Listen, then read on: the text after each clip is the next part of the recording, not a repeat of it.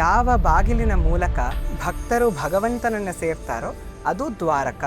ಕೃಷ್ಣ ವೃಂದಾವನದಲ್ಲಿದ್ರು, ಮಥುರೆಯಲ್ಲಿದ್ರು, ಇಲ್ಲೆಲ್ಲ ಬಿಟ್ಟು ಅವರ ನಗರವನ್ನಾಗಿ ದ್ವಾರಕೆಯನ್ನು ಯಾಕೆ ಸ್ಥಾಪನೆ ಮಾಡಿದ್ರು? ಪುರಾಣಗಳೇನ್ ಹೇಳುತ್ತೆ ಇದ್ರ ಬಗ್ಗೆ ಅಂತ. ತುಂಬಾ ಒಳ್ಳೆ ಪ್ರಶ್ನೆ. ಯಾಕಂದ್ರೆ ಸಮುದ್ರದ ಮಧ್ಯದಲ್ಲಿ ಒಂದು ಭವ್ಯವಾದ ನಗರ. ಎಂತಹ ನಗರ ಅಂದ್ರೆ ಎಲ್ಲ ಅರಮನೆಗಳು ಮತ್ತೆ ಸಾಮಾನ್ಯ ಮನೆಗಳು ಚಿನ್ನದಿಂದ ಸುಶೋಭಿಸ್ತಿತ್ತಂತೆ.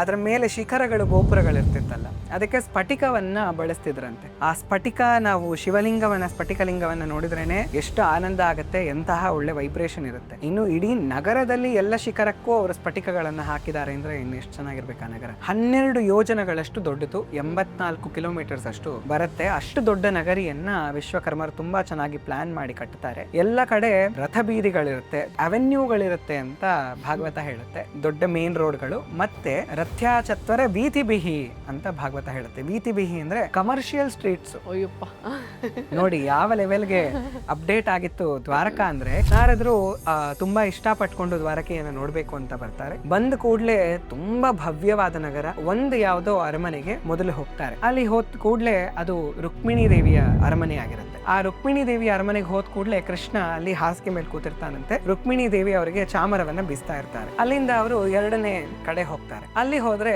ಕೃಷ್ಣ ಪಗಡಿ ಆಡ್ತಾ ಕೂತಿರ್ತಾನೆ. 3ನೇ ಕಡೆ ಹೋಗ್ತಾರಂತೆ, ಅಲ್ಲಿ ಮಕ್ಕಳ ಜೊತೆ ಲಾಲನೆ ಮಾಡ್ತಿರ್ತಾನಂತೆ ಕೃಷ್ಣ ತನ್ನ ಮಕ್ಕಳನ್ನ ಕೂಡಿಸ್ಕೊಂಡು. 4ನೇ ಅರಮನೆಗೆ ಹೋಗ್ತಾರೆ, ಅಲ್ಲಿ ಯಜ್ಞವನ್ನ ಮಾಡ್ತಿರ್ತಾನೆ. ಇದೆಲ್ಲ ಕೆಲಸಗಳನ್ನ ಕೃಷ್ಣ ಮಾಡ್ತಿರ್ತಾನೆ ಒಂದೇ ಸಮಯದಲ್ಲಿ. ದ್ವಾರಕಾ ನಗರ ಹೇಗಿತ್ತು ಅಂತ ನಾವ್ ಇವಾಗ ಇಮ್ಯಾಜಿನ್ ಮಾಡ್ಕೊಂಡ್ರೆ, ಅಥವಾ ನಿಮ್ಮ ಬಾಯಲ್ಲಿ ಅದ್ರ ವರ್ಣನೆಯನ್ನ ಕೇಳ್ತಿದ್ರೇನೆ ಓ ಇವಾಗ ಇರ್ಬೇಕಾಗಿತ್ತಪ್ಪ, ಇಷ್ಟು ಚೆನ್ನಾಗಿರೋದಲ್ಲ ಅಂತ ಮನ್ಸಲ್ಲಿ ಒಂದು ಆಸೆ ಅಂತೂ ಮೂಡುತ್ತೆ. ಇಂಥ ದ್ವಾರಕಾ ನಗರಿ, ಕೃಷ್ಣನ ದ್ವಾರಕಾ ನಗರಿ ಮುಳುಗಿದ್ ಹೇಗೆ ಅಂತ. ನನ್ನ ಮಕ್ಕಳು ಹೇಗೆ ಸತ್ರೋ ಅದೇ ತರ ನಿನ್ನ ಮಕ್ಕಳು ನಿನ್ನ ಕಣ್ಣು ಮುಂದೆ ಸಾಯ್ತಾರೆ. ನಿನ್ನ ಇಡೀ ವಂಶ ಅವರವರೇ ಹೊಡೆದಾಡ್ಕೊಂಡು, ಅವರವರೇ ಕಿತ್ತಾಡ್ಕೊಂಡು, ಒಬ್ಬರನ್ನೊಬ್ರು ಸಾಯಿಸ್ಕೊಂಡು ಸತ್ತು ಹೋಗ್ತಾರೆ. ನೀನು ಕಾಡಲ್ಲಿ ಒಂದು ದುರ್ಮರಣವನ್ನ ಹೊಂದುತ್ತೀಯಾ ಅಂತ ಶಾಪ ಕೊಟ್ಬಿಡ್ತಾರೆ. ದ್ವಾರಕೆ ಹೀಗೆ ಮುಳುಗೋಯ್ತು ಅಂತ ನಾವೆಲ್ಲ ಕಥೆಯಲ್ಲಿ ಕೇಳಿರ್ತೀವಿ, ಇತಿಹಾಸ ಇದು. ಆದ್ರೆ ನಿಜವಾಗ್ಲೂ ದ್ವಾರಕೆ ಮುಳುಗಿದೆ ಅನ್ನೋದಕ್ಕೆ ನಮಗ್ ಸಿಕ್ಕಿರುವಂತ ಪ್ರೂಫ್ ಏನು? ಆರ್ಕಿಯಾಲಜಿ ಡಿಪಾರ್ಟ್ಮೆಂಟ್ ಅದ್ರ ಬಗ್ಗೆ ರಿಸರ್ಚ್ ಎಲ್ಲ ಇತ್ತೀಚೆಗಷ್ಟೇ ನಡೆಸಿದ್ರು. ಅದ್ರಲ್ಲಿ ನಮಗ್ ಸಿಕ್ಕಿರುವಂತ ವಿಚಾರಗಳೇನು ಅಂತ. ನಿಮ್ಮ ಕ್ವೆಶ್ಚನ್ ಅಲ್ಲೇ ಆನ್ಸರ್ ಕೂಡ ತುಂಬಾ ಚೆನ್ನಾಗಿದೆ. 1983 ಅಲ್ಲಿ ನಮ್ಮ ಕರ್ನಾಟಕದ ಹೆಮ್ಮೆ ಶಿಕಾರಿಪುರ ರಂಗನಾಥರಾವ್ ಅಂತ SR ರಾವ್ ಅವರು, ಮಧ್ವ ಸಂಪ್ರದಾಯದವರು, ಅವರು ಇಡೀ ಇಂಡಿಯಾಗೆ ಮೊಟ್ಟ ಮೊದಲ ಅಂಡರ್ ವಾಟರ್ ಎಕ್ಸ್ಕವೇಷನ್ ಮಾಡಿದ್ರು. ಅದರಲ್ಲಿ ದೊಡ್ಡ ದೊಡ್ಡ ಬಿಲ್ಡಿಂಗ್ಗಳು, ದೊಡ್ಡ ದೊಡ್ಡ ಗೋಡೆಗಳು ಸಿಕ್ಕಿದೆ. SR ರಾವ್ ಅವರು ಕಂಡುಹಿಡಿದಿರೋದು ಒಂದಷ್ಟು ಆಂಕರ್ಸ್ ಸಿಕ್ಕಿದೆ, ಲಂಗೂರ್ಗಳು ಅಂತ. ಅದು ಕೂಡ 3500 BCE ಇದು. ಆ ತರ ಆಂಕರ್ಗಳು ಕೂಡ ಸಿಕ್ಕಿದೆ. ನಮಸ್ಕಾರ, ನಾನು ಹಂಸ. ನೀವು ನೋಡ್ತಿದ್ದೀರಾ ಹಂಸ ವಸಿಷ್ಠ ಯೂಟ್ಯೂಬ್ ಚಾನೆಲ್. ಇದು ಹರಟೆ ವಿತ್ ಹಂಸ. ಇದೊಂದು ಅದ್ಭುತ ನಗರಿ, ಬಂಗಾರದ ನಗರಿ, ಭಗವಾನ್ ಕೃಷ್ಣನ ಸಾಮ್ರಾಜ್ಯ ದ್ವಾರಕಾ. ಅರಬ್ಬಿ ಸಮುದ್ರದ ಆಳದಲ್ಲಿ ಮೌನವಾಗಿ ಮಲಗಿರುವಂತ ಈ ನಗರ ಇವತ್ತಿಗೂ ಇತಿಹಾಸಕಾರರಿಗೆ, ವಿಜ್ಞಾನಿಗಳಿಗೆ ಸವಾಲಾಗೇ ಇದೆ. ದ್ವಾರಕೆ ನಿಜವಾಗ್ಲೂ ಇತ್ತಾ? ದ್ವಾರಕೆ ಹೇಗಿತ್ತು? ನಮ್ಮ ಇತಿಹಾಸದ ಪುಟಗಳು ಇದ್ರ ಬಗ್ಗೆ ಏನ್ ಹೇಳುತ್ತೆ? ಪುರಾಣಗಳು ದ್ವಾರಕಾ ನಗರಿಯನ್ನ ಹೇಗೆ ವರ್ಣಿಸುತ್ತೆ? ಈ ಎಲ್ಲ ವಿಚಾರಗಳನ್ನ ಇವತ್ತಿನ ಎಪಿಸೋಡ್ ಅಲ್ಲಿ ನಾವು ತಿಳ್ಕೊಳ್ತಾ ಇದ್ದೀವಿ. ಇದ್ರ ಬಗ್ಗೆ ನಮಗ್ ತಿಳಿಸ್ಕೊಡೋದಿಕ್ಕೆ ಅತಿ ಸಣ್ಣ ವಯಸ್ಸಿಗೆನೆ ಆಧ್ಯಾತ್ಮದ ಬಗ್ಗೆ ಸಾಕಷ್ಟು ವಿಚಾರಗಳನ್ನ ತಿಳಿಸ್ತಿರೋ ಅಂತ ಸುಮಿತ್ ಪ್ರಹ್ಲಾದ್ ನಮ್ ಜೊತೆನಲ್ಲಿದ್ದಾರೆ. ನಮಸ್ತೆ ಸುಮಿತ್. ನಮಸ್ಕಾರ. ಹೇಗಿದ್ದೀರಿ? ನಾನು ತುಂಬಾ ಚೆನ್ನಾಗಿದ್ದೀನಿ, ನೀವು ಹೇಗಿದ್ದೀರಾ? ನಾನ್ ಚೆನ್ನಾಗಿದ್ದೀನಿ. ಸುಮಿತ್ ಹತ್ರ ಮಾತಾಡೋದು ಅಂದ್ರೆ ಈಗ ಒಂಥರ ಮನೇಲಿ ತಮ್ಮನ ಹತ್ರ ಮಾತಾಡೋ ತರ ಆಗ್ಬಿಟ್ಟಿದೆ. ಅಷ್ಟು ಆತ್ಮೀಯತೆ ಒಂದ್ ಎಪಿಸೋಡ್ ಆದ್ಮೇಲೆ ಬೆಳೆದಿದೆ ನಿಮ್ ಜೊತೆ ಮಾತಾಡ್ತಾ. ಸೊ ಲಾಸ್ಟ್ ಟೈಮ್ ಪಾಂಡುರಂಗ ವಿಠಲನ್ ಬಗ್ಗೆ ತುಂಬಾ ವಿಚಾರ ತಿಳಿಸ್ಕೊಟ್ರಿ, ತುಂಬಾ ಇಷ್ಟಪಟ್ರು ಎಲ್ಲರೂ ಕೂಡ. ಇವತ್ತು ನಮ್ಮ ಕೃಷ್ಣನ ನಗರ ದ್ವಾರಕೆ ಬಗ್ಗೆ ಒಂದಷ್ಟು ಮಾತುಕತೆ ಮಾಡೋಣ ಅಂತ. ಖಂಡಿತ. ನನಗೂ ಕೂಡ ನಮ್ಮ ಅಕ್ಕನ ಜೊತೆ ಮಾತಾಡ್ತಿದ್ದೀನಿ ಅಂತಾನೆ ಅನ್ಸುತ್ತೆ. ಯಾವುದು ಫಾರ್ಮ್ಯಾಲಿಟಿ ಇರೋದಿಲ್ಲ. ನಾವು ಮತ್ತೆ ನಮ್ಮ ಮನೆಯಲ್ಲೂ ಅಷ್ಟೇ ಹೇಳೋದು, ನಿಮ್ ತರ ಪ್ರಶ್ನೆಗಳನ್ನ ಯಾರು ಕೇಳೋದಿಲ್ಲ ಅಂತ. ಆ ತರ ಪ್ರಶ್ನೆ ಕೇಳಿದ್ರೆ ತಾನು ನಾವೇನಾದ್ರೂ ಉತ್ತರ ಕೊಡೋಕ್ಕಾಗೋದು. ಅದಕ್ಕೆ ಹೆಕ್ಕಿ ತುಂಬಾ ಒಳ್ಳೆ ಪ್ರಶ್ನೆಗಳನ್ನ ಕೇಳ್ತೀರಾ, ಅದಕ್ಕೆ ನಾನು ಉತ್ತರ ಕೊಡೋದಕ್ಕೆ ಸಾಧ್ಯ ಆಗುತ್ತೆ. ಸರಿ, ಇವಾಗ ದ್ವಾರಕೆ ಬಗ್ಗೆ ಶುರು ಮಾಡ್ತಾ, ದ್ವಾರಕೆ ಬಗ್ಗೆ ಪುರಾಣಗಳೇನ್ ಹೇಳುತ್ತೆ ಅಂತ ಇಲ್ಲಿಂದ ಶುರು ಮಾಡೋಣ. ಖಂಡಿತ.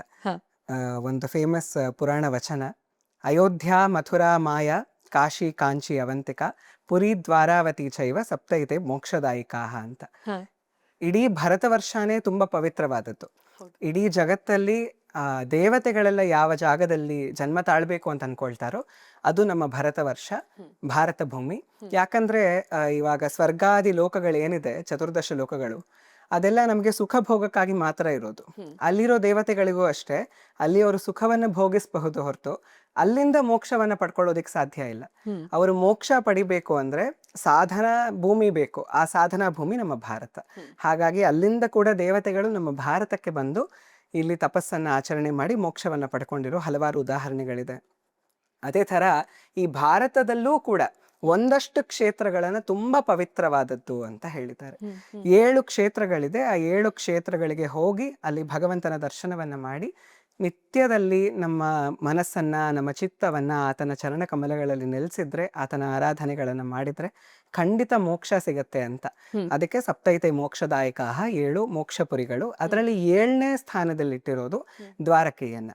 ಯಾಕೆ 7ನೇ ಸ್ಥಾನನೇ ಅಂತ ನಾವೊಂದ್ ಸ್ವಲ್ಪ ಗಮನ ಆ ಕಡೆ ಹರಿಸ್ಬೇಕು. ಮೊದಲನೇದಾಗಿ ದ್ವಾರಕ ಅಂದ್ರೆ ಏನ್ ಅರ್ಥ ಅಂತ ತಿಳ್ಕೊಳ್ಳೋಣ. ನಮಗ್ ಗೊತ್ತಿರೋ ಹಾಗೆ ದ್ವಾರ ಅಂದ್ರೆ ಒಂದು ಬಾಗಿಲು, ಹೆಬ್ಬಾಗಿಲು. ಯಾವ ಬಾಗಿಲಿನ ಮೂಲಕ ಭಕ್ತರು ಭಗವಂತನನ್ನ ಸೇರ್ತಾರೋ ಅದು ದ್ವಾರಕ. ಕ ಅಂದ್ರೆ ವೇದಗಳಲ್ಲಿ ಕಂ ಬ್ರಹ್ಮ ಅಂತ ಭಗವಂತನನ್ನ ಹೇಳ್ತಾರೆ. ಕ ಅಕ್ಷರದಿಂದ ನಿಯಾಮಕನಾದ ಭಗವಂತ, ಆತನನ್ನ ಸೇರುವಂತಹ ದ್ವಾರ ದ್ವಾರಕ ಅಂತ ಒಂದು ಅರ್ಥ.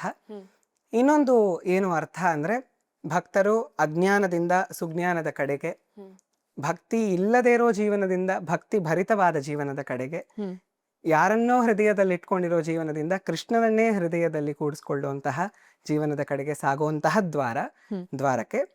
ಅದಷ್ಟೇ ಅಲ್ಲದೆ ಇದು ಭಕ್ತಿಯ ಅರ್ಥ ಆಯ್ತು. ನಾವು ಇವತ್ತು ಲೌಕಿಕ ಅರ್ಥವನ್ನ ಕೂಡ ನೋಡ್ಬೇಕು. ಯಾಕಂದ್ರೆ ಇವತ್ತಿಗೂ ದ್ವಾರಕಾ, ಗುಜರಾತ್ ಇಡೀ ಇಂಡಿಯಾದಲ್ಲಿ ತುಂಬಾ ಒಳ್ಳೆ ಸ್ಥಾನದಲ್ಲಿದೆ. ಅಲ್ಲಿ ನಮ್ಗೆ ಗೊತ್ತಿರೋ ಹಾಗೆ ವಜ್ರದ ಮಾರಾಟ ಮಾಡ್ತಾರೆ. ಎಂತೆಂತ ದೊಡ್ಡವರು ಅಲ್ಲಿ ಆ ಭೂಮಿಯಲ್ಲಿದ್ದಾರೆ. ಹಾಗಾಗಿ ಲೌಕಿಕ ಅರ್ಥದಿಂದ ನೋಡೋದಾದ್ರೆ ಯಾವ ದ್ವಾರದ ಮೂಲಕ ಬೇರೆ ದೇಶದವರು ನಮ್ಮ ದೇಶಕ್ಕೆ ಬಂದು ವ್ಯಾಪಾರಗಳನ್ನ ಮಾಡ್ತಿದ್ರು ಅದು ದ್ವಾರಕ ಅಂತ. ನಾವ್ ಇವತ್ತು ಅನ್ಕೊಳ್ಬಹುದು ಇಂಟರ್ನ್ಯಾಷನಲ್ ಟ್ರೇಡು ಇತ್ತೀಚೆಗೆ ಬೆಳೆದಿರೋದು ಅಂತ. ಆದ್ರೆ ಮುಂಚೆಯಿಂದ ರಾಮಾಯಣ ಕಾಲದಲ್ಲೇ, ರಾಮಾಯಣದಲ್ಲಿ ಅಯೋಧ್ಯೆಯನ್ನ ವರ್ಣನೆ ಮಾಡ್ಬೇಕಾದ್ರೆ ಬಾಲಕಾಂಡದಲ್ಲೇ ವಾಲ್ಮೀಕಿ ಮುನಿಗಳು ಹೇಳ್ತಾರೆ ಬೇರೆ ಬೇರೆ ದೇಶಗಳಿಂದ ಬಂದು ಇಲ್ಲಿ ವ್ಯಾಪಾರಗಳನ್ನ ಮಾಡ್ತಿದ್ರು ಅಂತ. ಅವಾಗಿಂದಾನೇ ಇದೆ. ಕೃಷ್ಣನ ಸಮಯದಲ್ಲಿ ಅದಿನ್ನೂ ಹೆಚ್ಚು ಬೆಳೆದಿತ್ತು. ಯಾಕಂದ್ರೆ ಇವತ್ತು ಕೂಡ ನಾವು ದ್ವಾರಕೆಯನ್ನ ನೋಡೋದಾದ್ರೆ ಎಷ್ಟು ಚೆನ್ನಾಗಿ ಅದರ ನಿರ್ಮಾಣ ಆಗಿದೆ ಅಂದ್ರೆ, ಏನೇನು ಅಡ್ವಾಂಟೇಜಸ್ ಹೊರಗಿಂದ ಬರೋರಿಗೆ ಅಂದ್ರೆ, ಅರಬ್ಬಿ ಸಾಗರದ ಮೂಲಕ ಯಾರೆಲ್ಲ ಹೋಗ್ತಿರ್ತಾರೋ ಅವರೆಲ್ರಿಗೂ ಇದು ಸುಲಭವಾಗಿ ಸಿಗತ್ತೆ ಒಂದು. ಇನ್ನೊಂದು, ಭಾರತದ ಮುಖ್ಯ ಭೂಮಿಗೆ ಇದು ಕನೆಕ್ಟೆಡ್ ಆಗಿದೆ. ಇಲ್ಲಿಂದ ಎಲ್ಲ ಕಡೆ ಹೋಗೋದಕ್ಕೆ ತುಂಬಾ ಸುಲಭ. ದ್ವಾರಕೆಯಲ್ಲಿರುವವರಿಗೂ ಕೂಡ ನ್ಯಾಚುರಲ್ ಡಿಫೆನ್ಸ್ ಸಿಸ್ಟಮ್ಮು ನಮ್ಮ ಪ್ರಕೃತಿನೇ ಅವ್ರಿಗೋಸ್ಕರ ಕಟ್ಕೊಟ್ಬಿಟ್ಟಿದೆ. ಇವಾಗ ನಮ್ಗೆ ಭಾರತಕ್ಕೆ ಹೇಗೆ ಮೇಲ್ಗಡೆ ಹಿಮಾಲಯ ಇದೆ, ಎಷ್ಟೊಂದು ದೇಶಗಳ ಆಕ್ರಮಣ ಮಾಡೋದಕ್ಕೆ ಅದು ತಡೆದು ಬಿಡುತ್ತೆ. ಅದೇ ತರ ಇಲ್ಲೂ ಕೂಡ ನೀರಿರೋದ್ರಿಂದ ಅದು ಬೇರೆ ಎಲ್ಲ ರೀತಿಯ ತೊಂದರೆಗಳನ್ನ ತಡೆದು ಬಿಡುತ್ತೆ. ಹಾಗಾಗಿ ಟ್ರೇಡ್ಗೆ ಕೂಡ ತುಂಬಾ ಒಳ್ಳೆ ಜಾಗ ಆಗಿತ್ತು. ಇವಾಗ್ಲೂ ಟ್ರೇಡ್ಗೆ ಒಳ್ಳೆ ಜಾಗ ಆಗಿದೆ, ಒಳ್ಳೆ ಗಲ್ಫ್ ಆಗಿದೆ, ಅದು ದ್ವಾರಕ. ಈ ಪುರಾಣದ ವಚನಗಳನ್ನ ನೋಡ್ತಾ ಹೋದ್ರೆ 7ನೇ ಸ್ಥಾನದಲ್ಲಿ ದ್ವಾರಕೆಯನ್ನ ಇಟ್ಟಿದ್ದಾರೆ. ಯಾಕೆ ಅಂದ್ರೆ ವೈಕುಂಠಕ್ಕೆ ಎಷ್ಟು ದ್ವಾರಗಳಿದೆ? 7 ದ್ವಾರಗಳು. 7ನೇ ದ್ವಾರದಲ್ಲಿ ದ್ವಾರಪಾಲಕರು ಯಾರು? ಜಯ ಮತ್ತೆ ವಿಜಯ. ಮೊದಲ 6 ದ್ವಾರಗಳು ಯಾವುದು ವೈಕುಂಠದ್ದು ಅಂದ್ರೆ ನಮ್ಮೊಳಗಿರುವಂತಹ 6 ಶತ್ರುಗಳು. ಇದನ್ನ ನಾವು ಅರಿಷಡ್ವರ್ಗ ಅಂತ ಕರಿತೀವಿ. ಕಾಮ, ಕ್ರೋಧ, ಲೋಭ, ಮೋಹ, ಮದ, ಮಾತ್ಸರ್ಯ. ಇದು ನಮ್ಮೊಳಗಿರುವಂತಹ 6 ಶತ್ರುಗಳು. ನಾವ್ ಯಾವಾಗ ಇವುಗಳನ್ನ ದಾಟಿ ಹೋಗ್ತೀವೋ ಅವಾಗ 6 ದ್ವಾರಗಳನ್ನ ದಾಟ್ತೀವಿ. ಅವಾಗ ನಮ್ಗೆ ಏನಾಗತ್ತೆ, ಇವುಗಳ ಮೇಲೆ ಜಯ ಸಿಗತ್ತೆ. 7ನೇ ದ್ವಾರದಲ್ಲಿ ಈ ಅರಿಷಡ್ವರ್ಗಗಳ ಮೇಲೆ ಜಯ ಬಂದ ಕೂಡ್ಲೆ ನಾನು ಇದೆಲ್ಲದರಿಂದ ಗೆದ್ದುಬಿಟ್ಟೆ ಅಂತ ಆ ಜಯವನ್ನ ತಲೆ ಮೇಲೆ ಇಟ್ಕೊಂಡ್ಬಿಟ್ರೆ ಮತ್ತೆ ಮೊದಲನೇ ದ್ವಾರಕ್ಕೆ ಹೊಟ್ಟೋಗ್ತೀವಿ. ಜಯ ಬಂದಾಗ್ಲೂ ಲೆಕ್ಕಿಸದೆ ಅದನ್ನ ಕೂಡ ಮೆಟ್ಟಿ ನಿಂತ್ರೆ ವಿಜಯ ಸಿಗತ್ತೆ. ಇದೆರಡನ್ನೂ ನೋಡದೆ ಹೋದ್ರೆ ನಮ್ಗಿನ್ನೂ ಹೆಚ್ಚು ಬೇಕು. ಯಾವುದು ಎಲ್ಲದಕ್ಕಿಂತ ಶ್ರೇಷ್ಠವೋ ನಮ್ಗೆ ಅದೇ ಬೇಕು ಅಂತ ನಾವು ಆ ವಿಜಯವನ್ನೂ ಲೆಕ್ಕಿಸದೆ ಹೋದ್ರೆ ಅವಾಗ 7ನೇ ದ್ವಾರ ತೆಗೆದು ಕ್ಷೀರಸಾಗರದಲ್ಲಿ ಭಗವಂತನ ದರ್ಶನ ನಮ್ಗಾಗತ್ತೆ. ಅದೇ ಕಾರಣಕ್ಕೆ 7ನೇ ಸ್ಥಾನದಲ್ಲಿ ದ್ವಾರಕೆಯನ್ನ ಇಟ್ಟಿದ್ದಾರೆ. ಅಲ್ಲೂ ನೋಡಿ ದ್ವಾರಗಳು.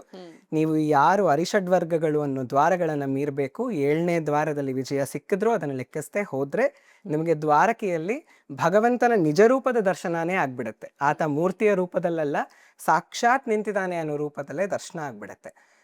ಜೊತೆಗೆ ನಮ್ಮ ದೇಹದ ಒಳಗೆ ಕೂಡ 7 ಚಕ್ರಗಳಿದೆ. ಈ 7 ಚಕ್ರಗಳು ಒಂಥರ 7 ದ್ವಾರಗಳೇ. 3 ಗಂಟುಗಳು 7 ಚಕ್ರಗಳಿದೆ, 3 ಬಂಧನೆಗಳು. ಅದನ್ನೇ ಲಲಿತಾ ಸಹಸ್ರನಾಮದಲ್ಲಿ ಹೇಳ್ತೀವಲ್ಲ, ಮೂಲಾಧಾರೈಕ ನಿಲಯ ಬ್ರಹ್ಮ ಗ್ರಂಥಿ ವಿಭೇದಿನಿ, ಮಣಿಪೂರಾಂತರುದಿತ ವಿಷ್ಣು ಗ್ರಂಥಿ ವಿಭೇದಿನಿ, ಆಜ್ಞಾ ಚಕ್ರಾಂತರ ಆಲಸ್ಥ ರುದ್ರ ಗ್ರಂಥಿ ವಿಭೇದಿನಿ. 3 ಗ್ರಂಥಿಗಳು ಅಂದ್ರೆ ಬಂಧನೆಗಳು ಸಿಗತ್ತೆ. ಅದನ್ನ ಭೇದಿಸ್ಕೊಂಡು ಹೋಗ್ಬೇಕು. ಆತ್ಮ ಸುಷುಮ್ನ ನಾಡಿಯ ಮೂಲಕ ಹೋಗ್ಬೇಕು. ಅವಾಗ ಇಲ್ಲಿ ಸಹಸ್ರಾರ ಚಕ್ರದಿಂದ ಯಾವ ಜೀವಿ ತನ್ನ ಪ್ರಾಣವನ್ನ ತ್ಯಾಗ ಮಾಡ್ತಾನೋ ಆತ ಮೋಕ್ಷವನ್ನ ಪಡ್ಕೊಳ್ತಾನೆ ಅಂತ. ಇಲ್ಲೂ ಕೂಡ 7 ದ್ವಾರಗಳೇ ಇರೋದು. ಈ 7 ದ್ವಾರಗಳನ್ನ ನಾವು ಯಾವಾಗ ನಮ್ಮ ಒಳಗಡೆ ಜಾಗ್ರತೆಗೊಳಿಸ್ಕೊಳ್ತೀವೋ ಅವಾಗ ನಮ್ಮ ಒಳಗಡೆನೆ ನಾವು ಭಗವಂತನ ದರ್ಶನವನ್ನ ಮಾಡ್ಬೋದು. ಒಂದೊಂದು ಚಕ್ರಕ್ಕೂ ಒಂದೊಂದು ಸಾಗರ ಅಂತ ಹೇಳಿದ್ದಾರೆ. ಸಹಸ್ರಾರ ಚಕ್ರ ಅಮೃತ ಕ್ಷೀರ ಸಾಗರ. ಅದನ್ನ ನಾವು ಜಾಗೃತಗೊಳಿಸ್ಕೊಂಡ್ರೆ ಅದೇ ಅಮೃತ ಕ್ಷೀರ ಸಾಗರದಲ್ಲಿ ಕುಂಡಲಿನಿ ಅಂತ ನಾವು ಸರ್ಪವನ್ನ ನೋಡ್ತೀವಿ. ಆ ಸರ್ಪ ಇಲ್ಲಿ ಒಂದು ಸರ್ಪ ಇದ್ದದ್ದು 1000 ಹೆಡೆಗಳ ಶೇಷನಾಗ ಆಗಿ ಅದ್ರ ಮೇಲೇನೆ ಭಗವಂತ ಮಲ್ಕೊಂಡು ನಮಗೆ ದರ್ಶನ ಕೊಡ್ತಾನೆ. 7 ದ್ವಾರಗಳು ಇಲ್ಲಿ ಕೂಡ ತೆಕ್ಕೋ, ಅಲ್ಲಿ ಕೂಡ ತೆಗೆದು ಅಲ್ಲಿ ಭಗವಂತನನ್ನ ದರ್ಶನ ಮಾಡು, ಇಲ್ಲೂ ನೋಡು ಅಂತ ನಮಗೆ ಒಂದು ಸೂಚನೆ, ಸಣ್ಣ ಸೂಚನೆ. ಅದೇ ಕಾರಣಕ್ಕೆ 7ನೇ ಜಾಗದಲ್ಲಿ ದ್ವಾರಕೆಯನ್ನ ಇಟ್ಟಿದ್ದಾರೆ. ಬ್ಯೂಟಿಫುಲ್. ಈಗ ಎಷ್ಟೊಂದು ಜನಗಳ ಮನಸ್ಸಲ್ಲಿ ಒಂದು ಪ್ರಶ್ನೆ ಏನಂದ್ರೆ, ಕೃಷ್ಣ ವೃಂದಾವನದಲ್ಲಿದ್ರು, ಮಥುರೆಯಲ್ಲಿದ್ರು, ಇಲ್ಲೆಲ್ಲ ಬಿಟ್ಟು ಅವರ ನಗರವನ್ನಾಗಿ ದ್ವಾರಕೆಯನ್ನು ಯಾಕೆ ಸ್ಥಾಪನೆ ಮಾಡಿದ್ರು? ಪುರಾಣಗಳೇನ್ ಹೇಳುತ್ತೆ ಇದ್ರ ಬಗ್ಗೆ ಅಂತ?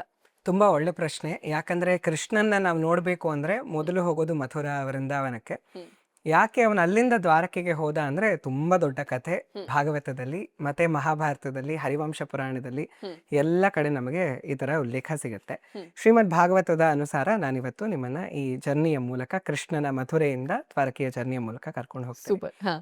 ಕೃಷ್ಣ ಅವತಾರ ಮಾಡಿದ್ದು ಮಥುರಾ ಪಟ್ಟಣದಲ್ಲಿ. ಅಲ್ಲಿಂದ ಗೋಕುಲಕ್ಕೆ ಹೋದ, ಮತ್ತೆ ಅಲ್ಲಿಂದ ವೃಂದಾವನಕ್ಕೆ ಹೋದ, ಎಲ್ಲ ಲೀಲೆಗಳನ್ನ ಮಾಡಿದ. ಅದಾದ ನಂತರ 11ನೇ ವಯಸ್ಸಲ್ಲಿ, ಶ್ರೀಮದ್ ಭಾಗವತ ಹೇಳುತ್ತೆ, 11ನೇ ವಯಸ್ಸಲ್ಲಿ ಕಂಸ ಒಂದು ಬಿಲ್ ಹಬ್ಬ ಮಾಡಬೇಕು ಅಂತ ನಿಶ್ಚಯ ಮಾಡ್ತಾನೆ. ಅದಕ್ಕೆ ಕೃಷ್ಣನ್ನ ಆಮಂತ್ರಣ ಕೊಡ್ತಾನೆ. ಬಿಲ್ಲ ಹಬ್ಬ ಮಾಡಬೇಕು, ಯಾಕಂದ್ರೆ ಇದು ಆಲ್ರೆಡಿ ಎಷ್ಟೊಂದು ಜನ ರಾಕ್ಷಸರನ್ನ ಕಳಿಸ್ಬಿಟ್ಟಿದ್ದಾನೆ. ಪೂತನ, ಶಕಟಾಸುರ, ಕಾಲಯವನ ಇನ್ನೂ ಬಂದಿಲ್ಲ, ಕಾಳಿಂಗ ಸರ್ಪ, ಎಲ್ಲರನ್ನ ಕಳಿಸ್ಬಿಟ್ಟಿದ್ದಾನೆ. ಒಂದಷ್ಟು ಜನರ ದಮನವನ್ನ, ಇನ್ನೊಂದಷ್ಟು ಜನರ ಸಂಹಾರವನ್ನ ಭಗವಂತ ಮಾಡ್ಬಿಟ್ಟಿದ್ದಾನೆ. ಇವಾಗ ಆತನಿಗೆ ಬೇರೆ ಆಯ್ಕೆ ಇಲ್ಲ. ಹಾಗಾಗಿ ಆತ ಕೃಷ್ಣನನ್ನೇ ಇಲ್ಲಿಗೆ ಮಥುರಾ ಪಟ್ಟಣಕ್ಕೆ ಕರ್ಸೋಣ ಅನ್ಬಿಟ್ಟು ಒಂದು ಬಿಲ್ ಹಬ್ಬವನ್ನ ಆಯೋಜನೆ ಮಾಡ್ತಾನೆ. ಶಿವನ ಧನಸ್ಸಿರುತ್ತೆ. ಆ ಶಿವನ ಧನಸ್ಸನ್ನ ಇಟ್ಟುಕೊಂಡು ಒಂದು ಆಚರಣೆಯನ್ನ ಮಾಡಬೇಕು ಅಂತ ಅಕ್ರೂರನನ್ನ ಕಳಿಸ್ತಾನೆ ಕೃಷ್ಣನನ್ನ ಕರ್ಕೊಂಡು ಬರೋದಕ್ಕೆ. ಕೃಷ್ಣ ವೃಂದಾವನದಲ್ಲಿ ಇರ್ತಾನೆ. ಅಕ್ರೂರ ತುಂಬಾ ಸಾತ್ವಿಕ ಜೀವಿ. ಆತ ವೃಂದಾವನಕ್ಕೆ ಬರ್ತಿದ್ದ ಹಾಗೆ ಕೃಷ್ಣ ಅವಾಗಿನ್ನು ಗೋವುಗಳನ್ನ ಮೇಯಿಸ್ಕೊಂಡು ಹೋಗಿರ್ತಾನೆ. ಆತನ ಪಾದದ ಚಿಹ್ನೆಗಳು ಕಾಣಿಸುತ್ತೆ. ಅಲ್ಲಿ ಶಂಖಚಕ್ರ ಗದಾ ಪದ್ಮ ಅಂಕಿತ ಪಾದವ, ಶಂಖಚಕ್ರ ಗದಾ ಪದ್ಮಗಳು ಅಂಕಿತವಾಗಿರುತ್ತೆ ಆತನ ಪಾದಗಳಲ್ಲಿ. ಅದು ಆ ಮಣ್ಣಿನ ಮೇಲೆ ಕೂಡ ಕಾಣಿಸುತ್ತೆ. ಆ ಮಣ್ಣನ್ನ, ಭಗವಂತನ ಪಾದ ಚಿಹ್ನೆಗಳನ್ನ ನೋಡಿದ ಕೂಡಲೇ ರಥದಿಂದ ಇಳಿದುಬಿಟ್ಟು ಅಕ್ರೂರ ಹೋಗಿ ಅದರ ಮೇಲೆ ಬಿದ್ದು ಆ ಮಣ್ಣನ್ನ ತನ್ನ ಮೇಲೆ ಹಾಕೊಂಡು ಚೆನ್ನಾಗಿ ಅದನ್ನ ಸಂಭ್ರಮಿಸ್ತಾನೆ. ಭಗವಂತನ ಕಾಲಿನ ಧೂಳನ್ನ ಆತ ಅಷ್ಟೇ ಸಂಭ್ರಮಿಸ್ತಾನೆ. ಇವತ್ತಿಗೂ ನೀವು ವೃಂದಾವನಕ್ಕೆ ಹೋದ್ರೆ ರಮಣ್ ರೇತಿ ಅಂತ ಇದೆ. ಅಲ್ಲಿ ಎಲ್ಲರೂ ಕೂಡ ಮರಳಲ್ಲಿ ಆಟ ಆಡ್ತಾರೆ. ಯಾಕಂದ್ರೆ ಕೃಷ್ಣ ಅಲ್ಲಿಗೆ ಬಂದಿದ್ದ, ತನ್ನ 9 ಲಕ್ಷ ಹಸುಗಳನ್ನ ಕರ್ಕೊಂಡು ಬಂದಿದ್ದ. ಕೃಷ್ಣ ಚಪ್ಪಲಿ ಹಾಕೊಂಡಿಲ್ಲ ಅನ್ನೋ ಕಾರಣಕ್ಕೆ ಹಸುಗಳೇ ತುಳಿದು ಮೆತ್ತಗ್ ಮಾಡ್ಬಿಟ್ಟಿತ್ತು ಆ ಮಣ್ಣನ್ನ ಅಂತ. ಇವತ್ತು ಅದೇ ತರ ಇದೆ ಆ ಮಣ್ಣು. ಅದೇ ತರ ಭಗವಂತನ ಪಾದ ಚಿಹ್ನೆಗಳು ವೃಂದಾವನದಲ್ಲೆಲ್ಲ ಆವೃತವಾಗಿತ್ತು. ಈತ ಅದನ್ನೇ ಹಿಂಬಾಲಿಸ್ತಾ ಹೋದ. ಕೃಷ್ಣನನ್ನ ಕರ್ಕೊಂಡು ಬರೋದಕ್ಕೆ ಕೃಷ್ಣನ್ನ ಮತ್ತೆ ಬಲರಾಮನನ್ನ, ರಾಮಕೃಷ್ಣರಿಬ್ಬರು ಬರ್ತಾ ಇದ್ದಾರೆ ಮಥುರಾ ಪಟ್ಟಣಕ್ಕೆ. ಬಂದ ಕೂಡಲೇ ಎಲ್ಲರಿಗೂ ಕೂಡ ಅವರ ಮೇಲೆ ಕಣ್ಣು. ನಾವು ರಾಮಾಯಣದಲ್ಲೂ ನೋಡ್ತೀವಲ್ಲ, ಮಿಥಿಲಾಪುರಿಗೆ ರಾಮ ಪ್ರವೇಶಿಸಿದ ಕೂಡಲೇ ಮಿಥಿಲಾಪುರ ಜನ ಮೋಹಕ ರಾಮ ವಿದೇಹ ಮಾನಸ ರಂಜಕ ರಾಮ. ಮಿಥಿಲಾಪುರಿಯಲ್ಲಿದ್ದ ಜನಗಳೆಲ್ಲ ಮೋಹಿತರಾಗ್ಬಿಟ್ರಂತೆ. ಅದೇ ತರ ಇಲ್ಲಿ ಕೂಡ ಮಥುರಾ ಪಟ್ಟಣದಲ್ಲಿದ್ದ ಜನಗಳೆಲ್ಲ ಕೃಷ್ಣನ ಮಧುರತೆಯನ್ನ ನೋಡಿ ಮೋಹಿತರಾಗ್ಬಿಟ್ಟಿದ್ದಾರೆ. ಅಷ್ಟು ಚೆನ್ನಾಗಿದ್ದಾನೆ ಕೃಷ್ಣ. ಬಲರಾಮ ಕೂಡ ಹಾಗೆ ಅವರ ಜೊತೆ ಬರ್ತಾ ಇದ್ದಾರೆ. ಬಂದ ಮೇಲೆ ಶಿವಧನಸ್ಸಿರುತ್ತೆ. ಆ ಶಿವಧನಸ್ಸನ್ನ ಯಾರ ಕೈಲೂ ಅಲಗಾಡಿಸೋದಕ್ಕೆ ಸಾಧ್ಯ ಆಗಿರೋದಿಲ್ಲ. ಅದನ್ನ ಕಂಸನಿಗೆ ವರವಾಗಿ ಭಗವಂತ ಕೊಟ್ಟಿರ್ತಾನೆ. ಅದನ್ನ ಒಂದೇ ಕೈಯಲ್ಲಿ ಎತ್ತುತ್ತಾನೆ. ಶ್ರೀರಾಮ ಅವತಾರದಲ್ಲಿ ಮಾಡಿದ ಹಾಗೆ ಅದನ್ನ ಕೂಡ ಮುರಿದು ಹಾಕ್ಬಿಡ್ತಾನೆ. ಆಮೇಲೆ ಮುಷ್ಟಿಕಾ ಚಾಣೂರರ ಸಂಹಾರ ಆಗತ್ತೆ. ಭಗವಂತ ಚಾಣೂರನ ಸಂಹಾರ ಮಾಡ್ತಾನೆ, ಬಲರಾಮ ಮುಷ್ಟಿಕನ ಸಂಹಾರ ಮಾಡ್ತಾನೆ. ಯಾಕಂದ್ರೆ ಕಂಸ ಒಂದು ಹಬ್ಬ ಮಾಡ್ತಿದ್ದಾನೆ ಅಂದ್ರೆ ಇವತ್ತು ಕೂಡ ಹಲವಾರು ಕಡೆಗಳಲ್ಲಿ ಈ ಮಲ್ಲ ಯುದ್ಧವನ್ನ, ಕುಸ್ತಿಗಳನ್ನ ಆಯೋಜನೆ ಮಾಡಿರ್ತಾರೆ. ಆ ನೆಪದಲ್ಲಿ ಕೃಷ್ಣನ ಸಾಯಿಸ್ಬಿಡೋಣ ಅಂತ ಒಂದು ಆನೆಗೆ ಹೇಳಿರ್ತಾನೆ. ಆ ಆನೆಯಿಂದಲೂ ಕೃಷ್ಣನ ಸಾಯಿಸೋದಕ್ಕೆ ಸಾಧ್ಯ ಆಗೋದಿಲ್ಲ. ಇಂತಹ ದೊಡ್ಡ ಮಲ್ಲಯುದ್ಧದಲ್ಲಿ ಅಷ್ಟು ಪ್ರವೀಣರಾಗಿದ್ದ ಮುಷ್ಟಿಕಾ ಚಾಣೂರರಿಂದ ಕೂಡ ಭಗವಂತನ ಸಂಹಾರ ಮಾಡೋದಕ್ಕೆ ಸಾಧ್ಯ ಆಗೋದಿಲ್ಲ. ಮುಂದೆ ಕಂಸನ ಸಂಹಾರವನ್ನ ಭಗವಂತ ಮಾಡ್ಬಿಡ್ತಾನೆ. ಕಂಸನಿಗೆ ಇಬ್ಬರು ಹೆಂಡತಿಯರಿರ್ತಾರೆ, ಅಸ್ಥಿ ಪ್ರಾಪ್ತಿ ಅಂತ. ಅವರ ತಂದೆ ಯಾರು ಅಂದ್ರೆ ಮಗಧ ರಾಜ ಜರಾಸಂಧ. ಅಲ್ಲಿಗೆ ಕಂಸನಿಗೆ ಜರಾಸಂಧ ಹೆಣ್ಣು ಕೊಟ್ಟ ಮಾವ ಆಗ್ಬೇಕು. ಅಸ್ಥಿ ಪ್ರಾಪ್ತಿಯರಿಗೆ ತುಂಬಾ ದುಃಖ ಆಗತ್ತೆ ಕಂಸ ಸತ್ತಿದ್ದರಿಂದ. ಅವ್ರು ಏನ್ ಮಾಡ್ತಾರೆ ಅಂದ್ರೆ ಸೀದಾ ತಂದೆಯ ಬಳಿ ಹೋಗ್ತಾರೆ. ಅತ್ಕೊಳ್ತಾ ಹೋಗ್ತಾರೆ. ಅಪ್ಪ ಹೀಗಾಗೋಯ್ತು, ಆ ಕೃಷ್ಣ ಹೀಗೆ ಮಾಡ್ಬಿಟ್ಟ. ಮೊದಲೇ ಕೃಷ್ಣ ದ್ವೇಷಿ ಜರಾಸಂಧ, ಇನ್ನು ತನ್ನ ಅಳಿಯನನ್ನ ಕೊಂದುಬಿಟ್ಟ ಅಂದ್ರೆ ಇನ್ನೆಷ್ಟು ಕೋಪ ಬಂದಿರಬೇಕು. ಅದಕ್ಕೆ ಆತ ಏನ್ ಮಾಡ್ತಾನೆ ಅಂದ್ರೆ 23 ಅಕ್ಷೋಹಿಣಿ ಸೈನ್ಯವನ್ನ ಕರ್ಕೊಂಡು ಹೋಗ್ತಾನಂತೆ ಮಥುರೆಗೆ. ಮಹಾಭಾರತ ಯುದ್ಧದಲ್ಲಿ ಎರಡೂ ಪಕ್ಷಗಳ ಸೈನ್ಯವನ್ನ ಸೇರಿಸಿ, ಅಲ್ಲಿ 11 ಈ ಕಡೆ 8, ಎರಡೂ ಸೇರಿಸಿ ಈ ಕಡೆ 7, ಎರಡೂ ಸೇರಿಸಿ 18 ಆಗಿದೆ ಅಷ್ಟೇ. ಇಡೀ ಕುರುಕ್ಷೇತ್ರ ಯುದ್ಧದಲ್ಲೇ 18 ಅಕ್ಷೋಹಿಣಿ ಸೈನ್ಯ ಅಷ್ಟೇ ಸೇರಿರೋದು. ಇಲ್ಲಿ ಈತ ಒಬ್ಬನೇ ಕೃಷ್ಣನ ವಿರುದ್ಧ 23 ಅಕ್ಷೋಹಿಣಿ ಸೈನ್ಯನ ತಗೊಂಡು ಹೋಗ್ತಾನೆ. ಕೃಷ್ಣ ಕಾಯ್ತಾ ಕೂತಿರ್ತಾನೆ ಅವರು ಬರ್ಲಿ ಅಂತ. ಬರ್ತಾರೆ, ಕೃಷ್ಣ ಬಲರಾಮರು ಯುದ್ಧಕ್ಕೆ ನಿಂತ್ಕೊಳ್ತಾರೆ. ತಕ್ಷಣ ವೈಕುಂಠದಿಂದ ಕೃಷ್ಣನ ರಥ ಬರುತ್ತೆ.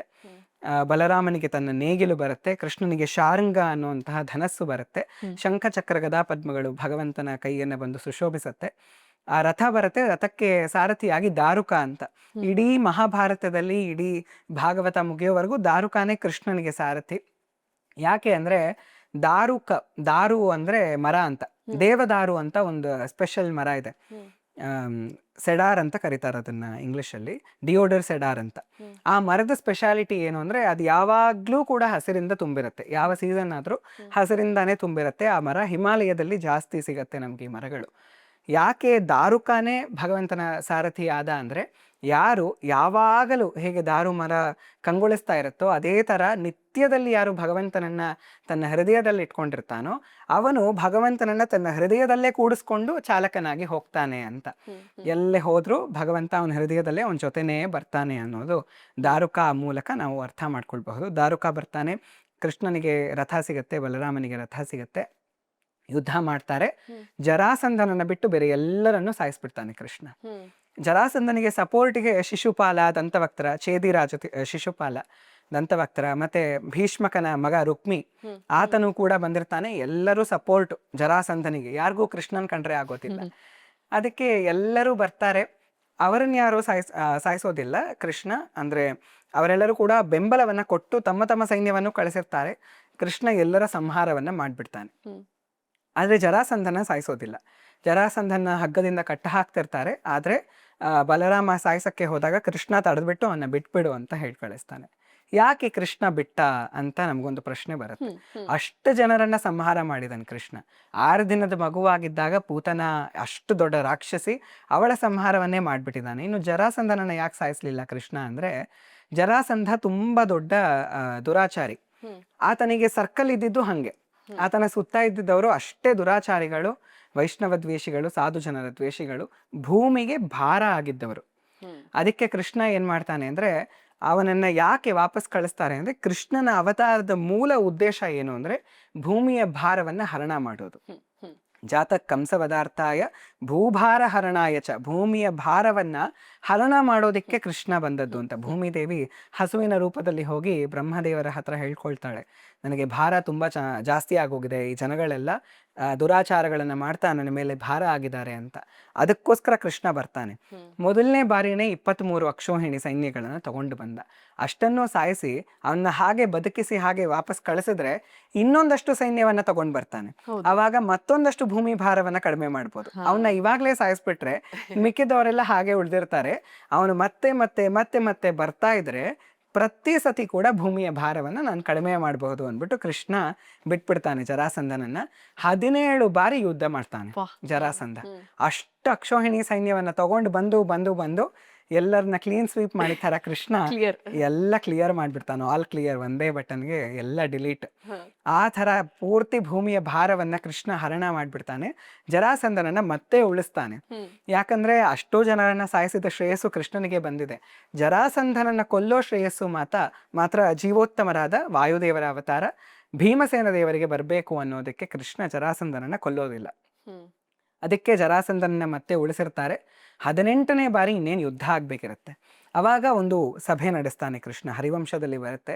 ಆ ಸಭೆಯಲ್ಲಿ ಎಲ್ಲರೂ ಕೂಡ ತಮ್ಮ ತಮ್ಮ ಅಭಿಪ್ರಾಯಗಳನ್ನು ಹೇಳ್ತಾರೆ. ಮಥುರಾ ಪಟ್ಟಣ ತುಂಬಾ ಆಕ್ರಮಣಗಳಿಗೆ ಒಳಗಾಗ್ಬಿಟ್ಟು ಇಲ್ಲಿ ಉಳ್ಕೊಳ್ಳೋದಕ್ಕೆ ಯೋಗ್ಯ ಆಗ್ತಿಲ್ಲ ಇದು ಅಂತ ಎಲ್ಲರೂ ಹೇಳ್ತಾರೆ. ಇವಾಗ ನಮ್ದೇ ಇವತ್ತಿನ ಎಕ್ಸಾಂಪಲ್ ಅನ್ನ ತಗೊಂಡ್ರೆ, ದಿನಾಗ್ಲೂ ಯುದ್ಧ ಆಗ್ತಾ ಇದ್ರೆ ಆ ದೇಶದಲ್ಲಿ ಇರೋದಕ್ಕೆ ಸಾಧ್ಯ ಆಗೋದಿಲ್ಲ.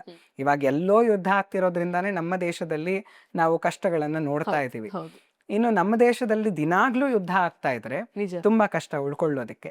ಅದಕ್ಕೆ ಕೃಷ್ಣ ಏನ್ ಮಾಡ್ತಾನೆ, ಅವರ ಪೂರ್ವಜರು ನಿರ್ಮಾಣ ಮಾಡಿದ್ದು ಕುಶಸ್ಥಳಿ ಅಂತ ಒಂದು ಜಾಗ ಇರುತ್ತೆ. ವೈವಸ್ವತ ಮನುವಿನ ಮೊಮ್ಮಗನ ಮಗ, ಮರಿಮಗ. ವೈವಸ್ವತ ಮನುವಿನ ಮರಿಮಗ ರೈವತ ಅಂತ ಇರ್ತಾನೆ. ಇವತ್ತಿಗೂ ಗುಜರಾತ್ನಲ್ಲಿ ರೈವತ ಪರ್ವತ ಅಂತ ಒಂದಿದೆ.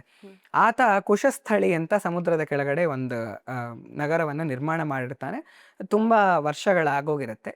ಕೃಷ್ಣ ಏನ್ ಮಾಡ್ತಾನೆ, ಅದರ ಪುನರ್ ನಿರ್ಮಾಣವನ್ನ ಮಾಡಬೇಕು ಅಂತ ಒಂದು ಧ್ಯೇಯವನ್ನ ಇಟ್ಕೊಂಡು ಹೋಗಿ ವಿಶ್ವಕರ್ಮರನ್ನ ಕರೆಸ್ತಾನೆ. ಕೂಡ್ಲೆ ವಿಶ್ವಕರ್ಮರು ಬರ್ತಾರೆ. ಒಂದು ರಾತ್ರಿಯಲ್ಲಿ ದೊಡ್ಡ ನಗರವನ್ನ ಕಟ್ಬಿಡ್ತಾರೆ. ಸಮುದ್ರದ ಮಧ್ಯದಲ್ಲಿ ಒಂದು ಭವ್ಯವಾದ ನಗರ. ಎಂತಹ ನಗರ ಅಂದ್ರೆ ಎಲ್ಲ ಅರಮನೆಗಳು ಮತ್ತೆ ಸಾಮಾನ್ಯ ಮನೆಗಳು ಚಿನ್ನದಿಂದ ಸುಶೋಭಿಸ್ತಿತ್ತಂತೆ. ಅದ್ರ ಮೇಲೆ ಶಿಖರಗಳು, ಗೋಪುರಗಳಿರ್ತಿತ್ತಲ್ಲ, ಅದಕ್ಕೆ ಸ್ಫಟಿಕವನ್ನ ಬಳಸ್ತಿದ್ರಂತೆ. ಆ ಸ್ಫಟಿಕ, ನಾವು ಸ್ಫಟಿಕಲಿಂಗವನ್ನ ನೋಡಿದ್ರೇನೆ ಎಷ್ಟು ಆನಂದ ಆಗತ್ತೆ, ಎಂತಹ ಒಳ್ಳೆ ವೈಬ್ರೇಷನ್ ಇರುತ್ತೆ. ಇನ್ನು ಇಡೀ ನಗರದಲ್ಲಿ ಎಲ್ಲ ಶಿಖರಕ್ಕೂ ಅವರು ಸ್ಫಟಿಕಗಳನ್ನ ಹಾಕಿದ್ದಾರೆ ಅಂದ್ರೆ ಇನ್ನು ಎಷ್ಟು ಚೆನ್ನಾಗಿರ್ಬೇಕು ಆ ನಗರ. ಅಂತಹ ನಗರವನ್ನ ನಿರ್ಮಾಣ ಮಾಡ್ತಾನೆ ವಿಶ್ವಕರ್ಮರು. ಅದಕ್ಕೆ ತಮ್ಮ ಶಿಲ್ಪ ನೈಪುಣ್ಯತೆಯನ್ನು ತೋರಿಸ್ತಾರೆ. ಭಾಗವತ ಹೇಳುತ್ತೆ ಅವರ ವಿಜ್ಞಾನ ಮತ್ತೆ ಶಿಲ್ಪ ನೈಪುಣ್ಯ ಎರಡೂ ಇದರಲ್ಲಿ ಕಾಣಿಸುತ್ತೆ ಅಂತ. ಅಂದ್ರೆ ಭಾಗವತ ಬೇಕಾಗಿದ್ರೆ ಹೇಳ್ಬಿಡ್ಬೋದಿತ್ತು, ಸುಮ್ಮನೆ ಒಂದೇ ಕ್ಷಣದಲ್ಲೆಲ್ಲ ಕಟ್ಬಿಟ್ಟ ಅಂತ. ಆದ್ರೆ ಅದೇನು ಹೇಳುತ್ತೆ ಅಂದ್ರೆ ವಿಜ್ಞಾನ ಮತ್ತೆ ಶಿಲ್ಪ ನೈಪುಣ್ಯ ಎರಡೂ ಹೇಳುತ್ತೆ. ವಿಜ್ಞಾನದೊಂದಿಗೆ ಕಟ್ಟಿದ್ದಾರೆ. ಸುಮ್ಮನೆ ಇವತ್ತು ನಾವು ಹೇಳ್ಬೋದು ಅದಾಗದೆ ಬಂದ್ಬಿಡ್ತು ಅಥವಾ ವಿಶ್ವಕರ್ಮ ಮನ್ಸಲ್ಲಿ ಅನ್ಕೊಂಡಿದ ತಕ್ಷಣ ಬಂದ್ಬಿಡ್ತು ಅಂತ. ಆದ್ರೆ ಅವರು ಯಾವತ್ತೂ ಕೂಡ ಅನ್ಸೈಂಟಿಫಿಕ್ ಆಗಿ ಹೇಳೋದಿಲ್ಲ. ಭಾಗವತ ಆಗ್ಲಿ, ಮಹಾಭಾರತ ಆಗ್ಲಿ, ರಾಮಾಯಣ ಆಗ್ಲಿ, ಮೂಲವನ್ನ ನಾವು ಓದಿದ್ರೆ ತುಂಬಾ ಸೈಂಟಿಫಿಕ್ ಆಗಿ ಹೇಳಿರ್ತಾರೆ. ರಾಮಸೇತುವನ್ನ ಕೂಡ ಕಟ್ಟಿದ್ದು ಅಷ್ಟೇ ಸೈಂಟಿಫಿಕ್ ಆಗಿ. ನಾವು ಆಮೇಲೆ ಕಲ್ ತೇಲ್ತು ರಾಮ ಅಂತ ಬರೆದ್ರು ಅಂತ ಬೇರೆ ಬೇರೆ ಕಥೆಗಳಲ್ಲಿ ಬರೋದು. ಆದ್ರೆ ಅದನ್ನ ಕೂಡ ನಳ ತುಂಬಾ ಸೈಂಟಿಫಿಕ್ ಆಗಿ ಕಟ್ಟಿರ್ತಾನೆ, ಇಂಜಿನಿಯರಿಂಗ್ ಮಾಡಿ. ಇದನ್ನ ಕೂಡ ಅಷ್ಟೇ ಇಂಜಿನಿಯರಿಂಗ್ ಮಾಡಿ ತುಂಬಾ ಒಳ್ಳೆ ವೆಲ್ ಪ್ಲಾನ್ಡ್ ಸಿಟಿ. 12 ಯೋಜನೆಗಳಷ್ಟು ದೊಡ್ಡದು, 84 ಕಿಲೋಮೀಟರ್ಸ್ ಅಷ್ಟು ಬರುತ್ತೆ. ಅಷ್ಟು ದೊಡ್ಡ ನಗರಿಯನ್ನ ವಿಶ್ವಕರ್ಮರು ತುಂಬಾ ಚೆನ್ನಾಗಿ ಪ್ಲಾನ್ ಮಾಡಿ ಕಟ್ಟುತ್ತಾರೆ. ಎಲ್ಲ ಕಡೆ ರಥ ಬೀದಿಗಳಿರುತ್ತೆ, ದೊಡ್ಡ ದೊಡ್ಡ ಬೀದಿಗಳಿರುತ್ತೆ, ಅವೆನ್ಯೂಗಳಿರುತ್ತೆ ಅಂತ ಭಾಗವತ ಹೇಳುತ್ತೆ. ದೊಡ್ಡ ಮೇನ್ ರೋಡ್ಗಳು. ಮತ್ತೆ ರಥ್ಯಾಚತ್ವರ ವೀತಿ ಬಿಹಿ ಅಂತ ಭಾಗವತ ಹೇಳುತ್ತೆ. ವೀತಿ ಬಿಹಿ ಅಂದ್ರೆ ಕಮರ್ಷಿಯಲ್ ಸ್ಟ್ರೀಟ್ಸ್. ಅಯ್ಯಪ್ಪ, ನೋಡಿ ಯಾವ ಲೆವೆಲ್ಗೆ ಅಪ್ಡೇಟ್ ಆಗಿತ್ತು ದ್ವಾರಕಾ ಅಂದ್ರೆ. ಇವತ್ತು ನಾವು ಬೆಂಗಳೂರಲ್ಲಿ ನೋಡೋ ಕಮರ್ಷಿಯಲ್ ಸ್ಟ್ರೀಟ್ ಏನೂ ಅಲ್ಲ. ಅವಾಗ ಬರೀ ಇಂಪೋರ್ಟೆಡ್ ಗೂಡ್ಸ್ ಗಳೇ ಸಿಗೋದು ನಮ್ಗಲ್ಲಿ. ಅಷ್ಟ್ರ ಮಟ್ಟಿಗೆ ರಥ್ಯಾಚತ್ವರ ವೀತಿ ಬಿಹಿ. ದೊಡ್ಡ ದೊಡ್ಡ ಗಾರ್ಡನ್ಸ್ ಅನ್ನ ಕಟ್ಟಿದ್ರು, ಕೋರ್ಟ್ ಯಾರ್ಡ್ ಗಳನ್ನ ಕಟ್ಟಿದ್ರು ಅಂತ ಭಾಗವತ ವರ್ಣನೆಯನ್ನ ಮಾಡುತ್ತೆ. ಎಲ್ಲ ದೇವತೆಗಳು ಬಂದು ಅದಕ್ಕೆ, ಆ ನಗರಕ್ಕೆ ತಮ್ಮ ತಮ್ಮ ಕೊಡುಗೆಗಳನ್ನು ಕೊಡ್ತಾರೆ. ಇಂದ್ರ ಸುಧರ್ಮ ಅನ್ನುವಂತಹ ಒಂದು ಸಭೆಯನ್ನೇ ಕೃಷ್ಣನಿಗೆ ಗಿಫ್ಟ್ ಮಾಡಿಬಿಡ್ತಾನೆ. ಪಾರಿಜಾತ ವೃಕ್ಷವನ್ನ ಕೊಡ್ತಾನೆ.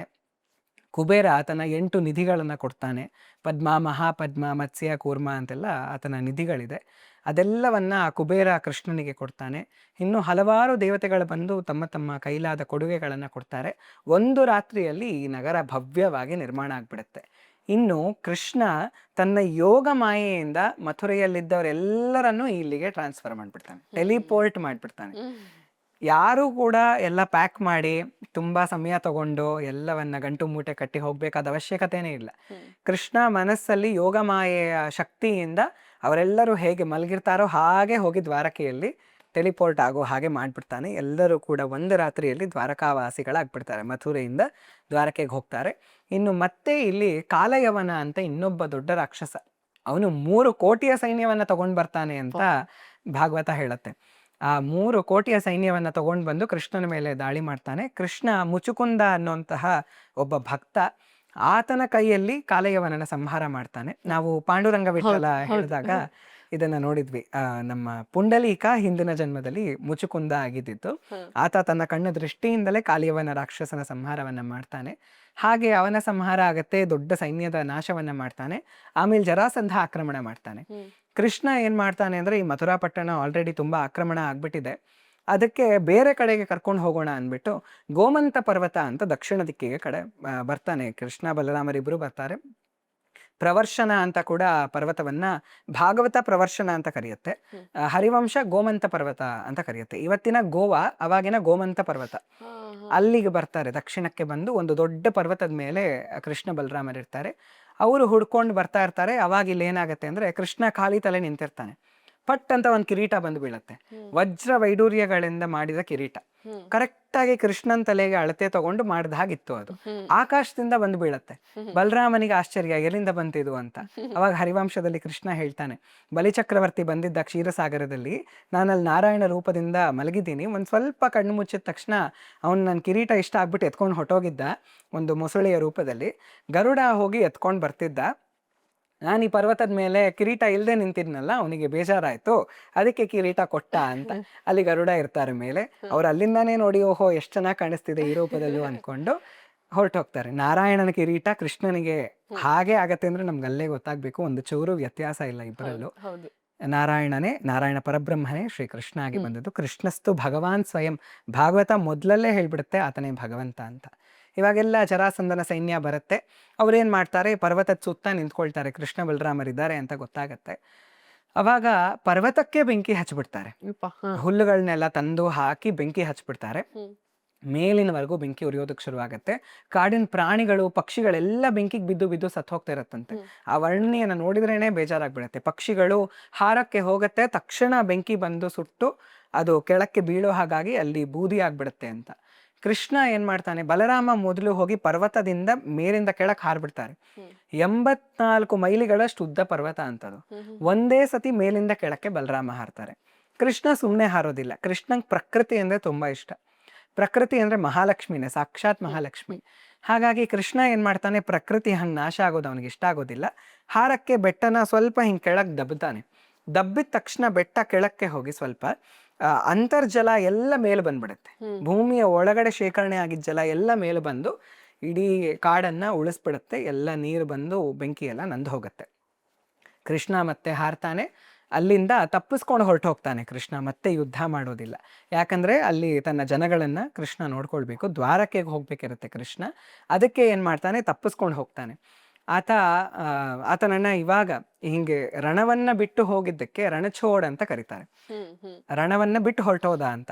3 Idiots ಮೂವಿಲೂ ಇದೆಯಲ್ಲ, ರಣಛೋಡ್ ದಾಸ್ ಶ್ಯಾಮಳ ದಾಸ್ ಚಾಂಚಡ್. ರಣಛೋಡ್ ಅಂದ್ರೆ ಕೃಷ್ಣನ ಹೆಸರು, ರಣವನ್ನ ಬಿಟ್ಟು ಓಡ್ ಹೋದ ಅಂತ. ಅಲ್ಲಿ ಭಗವದ್ಗೀತೆಯಲ್ಲಿ ಕೃಷ್ಣ ಅರ್ಜುನನಿಗೆ ಏನ್ ಹೇಳ್ತಾನೆ, ನೀನು ಹಿಂಗೆ ರಣವನ್ನ ಬಿಟ್ಟು ಹೋಗ್ಬಾರ್ದು. ಅರ್ಜುನ ಹೇಳ್ತಾನೆ, ಓಡ್ ಹೋಗ್ತೀನಿ ನಾನು, ಕಾಡಿಗೆ ಹೋಗಿ ನಾನು ಭಿಕ್ಷೆ ಬೇಡ್ಕೊಂಡು ಬದುಕಿದ್ರು ಪರವಾಗಿಲ್ಲ, ನನ್ನ ಹಿರಿಯರನ್ನ ನಾನು ಸಾಯಿಸೋದಿಲ್ಲ ಅಂತ. ನೀನ್ ಕ್ಷತ್ರಿಯ, ಯುದ್ಧ ಮಾಡ್ಬೇಕಾದ್ ನಿನ್ ಕರ್ತವ್ಯ, ಯುದ್ಧ ಮಾಡು ಅಂತ ಅಲ್ಲೇ ಹೇಳ್ತಾನೆ. ಇಲ್ಲಿ ಅವನೇ ಓಡ್ ಹೋಗ್ತಾನೆ. ಯಾಕೆ ಅಂದ್ರೆ ಕೃಷ್ಣ ಎಷ್ಟು ಯೋಗಸ್ಥ ಅಂದ್ರೆ ಯಾವ ಸಮಯಕ್ಕೆ ಏನನ್ನ ಮಾಡಬೇಕು ಅದನ್ನೇ ಮಾಡೋದಾತ. ಯಾವಾಗ ಜರಾಸಂಧನ ವಧೆಯನ್ನ ಮಾಡಿಸ್ಬೇಕೋ, ಯಾರ ಕೈಲೇ ಮಾಡಿಸ್ಬೇಕೋ ಅವ್ರ ಕೈಲೇ ಮಾಡಿಸೋದು. ಕೃಷ್ಣನೇ ಮಾಡಿಸೋದು ಭೀಮನ ಕೈ ಜರಾಸಂಧನ ವಧೆಯನ್ನ. ಆದ್ರೆ ಇವಾಗ ಮಾಡಿಸೋದಿಲ್ಲ ಅಷ್ಟೇ. ಎಲ್ಲದಕ್ಕೂ ಸರಿಯಾದ ಸಮಯವನ್ನ ನೋಡ್ಕೊಂಡು ಕೃಷ್ಣ ಮಾಡ್ತಾನೆ.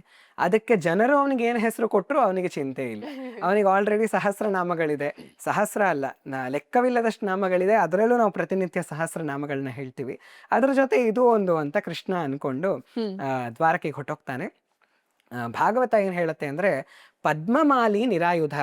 ಮಥುರೆಯಿಂದ ಆತ ಹೇಗೆ ದ್ವಾರಕೆಗೆ ಹೋಗ್ತಾನೆ ಅಂದ್ರೆ ಪದ್ಮಮಾಲೆಯನ್ನ ಧರಿಸ್ಕೊಂಡು ನಿರಾಯುಧನಾಗಿ ಹೋಗ್ತಾನೆ.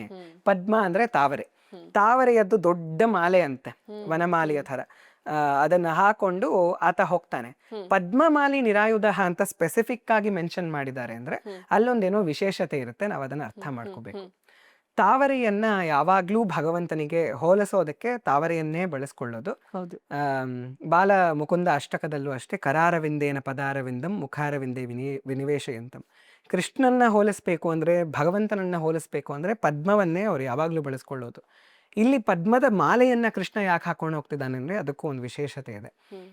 ಪದ್ಮ ಎಲ್ಲ ಹೂವುಗಳಿಗಿಂತ ಹೇಗೆ ಶ್ರೇಷ್ಠವಾಗತ್ತೆ ಅಂದ್ರೆ ಅದ್ಯಾವ ವಾತಾವರಣದಲ್ಲಿ ಬೆಳೆಯತ್ತೆ ಅನ್ನೋದನ್ನ ನಾವು ನೋಡ್ಬೇಕು. ನಿಂತ ನೀರು, ಕೆಸರಲ್ಲಿ ಪದ್ಮ ಬೆಳೆಯತ್ತೆ. ಆದ್ರೆ ಕೆಸರಿನ ಚೂರು ಲೇಪವು ಪದ್ಮಕ್ಕಿರೋದಿಲ್ಲ. ಕೆಸರಲ್ಲೇ ಇವಾಗ 3 ರೀತಿಯ ಜನಗಳಿರ್ತಾರೆ. ಒಬ್ರು ಕೆಸರಿನ ಥರ ಸಮಾಜದಲ್ಲಿದ್ರೆ ಅದ್ರಲ್ಲಿ ಬದುಕೋಕ್ ಆಗೋದೇ ಇಲ್ಲ ಅಂತ ಅದನ್ನ ಬಿಟ್ಟು ಹೊರಟೋಗ್ತಾರೆ, ತ್ಯಾಗ ಮಾಡ್ಬಿಡ್ತಾರೆ, ಬೇರೆ ಕಡೆ ಎಲ್ಲೋ ಹೊರಟೋಗ್ತಾರೆ. ಎರಡನೆಯವರು ಕೆಸರಲ್ಲೇ ಕೆಸರಾಗ್ಬಿಡ್ತಾರೆ, ಅವ್ರು ಬದಲಾಗೋದಕ್ಕೆ ಪ್ರಯತ್ನ ಮಾಡೋದಿಲ್ಲ. ಮೂರನೆಯವರು ಕೆಸರಲ್ಲಿದ್ರೂ ಕೆಸರಿನ ಲೇಪವೂ ಬರದಂತೆ ಅರಳ್ತಾರೆ, ಅದೇ ಪದ್ಮ. ಅದು ಹೇಗೆ ಅರಳುತ್ತೆ ಅಂದರೆ ಕೆಸರಿನ ಲೇಪ ಇರೋದಿಲ್ಲ, ಜೊತೆಗೆ ನಿರಾಸಕ್ತಿಯನ್ನು ತೋರಿಸುತ್ತೆ. ಅದು ಕೆಸರಿನ ಜೊತೆ ಅದಕ್ಕೆ ಆಸಕ್ತಿನೇ ಇಲ್ಲ, ಹಾಗೆ ಪದ್ಮ ಅರಳುತ್ತೆ. ನೀವು ಎಂತಹ ವಿಷಮ ಸ್ಥಿತಿಯಲ್ಲಿದ್ದರೂ ಕೂಡ ಅದು ನಿಮ್ಗೇನೋ ಮಾಡಿದ ಹಾಗೆ ನೀವು ಅರಳಬೇಕು ಅನ್ನೋದನ್ನು ಪದ್ಮ ನಮಗೆ ಕಲಿಸ್ಕೊಡುತ್ತೆ. ಕೃಷ್ಣ ಯಾಕೆ ಹಾಕ್ಕೊಂಡಿದ್ದಾನೆ ಅಂದರೆ, ಮಥುರೆ ಆತ ರಾಜ ಆಗಬೇಕಾಗಿದ್ದ ಜಾಗ. ಕಂಸನ ವಧೆ ಆದಮೇಲೆ ಉಗ್ರಸೇನರು ಬರ್ತಾರೆ.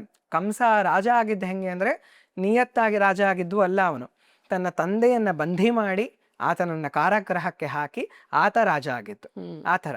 ಹಾಗಾಗಿ ಉಗ್ರಸೇನರು ರಾಜ ಆಗಿದ್ರು, ಅವರನ್ನು ಇಳಿಸ್ಬಿಟ್ಟು ಕಂಸ ಆಗಿದ್ದ. ಇವಾಗ ಕಂಸನ ವಧೆ ಆದಮೇಲೆ ನೀತಿಪೂರ್ವಕವಾಗಿ ಕೃಷ್ಣನೇ ರಾಜ ಆಗಬೇಕು, ಯಾಕಂದರೆ ಅವನು ಈ ಮಥುರೆಯನ್ನು ಗೆದ್ದಿದ್ದಾನೆ, ಕಂಸನಿಂದ ಗೆದ್ದಿದ್ದಾನೆ. ಹಾಗಾಗಿ ಕೃಷ್ಣನೇ ರಾಜ ಆಗಬೇಕಿತ್ತು. ಆದರೆ ಆತ ಉಗ್ರಸೇನನ್ನೇ ರಾಜ ಮಾಡ್ತಾನೆ. ನನಗೆ ರಾಜನಾಗೋದ್ರಲ್ಲಿ ಯಾವ ಆಸಕ್ತಿಯೂ ಇಲ್ಲ, ನಾನು ಗೊಲ್ಲನಾಗಿ ತುಂಬ ಖುಷಿಯಾಗಿರ್ತೀನಿ, ನನಗೆ ಈ ವಜ್ರವೈಡೂರ್ಯಗಳ ಆಸೆಯೇ ಇಲ್ಲ, ನನಗೆ ಹಸುಗಳಿದ್ಬಿಟ್ರೆ ಸಾಕು, ಅವುಗಳನ್ನು ಮೇಯಿಸ್ಕೊಂಡೆ ನಾನು ಆರಾಮಾಗಿ ಇದ್ಬಿಡ್ತೀನಿ ಅಂತ. ರಾಮಾವತಾರದಲ್ಲೂ ಇದನ್ನೇ ಮಾಡೋದು. ಲಂಕೆಯನ್ನು ಗೆಲ್ತಾನೆ, ವಿಭೀಷಣನಿಗೆ ಒಪ್ಪಿಸ್ಕೊಡ್ತಾನೆ, ಆತ ಅಲ್ಲಿ ರಾಜ ಆಗೋದಿಲ್ಲ. ಇಲ್ಲಿ ಕೂಡ ವಾಪಸ್ ಬಂದ ಮೇಲೆ ಕೂಡ ಭರತಾನೇ ಕಂಟಿನ್ಯೂ ಮಾಡಿದ್ರೆ ಮಾಡಲಿ, ನನಗೇನು ತೊಂದರೆ ಇಲ್ಲ ಅಂತ ಹೇಳ್ತಾನೆ. ಹಾಗೆ ಆತ ರಾಜಾಧಿರಾಜ, ಅಖಿಲಾಂಡ ಕೋಟಿ ಬ್ರಹ್ಮಾಂಡ ನಾಯಕ, ಎಲ್ಲದಕ್ಕೂ ಅವನೇ ರಾಜ ಆಗಿದ್ಮೇಲೆ ಆತನಿಗೆ ಸಣ್ಣ ಸಣ್ಣ ರಾಜ್ಯಗಳು ಇಲ್ಲಿ ಬರೋದೇ ಆತ ಭಕ್ತರ ಜೊತೆ ಇರೋದಕ್ಕೆ. ಭಕ್ತರ ಜೊತೆ ನಾನು ಇರಬೇಕು ಅಂದ್ಬಿಟ್ಟು ಆತ ರಾಜನಾಗೋದಿಲ್ಲ. ಅಂತಹ ಜಾಗದಿಂದ ಆತ ಹೊರಡುವಾಗ ಎಂಥವರೇ ಆದರೂ ಅಯ್ಯೋ ಬಿಟ್ಕೊಟ್ಬಿಟ್ಟೆ ನಾನು, ನನಗಿದೆಲ್ಲ ಸಿಕ್ತಿತ್ತು, ಎಂಥ ದೊಡ್ಡ ರಾಜ್ಯ ಅಂತ ಹೋಗಿರೋರು. ಕೃಷ್ಣನಿಗೆ ಪದ್ಮಮಾಲಿ ನಿರಾಯುಧ ಅಂದರೆ, ಪದ್ಮ ಹೇಗೆ ಎಲ್ಲಿರುತ್ತೋ ಅಲ್ಲಿಂದ ನಿರಾಸಕ್ತವಾಗಿರುತ್ತೋ, ಕೃಷ್ಣ ಮಥುರೆಯನ್ನು ಗೆದ್ದಿದ್ರೂ ಅದರಿಂದ ನಿರಾಸಕ್ತನಾಗಿ ಪದ್ಮದಂತೆ ಹೊರಟೋದ ಅಂತ. ಆತನಿಗೆ ಒಂದು ಚೂರು ಕೂಡ ಇದರ ಮೇಲೆ ಮೋಹ ಇರಲಿಲ್ಲ, ಹಾಗೆ ಕೃಷ್ಣ ಮಥುರೆಯನ್ನು ಬಿಟ್ಟು ದ್ವಾರಕೆಗೆ ಹೋದ ಅಂತ ಈ ಪದ್ಮಮಾಲಿ ನಿರಾಯುಧ ಅನ್ನುವಂತಹ ಮಾತಿನಲ್ಲಿ ನಮಗೆ ಗೊತ್ತಾಗತ್ತೆ. ಈಗ ಈ ದ್ವಾರಕೆಯನ್ನ ಕೃಷ್ಣ ನಗರಿ ಅಂತ ಕರೀತಾರೆ. ಇನ್ನು ಕೃಷ್ಣನ ಕೌಟುಂಬಿಕ ಜೀವನ ದ್ವಾರಕೆ ಹೇಗೆ ನಮ್ಗೆ ರೆಪ್ರೆಸೆಂಟ್ ಮಾಡುತ್ತೆ ಅಂತ? ಕೃಷ್ಣನ ನಗರಿ ಅಂತ ಕರೆಯೋದ್ರಲ್ಲಿ ಒಂದು ವಿಶೇಷತೆ ಇದೆ. ಯಾಕಂದರೆ ಹಲವಾರು ಜಾಗಗಳಲ್ಲಿ ನಾವು ಕೃಷ್ಣನ ಸಾನ್ನಿಧ್ಯವನ್ನು ನೋಡ್ತೀವಿ. ದ್ವಾರಕೆಯಲ್ಲೇ ಯಾಕೆ ಅಂದರೆ, ಅತೀ ಹೆಚ್ಚು ಕಾಲ ಆತ ದ್ವಾರಕೆಯಲ್ಲೇ ಕಳೆದಿದ್ದು. ಇನ್ನು ದ್ವಾರಕೆ ಒಂದು ರಾಜ್ಯದ ಥರ, ಅಲ್ಲಿ ಒಬ್ಬ ರಾಜ ಆ ಥರ ಇರಲಿಲ್ಲ. ಉಗ್ರಸೇನನೇ ಯಾದವರೆಲ್ಲರಿಗೂ ರಾಜ, ಹಾಗಾಗಿ ಅವ್ರ ಕೆಳಗೇನೆ ದ್ವಾರಕೆನೂ ಬರ್ತಿದ್ದಿದ್ದು. ಯಾಕಂದರೆ ಇವಾಗ ಯಾದವರೆಲ್ಲ ಅಲ್ಲೇ ಇರೋದು, ವೃಷ್ಣಿಗಳು, ಅಂಧಕರು, ಭೋಜಕರು ಅಂತ ಯಾದವರ ವಿಭಜನೆಗಳು ಬರುತ್ತೆ. ಎಲ್ಲರೂ ಇವಾಗ ಅಲ್ಲೇ ಹೋಗಿ ವಾಸ ಮಾಡ್ತಿರ್ತಾರೆ. ಉಗ್ರಸೇನರೇ ಎಲ್ಲದಕ್ಕೂ ರಾಜ ಆಗಿರ್ತಾರೆ. ಕೃಷ್ಣನ ನಗರಿ ಅಂತ ಯಾಕೆ ಅಂದರೆ, ರಾಜ ಉಗ್ರಸೇನ ಆಗಿರಬಹುದು, ಆದರೆ ಎಲ್ಲರ ಮನಸ್ಸಿನ ರಾಜ ಕೃಷ್ಣ. ದ್ವಾರಕೆಯಲ್ಲಿ ಒಬ್ಬೊಬ್ಬರಿಗೂ ಕೂಡ ಕೃಷ್ಣನ್ನ ಬಿಟ್ಟು ಬೇರೆ ಏನೂ ಇಲ್ಲ ಮನಸ್ಸಲ್ಲಿ. ಅವರ ಹೃದಯದಲ್ಲಿರೋ ಸಿಂಹಾಸನದ ಮೇಲೆ ಕೂಡ ಕೃಷ್ಣನೇ ವಿರಾಜಿತನಾಗಿರೋದು. ಅಲ್ಲಿ ಇವಾಗ ಒಂದು ಆರ್ಮಿಗೆ ಕಮಾಂಡರ್ ಆಗಿರ್ತಾರೆ, ಒಬ್ರು ಲೀಡರ್ ಇರ್ತಾರೆ, ಆ ರೀತಿ ಕೃಷ್ಣ ಸಂಪೂರ್ಣ ದ್ವಾರಕೆಗೆ ಲೀಡರ್ ಆಗಿರ್ತಾನೆ.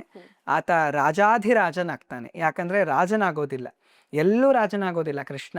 ಕಿಂಗ್ ಮೇಕರ್ ಆಗ್ತಾನೆ ಹೊರತು ಕಿಂಗ್ ಆಗೋದಿಲ್ಲ. ಎಲ್ಲರನ್ನೂ ರಾಜರಾಗಿ ಮಾಡ್ತಾನೆ.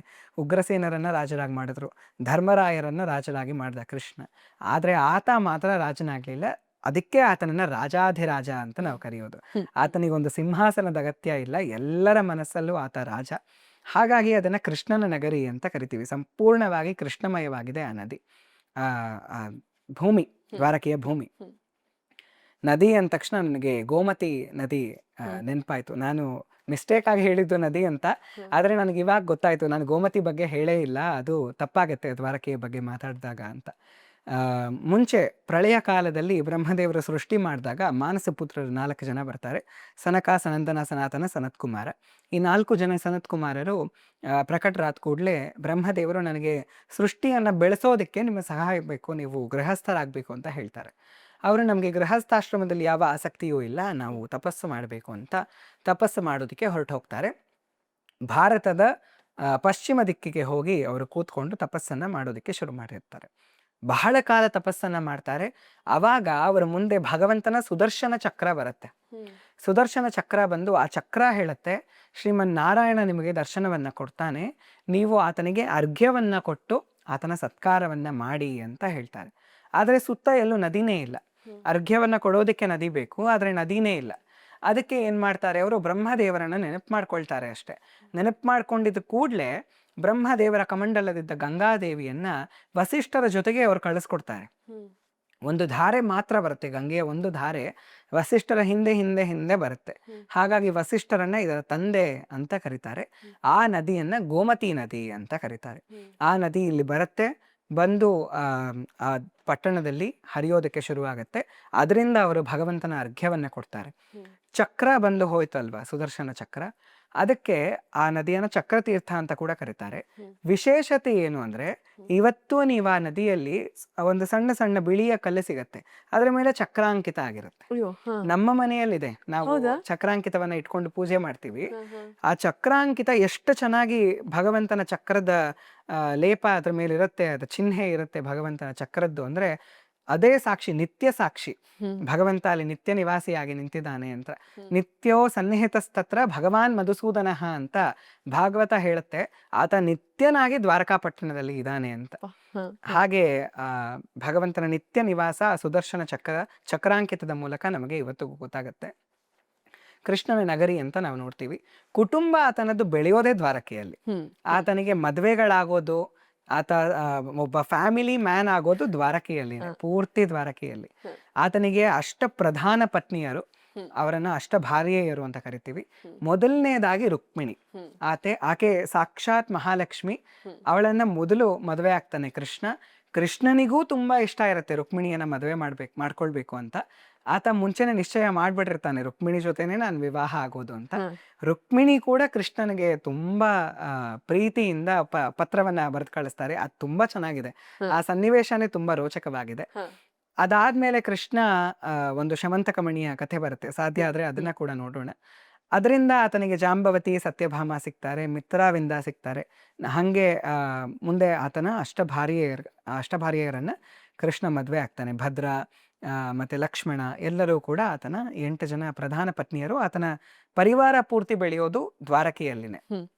ಆಮೇಲೆ ಕೂಡ ದ್ವಾರಕೆಗೆ ನಾರದ ಮುನಿಗಳು ಬಂದಾಗ ಒಮ್ಮೆ ನೋಡ್ತಾರೆ, 16,000 ಜನ ಕೃಷ್ಣನ ಪತ್ನಿಯರು. ಇವರನ್ನ ಬಿಟ್ಟು 16,100 ಜನ ಇನ್ನೂ ಎಕ್ಸ್ಟ್ರಾ ಇದ್ದಾರೆ.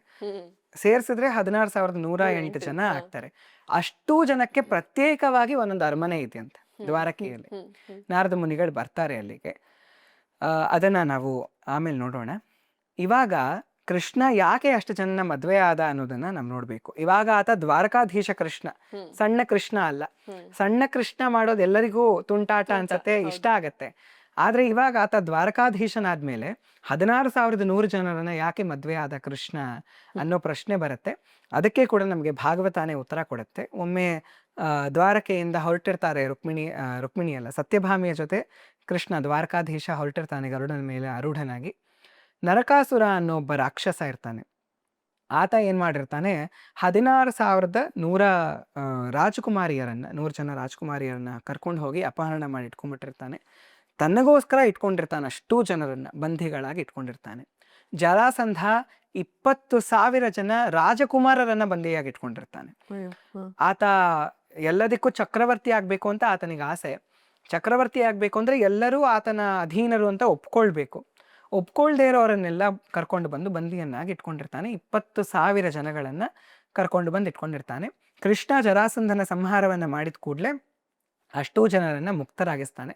ಅವಾಗ ಅವ್ರುಗಳು ಮಾಡೋ ಪ್ರಾರ್ಥನೆನೇ ಕೃಷ್ಣಾಯ ವಾಸುದೇವಾಯ ಹರೆಯೇ ಪರಮಾತ್ಮನೇ ಪ್ರಣದ ಕ್ಲೇಶನಾಶಾಯ ಗೋವಿಂದಾಯ ನಮೋ ನಮಃ.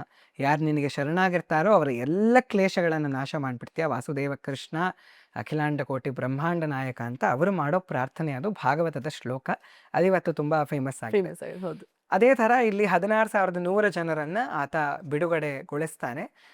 ಆಮೇಲೆ ಅವ್ರು ಯಾರು ಕೂಡ ಮರಳಿ ಸಮಾಜಕ್ಕೆ ಬರೋದಕ್ಕೆ ಸಿದ್ಧರಾಗಿರೋದಿಲ್ಲ.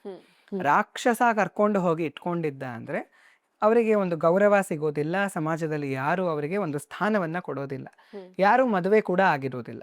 ಅವಿವಾಹಿತ ಸ್ತ್ರೀಯರು ಮತ್ತೆ ವಿವಾಹ ಆಗಿರುವಂತಹ ಒಂದಷ್ಟು ಜನ ಸ್ತ್ರೀಯರನ್ನ ಕೂಡ ಕರ್ಕೊಂಡು ಹೋಗಿ ಇಟ್ಕೊಂಡಿರ್ತಾನೆ. ಅವರಿಗೆ ಜೀವನವೇ ಇಲ್ಲ ಇನ್ನು.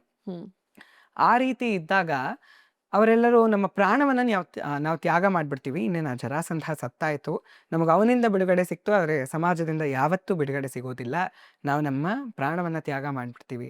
ಆದರೆ ಕೃಷ್ಣ ನಮ್ಮೆಲ್ಲರನ್ನ ಕಾಪಾಡಿದೆ ಅಲ್ವಾ, ಕಾಪಾಡೋರನ್ನ, ರಕ್ಷಣೆ ಮಾಡೋರನ್ನ ಪತಿ ಅಂತ ಕರೀತಾರೆ.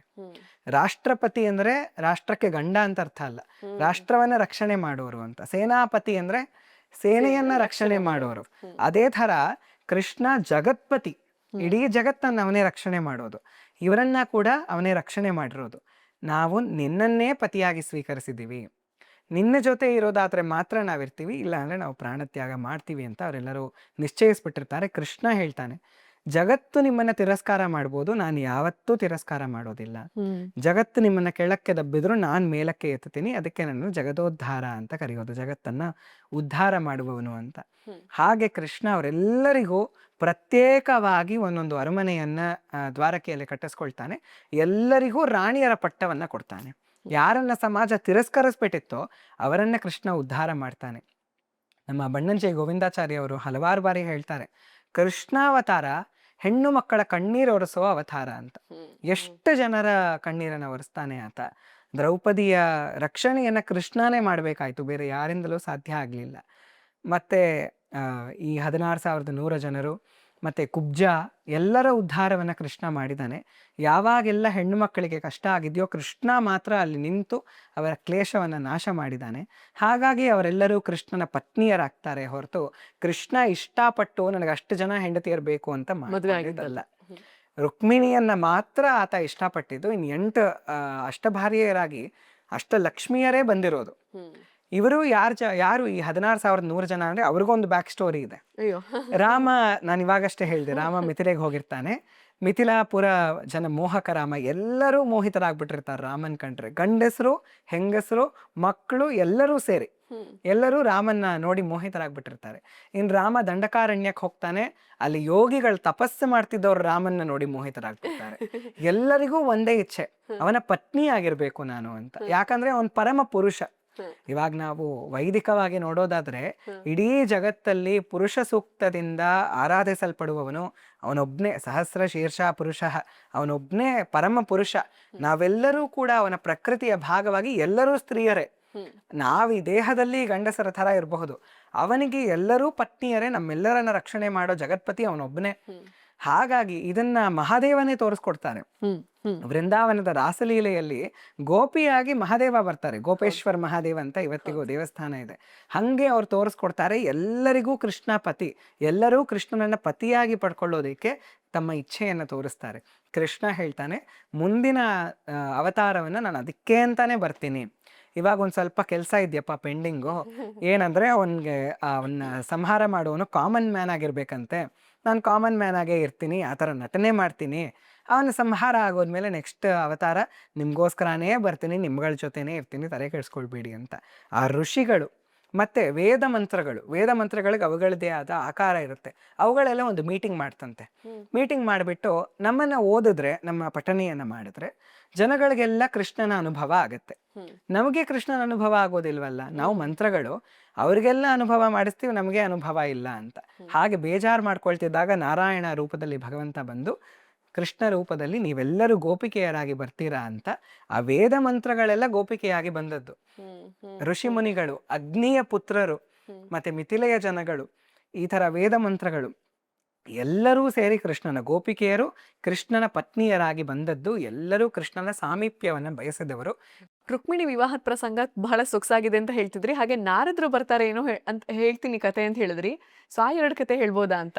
ಖಂಡಿತ. ರುಕ್ಮಿಣಿ ಕಲ್ಯಾಣ ತುಂಬಾನೇ ಚೆನ್ನಾಗಿದೆ. ಯಾಕಂದ್ರೆ ಇಡೀ ಜಗತ್ತಿನ ಮೊಟ್ಟ ಮೊದಲ ಲವ್ ಲೆಟರ್ ಅನ್ನ ರುಕ್ಮಿಣಿ ಕೃಷ್ಣನಿಗೋಸ್ಕರ ಬರೆದು ಕೊಡ್ತಾರೆ. ನಾವು ಇವತ್ತು ಯಾವ ಯುಗದಲ್ಲಿದ್ದೀವೋ, ಇವತ್ತು ಫೆಮಿನಿಸಂ ಬಗ್ಗೆ ನಾವು ಮಾತಾಡ್ತಾ ಹೇಳ್ತೀವಿ, ಹೆಣ್ಣಿಗೆ ತನ್ನ ವರನನ್ನ ಆಯ್ಕೆ ಮಾಡ್ಕೊಳ್ಳುವಂತಹ ಫ್ರೀಡಮ್ ಇರಬೇಕು ಅಂತ. ಮುಂಚೆ ಸ್ವಯಂವರದಲ್ಲಿ ಅದಿತ್ತು. ಸ್ವಯಂವರ ಅಂದ್ರೆ ಅದೇ ಅರ್ಥ, ತಾವೇ ವರನನ್ನ ಆಯ್ಕೆ ಮಾಡ್ಕೊಳ್ಳೋದು ಅಂತ. ಆದ್ರೆ ರುಕ್ಮಿಣಿಯ ಕಂಡೀಷನ್ ಏನಾಗ್ಬಿಟ್ಟಿತ್ತು ಅಂದ್ರೆ, ಯಾವ ತರ ಆಗೋಗಿತ್ತು ಅಂದ್ರೆ, ಶಿಶುಪಾಲ ಅಂತ ಛೇದಿ ರಾಜ, ಆತನೇ ರಾವಣನ ಅವತಾರ. 3 ಜನ್ಮಗಳಿರುತ್ತಲ್ಲ, ಮೊದಲನೇದು ಹಿರಣ್ಯ ಕಶ್ಯಪು ಆಗಿ ಬರ್ತಾನೆ, 2ನೇದರಲ್ಲಿ ರಾವಣ, 3ನೇದರಲ್ಲಿ ಶಿಶುಪಾಲ, ಇನ್ನೊಬ್ಬ ಹಿರಣ್ಯಾಕ್ಷ ಮತ್ತೆ ಕುಂಭಕರ್ಣ, ಇವಾಗ ದಂತವಕ್ತ್ರ ಆಗಿ ಬರ್ತಾರೆ. ಶಿಶುಪಾಲ ದಂತವಕ್ತ್ರ ಇಬ್ಬರು ಕೂಡ ಕೃಷ್ಣನ ಯುಗದಲ್ಲಿ ಬರೋದು.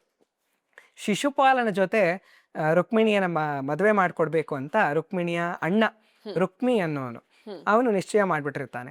ಅವರಪ್ಪ ಭೀಷ್ಮಕ ಅಂತ, ಭೀಷ್ಮಕ ರಾಜ. ವಿದರ್ಭ ದೇಶದಲ್ಲಿ ಸಂಪೂರ್ಣ ಕತೆ ನಡೆಯೋದು.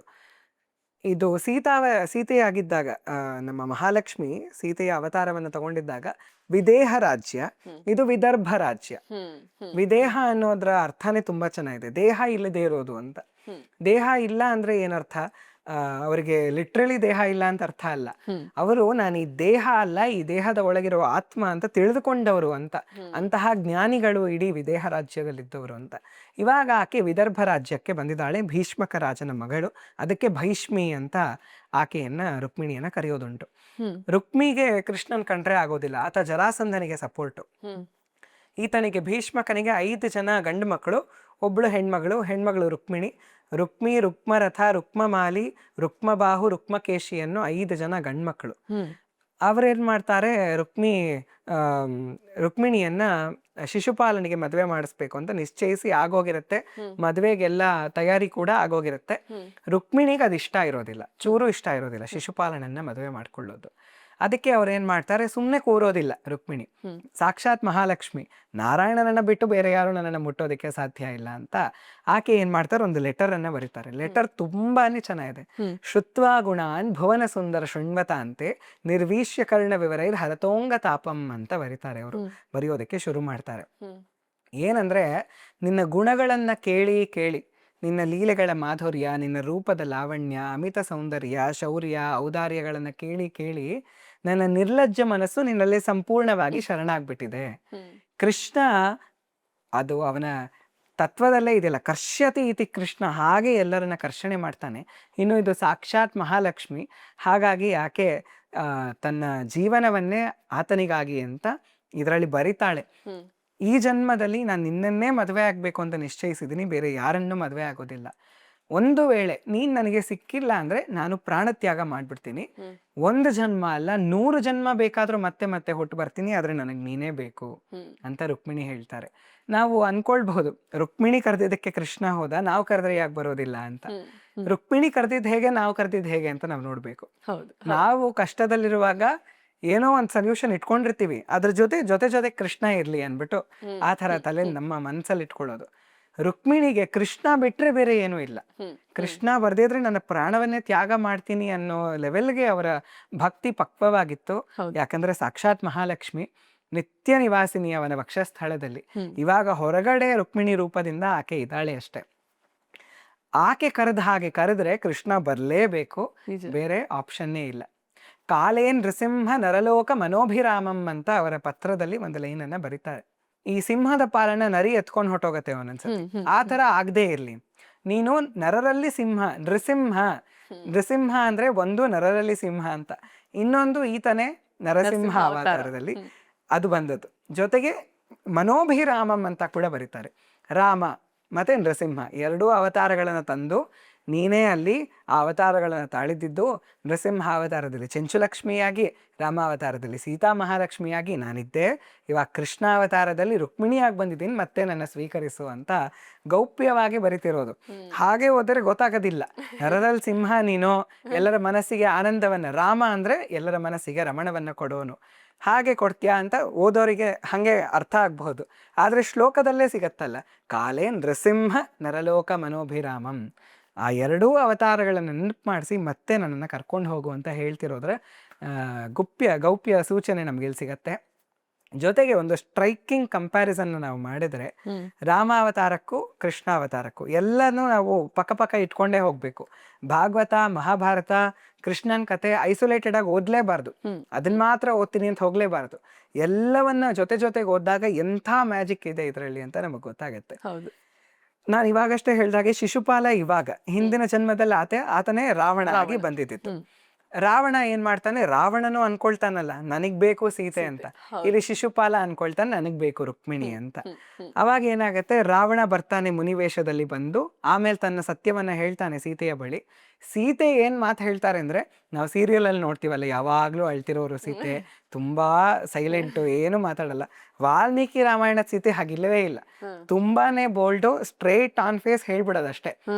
ಎಷ್ಟು ಖಡಕ್ಕಾಗಿ ಸೀತೆ ಇದ್ದಾರೆ ಅಂದ್ರೆ ಆ ಓದಿದ್ರೆ ನಮಗೆ ವಾಲ್ಮೀಕಿ ರಾಮಾಯಣ ಮೈ ಝುಮ್ ಅನ್ನತ್ತೆ, ಹಂಗೆ ಮಾತಾಡ್ತಾರೆ ಸೀತೆ. ನರಿ ನೀನು, ನನ್ನ ಗಂಡ ಸಿಂಹ, ಅವನ ಪತ್ನಿ ನಾನು ಸಿಂಹಿಣಿ, ನೀನೇನ್ ನನ್ನ ಮುಟ್ಟೋದು, ನನ್ನ ಮುಟ್ಟರೆ ಸುಟ್ಟು ಹೋಗ್ತೀಯ ನೀನು ಅಂತ, ಹಂಗೆ ಸೂರ್ಯನ ತಾಪದಿಂದ ನಾನು ಪ್ರಜ್ವಲಿಸ್ತೀನಿ ಅಂತ ಸೀತೆ ಅಲ್ಲಿ ಅವನಿಗೆ ನರಿ ಅಂತ ಬೈತಾರೆ. ಅದು ರಾವಣ. ಇವಾಗ ಮತ್ತೆ ಅವನೇ ಶಿಶುಪಾಲಾಗಿ ಬಂದಿದ್ದಾನೆ, ಅವನಿಗೆ ಮತ್ತೆ ನರಿ ಅಂತ ಬೈತಾ ಇದ್ದಾರೆ.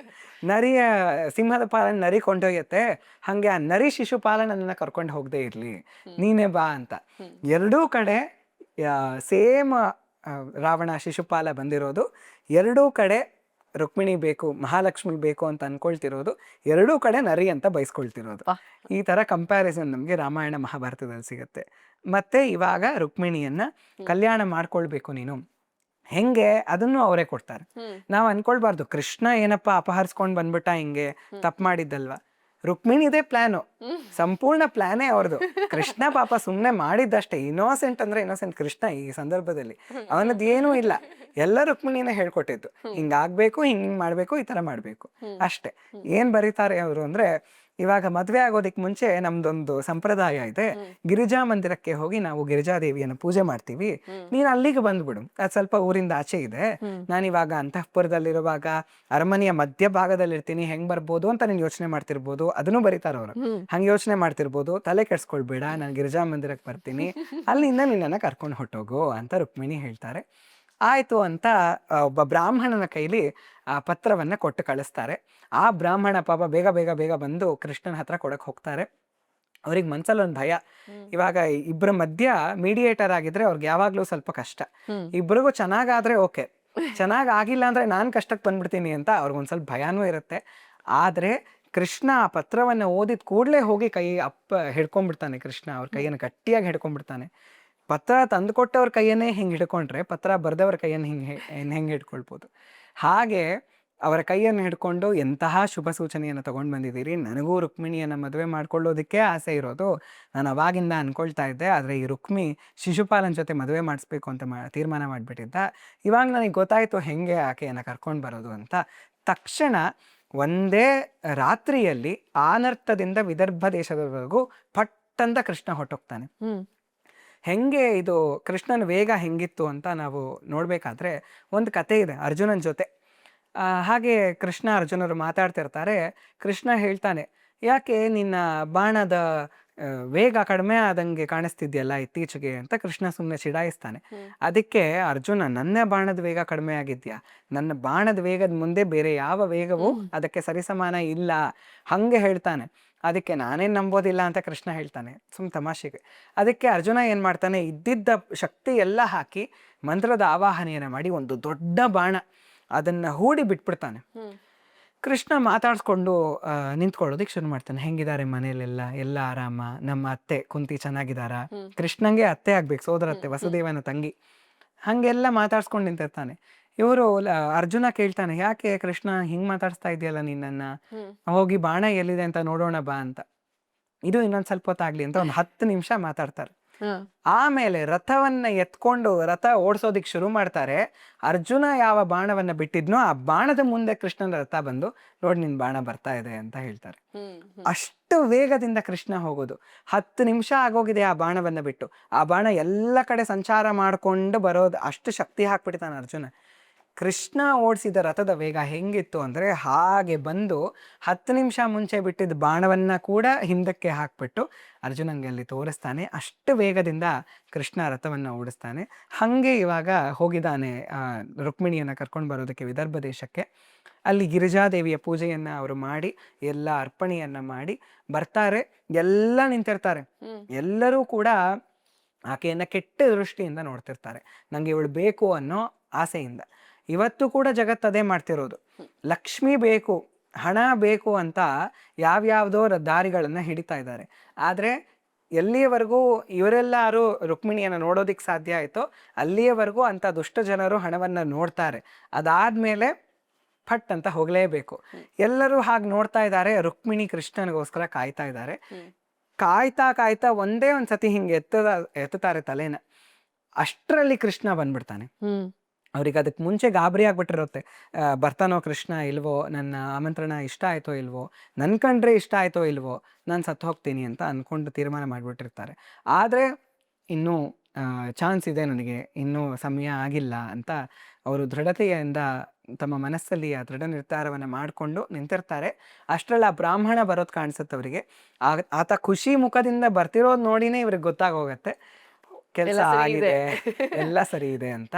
ಅವಾಗ ತಕ್ಷಣ ಅವ್ರು ಬಂದ ತಕ್ಷಣ ತುಂಬ ಖುಷಿಯಾಗಿ ಆಕೆ ಗಿರಿಜಾ ಮಂದಿರಕ್ಕೆ ಹೋಗಿರ್ತಾಳೆ. ಇವಾಗ ಕೃಷ್ಣ ಹೇಗೆ ಬಂದು ಹೋಗ್ತಾನೆ ಅಂದರೆ ಇವರೆಲ್ಲ ಕಣ್ಣು ಮುಚ್ಚಿ ಕಣ್ಣು ಬಿಡೋ ಅಷ್ಟರಲ್ಲಿ ಇಲ್ವಂತೆ ರುಕ್ಮಿಣಿ.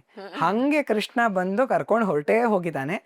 ಅವಾಗ ಎಲ್ಲರಿಗೂ ಆಶ್ಚರ್ಯ, ಏನು ಹಿಂಗೆ ಬಂದು ಕರ್ಕೊಂಡು ಹೊಟ್ಟೋದ್ನಲ್ಲ ಕೃಷ್ಣ, ಹಾರಿಸ್ಕೊಂಡು ಹೋಗೋದು, ಲಿಟ್ರಲಿ ಹಾರಿಸ್ಕೊಂಡು ಹೋಗೋದು. ಹಾಗೆ ಹೋಗಿದ್ದಾನೆ ಕೃಷ್ಣ. ಶಿಶುಪಾಲ, ದಂತವಕ್ತ್ರ, ಜರಾಸಂಧ ಎಲ್ಲರೂ ಇದ್ದಾರೆ. ಎಲ್ಲರಿಗೂ ಅವಮಾನ, ನಾವೆಲ್ಲ ಇಲ್ಲಿ ನಿಂತಿದ್ದೀವಿ, ನಮ್ಮ ಮುಂದೆ ಹಂಗೆ ಹಾರಿಸ್ಕೊಂಡು ಹೊಟ್ಟೋರ್ನಲ್ಲ ಅವನು, ಎಷ್ಟು ದೊಡ್ಡ ಅವಮಾನ ಆಗೋಯ್ತು ಅಂತ ಎಲ್ಲರಿಗೂ ಬೇಜಾರು. ರುಕ್ಮಿ ಏನ್ ಮಾಡ್ತಾನೆ, ಅವರನ್ನ ಬೆನ್ನಟ್ಟಿ ಹೋಗ್ತಾನೆ ಯುದ್ಧ ಮಾಡೋದಕ್ಕೆ. ಕೃಷ್ಣ ಇನ್ನೇನು ಕೊಂದು ಬಿಡಬೇಕು, ರುಕ್ಮಿಣಿ ತಡೆದು ಬಿಡ್ತಾರೆ. ನೀನು ಕೊಲ್ಲಲ್ಲ ಅಂತ ಹೇಳಿದ್ದೆ, ಯಾರನ್ನೂ ಕೊಲ್ಬೇಡ ಅಂತ. ಅದಕ್ಕೆ ಯಾರನ್ನೂ ಕೊಲ್ಲೋದಿಲ್ಲ. ಬಲರಾಮ ಕೂಡ ಅಷ್ಟೊತ್ತಿಗೆ ಬಂದಿರ್ತಾರೆ ಕೃಷ್ಣನ ಹಿಂದೆ. ಕೃಷ್ಣ ಹೋಗ್ತಿರೋದು ಅವ್ರಿಗೆ ಗೊತ್ತಾಗಿರುತ್ತೆ, ಏನೋ ಕೆಲಸ ಇದೆ ಅಂತ. ಬಲರಾಮ ಕೂಡ ಹಿಂಬಾಲಿಸಿ ಬಂದಿರ್ತಾರೆ. ಬೇರೆಯವ್ರನ್ನೆಲ್ಲ ಅವ್ರು ತಡೆದಿರ್ತಾರೆ, ಇವ್ರು ಹೋಗಿರ್ತಾರೆ. ಸಮುದ್ರ ತೀರದಲ್ಲಿ ತುಂಬ ಒಳ್ಳೆ ಕ್ಷೇತ್ರ ಅದು, ಮಾಧವ ಕ್ಷೇತ್ರ. ಅಲ್ಲಿಗೆ ಹೋಗಿ ಇವರಿಬ್ಬರು ಕಲ್ಯಾಣ ಆಗೋದಕ್ಕೆ ಎಲ್ಲ ಸಜ್ಜಾಗತ್ತೆ. ಸಮುದ್ರ ತನ್ನ ಒಡಲಿಂದ ಮುತ್ತು ರತ್ನಗಳನ್ನು ಹೊರಗೆ ಹಾಕತ್ತಂತೆ. ಯಾಕಂದ್ರೆ ನನಗಂತೂ ಅಲ್ಲಿ ಹೋಗಿ ಮದುವೆಯನ್ನ ಅಟೆಂಡ್ ಮಾಡೋದಕ್ಕೆ ಸಾಧ್ಯ ಇಲ್ಲ. ಮದುವೆಗೆ ಹೋಗ್ತಿದಾರಲ್ಲ ಭಕ್ತರು, ಆ ಭಕ್ತರ ಪಾದದ ಧೂಳ ನನಗೆ, ಆ ಭಕ್ತರ ಪಾದದ ಧೂಳಾದ್ರೂ ನನ್ನ ಮೇಲೆ ಬಿದ್ದರೆ ನಾನು ಮದುವೆಗೆ ಹೋಗಿದ್ದಷ್ಟೇ ಪುಣ್ಯ ಬರುತ್ತೆ ಅಂತ ಆ ಸಮುದ್ರ ತನ್ನ ಒಡಲಿನ ಎಲ್ಲ ಮುತ್ತುರತ್ನಗಳನ್ನ ಹಾಕ್ಬಿಡುತ್ತೆ. ಅವರೆಲ್ಲರೂ ಕೂಡ ಮುತ್ತುರತ್ನಗಳ ಮೇಲೆ ನಡ್ಕೊಂಡು ಬರ್ತಾರೆ. ಅಂತಹ ಬೀದಿಯನ್ನ ಅದು ಸೃಷ್ಟಿ ಮಾಡಿಬಿಡುತ್ತೆ. ಇವತ್ತಿಗೂ ಕೂಡ ಆ ಕ್ಷೇತ್ರ ತುಂಬಾನೇ ಚೆನ್ನಾಗಿದೆ. ಕೃಷ್ಣ ರುಕ್ಮಿಣಿ ಮದುವೆ ಆದ ಕ್ಷೇತ್ರ. ಅಲ್ಲಿ ಪ್ರಸಂಗಗಳೆಲ್ಲ ತುಂಬಾ ಚೆನ್ನಾಗಿ ವಾದಿರಾಜ ಗುರು ಸಾರ್ವಭೌಮರು ರುಕ್ಮಿಣೀಶ ವಿಜಯದಲ್ಲಿ ತುಂಬಾ ಚೆನ್ನಾಗಿ ಬರೀತಾರೆ. ಇಲ್ಲಿ ಒಂದಷ್ಟು ಜನ, ಆ ಕಡೆ ಒಂದಷ್ಟು ಜನ ನಿಂತ್ಕೊಳ್ಬೇಕಿರುತ್ತೆ, ಗಂಡಿನ ಪಕ್ಷ ಹೆಣ್ಣಿನ ಪಕ್ಷ. ಇನ್ನು ವಾದಿರಾಜರು ಏನ್ ಹೇಳ್ತಾರೆ ಅಂದ್ರೆ, ವಸುದೇವ ದೇವಕಿಯರನ್ನ ಕರ್ಕೊಂಡು ಹೋಗಲ್ವಂತೆ ಕೃಷ್ಣ. ಯಾಕೆ ಕರ್ಕೊಂಡು ಹೋಗಲ್ಲ? ತಾಯಿ ಇರಬೇಕು ತಾನೇ ಮದುವೆಗೆ. ಕೃಷ್ಣ ಏನ್ ಹೇಳ್ತಾನೆ ಅಂದ್ರೆ, ಈ ಭಕ್ತರೆಲ್ಲ ಬಂದಿದಾರಲ್ಲ ಅವರೇ ನನ್ನ ತಾಯಿಗಳು ಅಂತ ಹೇಳ್ತಾರಂತೆ. ಯಾಕೆ ಅವರೆಲ್ಲ ತಾಯಂದರು ಕೃಷ್ಣನಿಗೆ ಅಂದ್ರೆ, ಮನುಷ್ಯನಿಗೆ 2 ಗರ್ಭಗಳಿರುತ್ತೆ. ಒಂದು ಹೊಟ್ಟೆ ಗರ್ಭ, ಇನ್ನೊಂದು ಆತನ ತಲೆ ಕೂಡ ಗರ್ಭವೇ. ಅವನ ಮನಸ್ಸು ಮತ್ತೆ ಅವನ ಶಿರಸ್ಸು ಎರಡೂ ಕೂಡ ಅವನ ಗರ್ಭವೇ. ಯಾವ ಭಕ್ತ ಕೃಷ್ಣನನ್ನ ಅವನ ಮನಸ್ಸಲ್ಲಿ ಇರಿಸ್ಕೊಂಡಿರ್ತಾನೋ ಅವರು ಕೃಷ್ಣನ ಗರ್ಭದಲ್ಲೇ ಇರಿಸ್ಕೊಂಡ ಹಾಗೆ. ಗರ್ಭದಲ್ಲಿ ಇರಿಸ್ಕೊಂಡಿದ್ರಿಂದ ಅವರೇ ಕೃಷ್ಣನಿಗೆ ತಾಯಿ ಆಗ್ತಾರೆ. ನನಗೆ ಅವರೇ ತಾಯಂದ್ರು, ನನಗೆ ನನ್ನ ದೇವಕಿ ಇಲ್ಲದೇ ಇದ್ರೂ ಕೂಡ ಇವರೇ ತಾಯಂದ್ರಾಗಿ ನನಗೆ ಬಂದಿದ್ದಾರೆ ಅಂತ ಕೃಷ್ಣ ಹೋಗ್ತಾನಂತೆ. ಹಾಗೆ ನಾವು ಅಲ್ಲಿ ಅವರ ಕಲ್ಯಾಣದ ಮಹೋತ್ಸವವನ್ನು ನೋಡ್ಬೋದು. ಅಲ್ಲಿ ತಮಾಷೆಯಾಗಿ ಏನ್ ಹೇಳ್ತಾರೆ ಅಂದ್ರೆ, ಎಲ್ಲರೂ ರುಕ್ಮಿಣಿ ಪಕ್ಷಕ್ಕೆ ಹೊರಟೋಗ್ತಾರಂತೆ. ಒಂದಷ್ಟು ಜನ ಕೃಷ್ಣನ್ ಪಕ್ಷದ ಕಡೆ ನಿಂತ್ಕೊಳ್ಳಿ, ಇನ್ನೊಂದಷ್ಟು ಜನ ರುಕ್ಮಿಣಿ ಪಕ್ಷದ ಕಡೆ ನಿಂತ್ಕೊಳ್ಳಿ ಅಂತ ಹೇಳಿದ ತಕ್ಷಣ ಎಲ್ಲ ರುಕ್ಮಿಣಿ ಪಕ್ಷ. ಇವತ್ತು ಅಷ್ಟೇ, ನಾವು ದೇವ್ರ ಮನೆಯಲ್ಲಿ ದೇವರ ಪೆಟ್ಟಿಗೆ ಇಟ್ಟಿರ್ತೀವಿ, ಆದ್ರೆ ದುಡ್ಡನ್ನು ನಮ್ಮ ಜೊತೆಗೆ ಇಲ್ಲೇ ಇಟ್ಕೊಂಡಿರ್ತೀವಿ.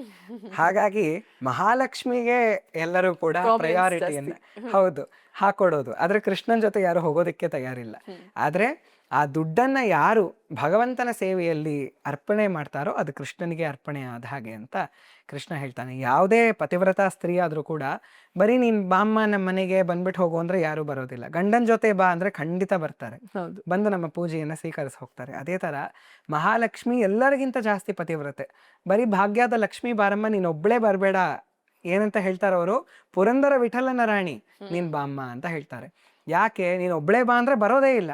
ನಾನು ಬರೋದಿಲ್ಲ, ನಾನು ಒಬ್ಳೇ ಯಾಕೆ ಬರ್ಲಿ, ನನ್ನ ಪತಿಯನ್ನ ಕರೀತಿಲ್ಲ ನೀವು ಅಂತ ಮಹಾಲಕ್ಷ್ಮಿಗೆ ಬೇಜಾರಾಗತ್ತೆ. ಅದಕ್ಕೆ ನೀನು ಒಬ್ಳೇ ಬರಬೇಡಮ್ಮ, ನಿನ್ನ ಪತಿಯನ್ನು ಕರ್ಕೊಂಡ್ ಬಾ ಅಂತ ಕರೆದ್ರೆ ಅವಾಗ ಬರ್ತಾಳೆ. ಹಾಗಾಗಿ ನಾವು ಧರ್ಮವನ್ನ ಇಟ್ಕೊಂಡು ಹಣವನ್ನ ಸಂಪಾದನೆ ಮಾಡಿದ್ರೆ, ಆ ಹಣ ಮತ್ತೆ ಧರ್ಮಕ್ಕೆ ಹಾಕಿದ್ರೆ ಅವಾಗ ಅದಕ್ಕೊಂದು ಅರ್ಥ ಬರುತ್ತೆ. ಇಲ್ಲ ಅಂದ್ರೆ ಅದು ಕೇವಲ ವ್ಯರ್ಥವಾಗತ್ತೆ ಅಷ್ಟೆ. ಹೀಗೆ ಈಗ ರುಕ್ಮಿಣಿ ಕಲ್ಯಾಣ ಮುಗೀತು. ರುಕ್ಮಿಣಿ ಕಲ್ಯಾಣ ಸಂಪೂರ್ಣವಾಯಿತು. ಕೃಷ್ಣನಿಗೆ ರುಕ್ಮಿಣಿ ಮಾಲೆಯನ್ನ ಹಾಕ್ತಾರೆ, ಕೃಷ್ಣ ರುಕ್ಮಿಣಿಗೆ ಮಾಲೆಯನ್ನ ಹಾಕ್ತಾರೆ. 4 ದಿನದ ವಿವಾಹ ಅಂತೆ. ಅಷ್ಟು ಭವ್ಯವಾಗಿ ಕೃಷ್ಣ ರುಕ್ಮಿಣಿಯರ ವಿವಾಹ ಆಗತ್ತೆ. ಪುರುಷ ಪ್ರಕೃತಿಯ ಮಿಲನ ಅಷ್ಟೇ. ಪ್ರಕೃತಿ ಮಹಾಲಕ್ಷ್ಮಿ, ಪುರುಷ ಅವನೇ ಪರಮ ಪುರುಷ. ಅವರಿಬ್ಬರೂ ಕೂಡ ಮತ್ತೆ ನಿತ್ಯದಲ್ಲಿ ಕಲ್ಯಾಣ ಆಗ್ತಿರುತ್ತೆ. ತಿರುಪತಿಯಲ್ಲಿ ನಾವು ನೋಡೋ ಹಾಗೆ ನಿತ್ಯದಲ್ಲಿ ಕಲ್ಯಾಣೋತ್ಸವ ನಡೀತಾನೇ ಇರುತ್ತೆ ಅಲ್ಲಿ, ಮಲಯಪ್ಪ ಸ್ವಾಮಿಗೆ, ಶ್ರೀದೇವಿ ಭೂದೇವಿಗೆ. ಅದೇ ತರ ಇವನಿಗೆ ಕೂಡ ನಿತ್ಯದಲ್ಲಿ ಮಹಾಲಕ್ಷ್ಮಿಯ ಜೊತೆಗೆ ಇರ್ತಾಳೆ. ನಾವು ಭಾಗವತದಲ್ಲೇ ನೋಡೋ ಹಾಗೆ ತಮ್ಮ ಅದ್ಭುತಂ ಬಾಲಕಂ ಮುಂಬುಜೇಕ್ಷಣಂ ಶ್ರೀವತ್ಸ ಲಕ್ಷ್ಮಿಂ ಕಲಶೋಭಿ ಕೌಸ್ತುಭಂ ಅಂತ ಭಾಗವತ ನಮ್ಗೆ ಹೇಳುತ್ತೆ. ಆತ ಬರ್ತಿದ್ದ ಹಾಗೇನೆ ದೇವಕಿ ವಸುದೇವರಿಗೆ ಮೊದಲ ಬಾರಿ ಕಾಣಿಸ್ಕೊಳ್ತಿದ್ದ ಹಾಗೇನೆ ಅವನ ವಕ್ಷಸ್ಥಳದಲ್ಲಿ ಶ್ರೀವತ್ಸ ಇತ್ತಂತೆ, ಅಂದ್ರೆ ಮಹಾಲಕ್ಷ್ಮಿ ಇದ್ಲಂತೆ. ಒಂದು ಕ್ಷಣ ಕೂಡ ಅವರಿಂದ ಬೇರೆ ಆಗಿಲ್ಲ. ಫಿಸಿಕಲ್ ಆಗಿ ಇವಾಗ ಅವರಿಬ್ಬರ ವಿವಾಹ ಆಯ್ತು ಅಷ್ಟೇ. ಈಗ ನಾರದ್ರಿಗೆ ಬರ್ತಾರಲ್ಲ ಅವಾಗ ಏನಾಗುತ್ತೆ ಅಂತ. ನಾರದ್ರು ಬರೋ ಪ್ರಸಂಗ ತುಂಬಾ ಚೆನ್ನಾಗಿದೆ. ಒಂದು ಸಂಪೂರ್ಣ ಅಧ್ಯಾಯನೇ ಭಾಗವತದಲ್ಲಿ ನಾರದ್ರು ದ್ವಾರಕೆಗೆ ಬರೋದ್ರ ಬಗ್ಗೆ ಇದೆ. ನಾರದ್ರು ತುಂಬಾ ಇಷ್ಟಪಟ್ಕೊಂಡು ದ್ವಾರಕೆಯನ್ನು ನೋಡಬೇಕು ಅಂತ ಬರ್ತಾರೆ. ಬಂದ ಕೂಡಲೇ ತುಂಬಾ ಭವ್ಯವಾದ ನಗರ, ಒಳ್ಳೆ ನದಿ ಹರಿತಾ ಇದೆ, ಗೋಮತಿ ನದಿ. ಹಂಸಗಳೆಲ್ಲ ಇದೆ, ಅಲ್ಲಿ ಎಲ್ಲ ಸಂಚರಿಸ್ತಾ ಇದೆ. ತಾವರೆಗಳು, ವಿವಿಧ ರೀತಿಯ ತಾವರೆಗಳನ್ನ ಅವ್ರು ಹೆಸರಿಸ್ತಾರೆ.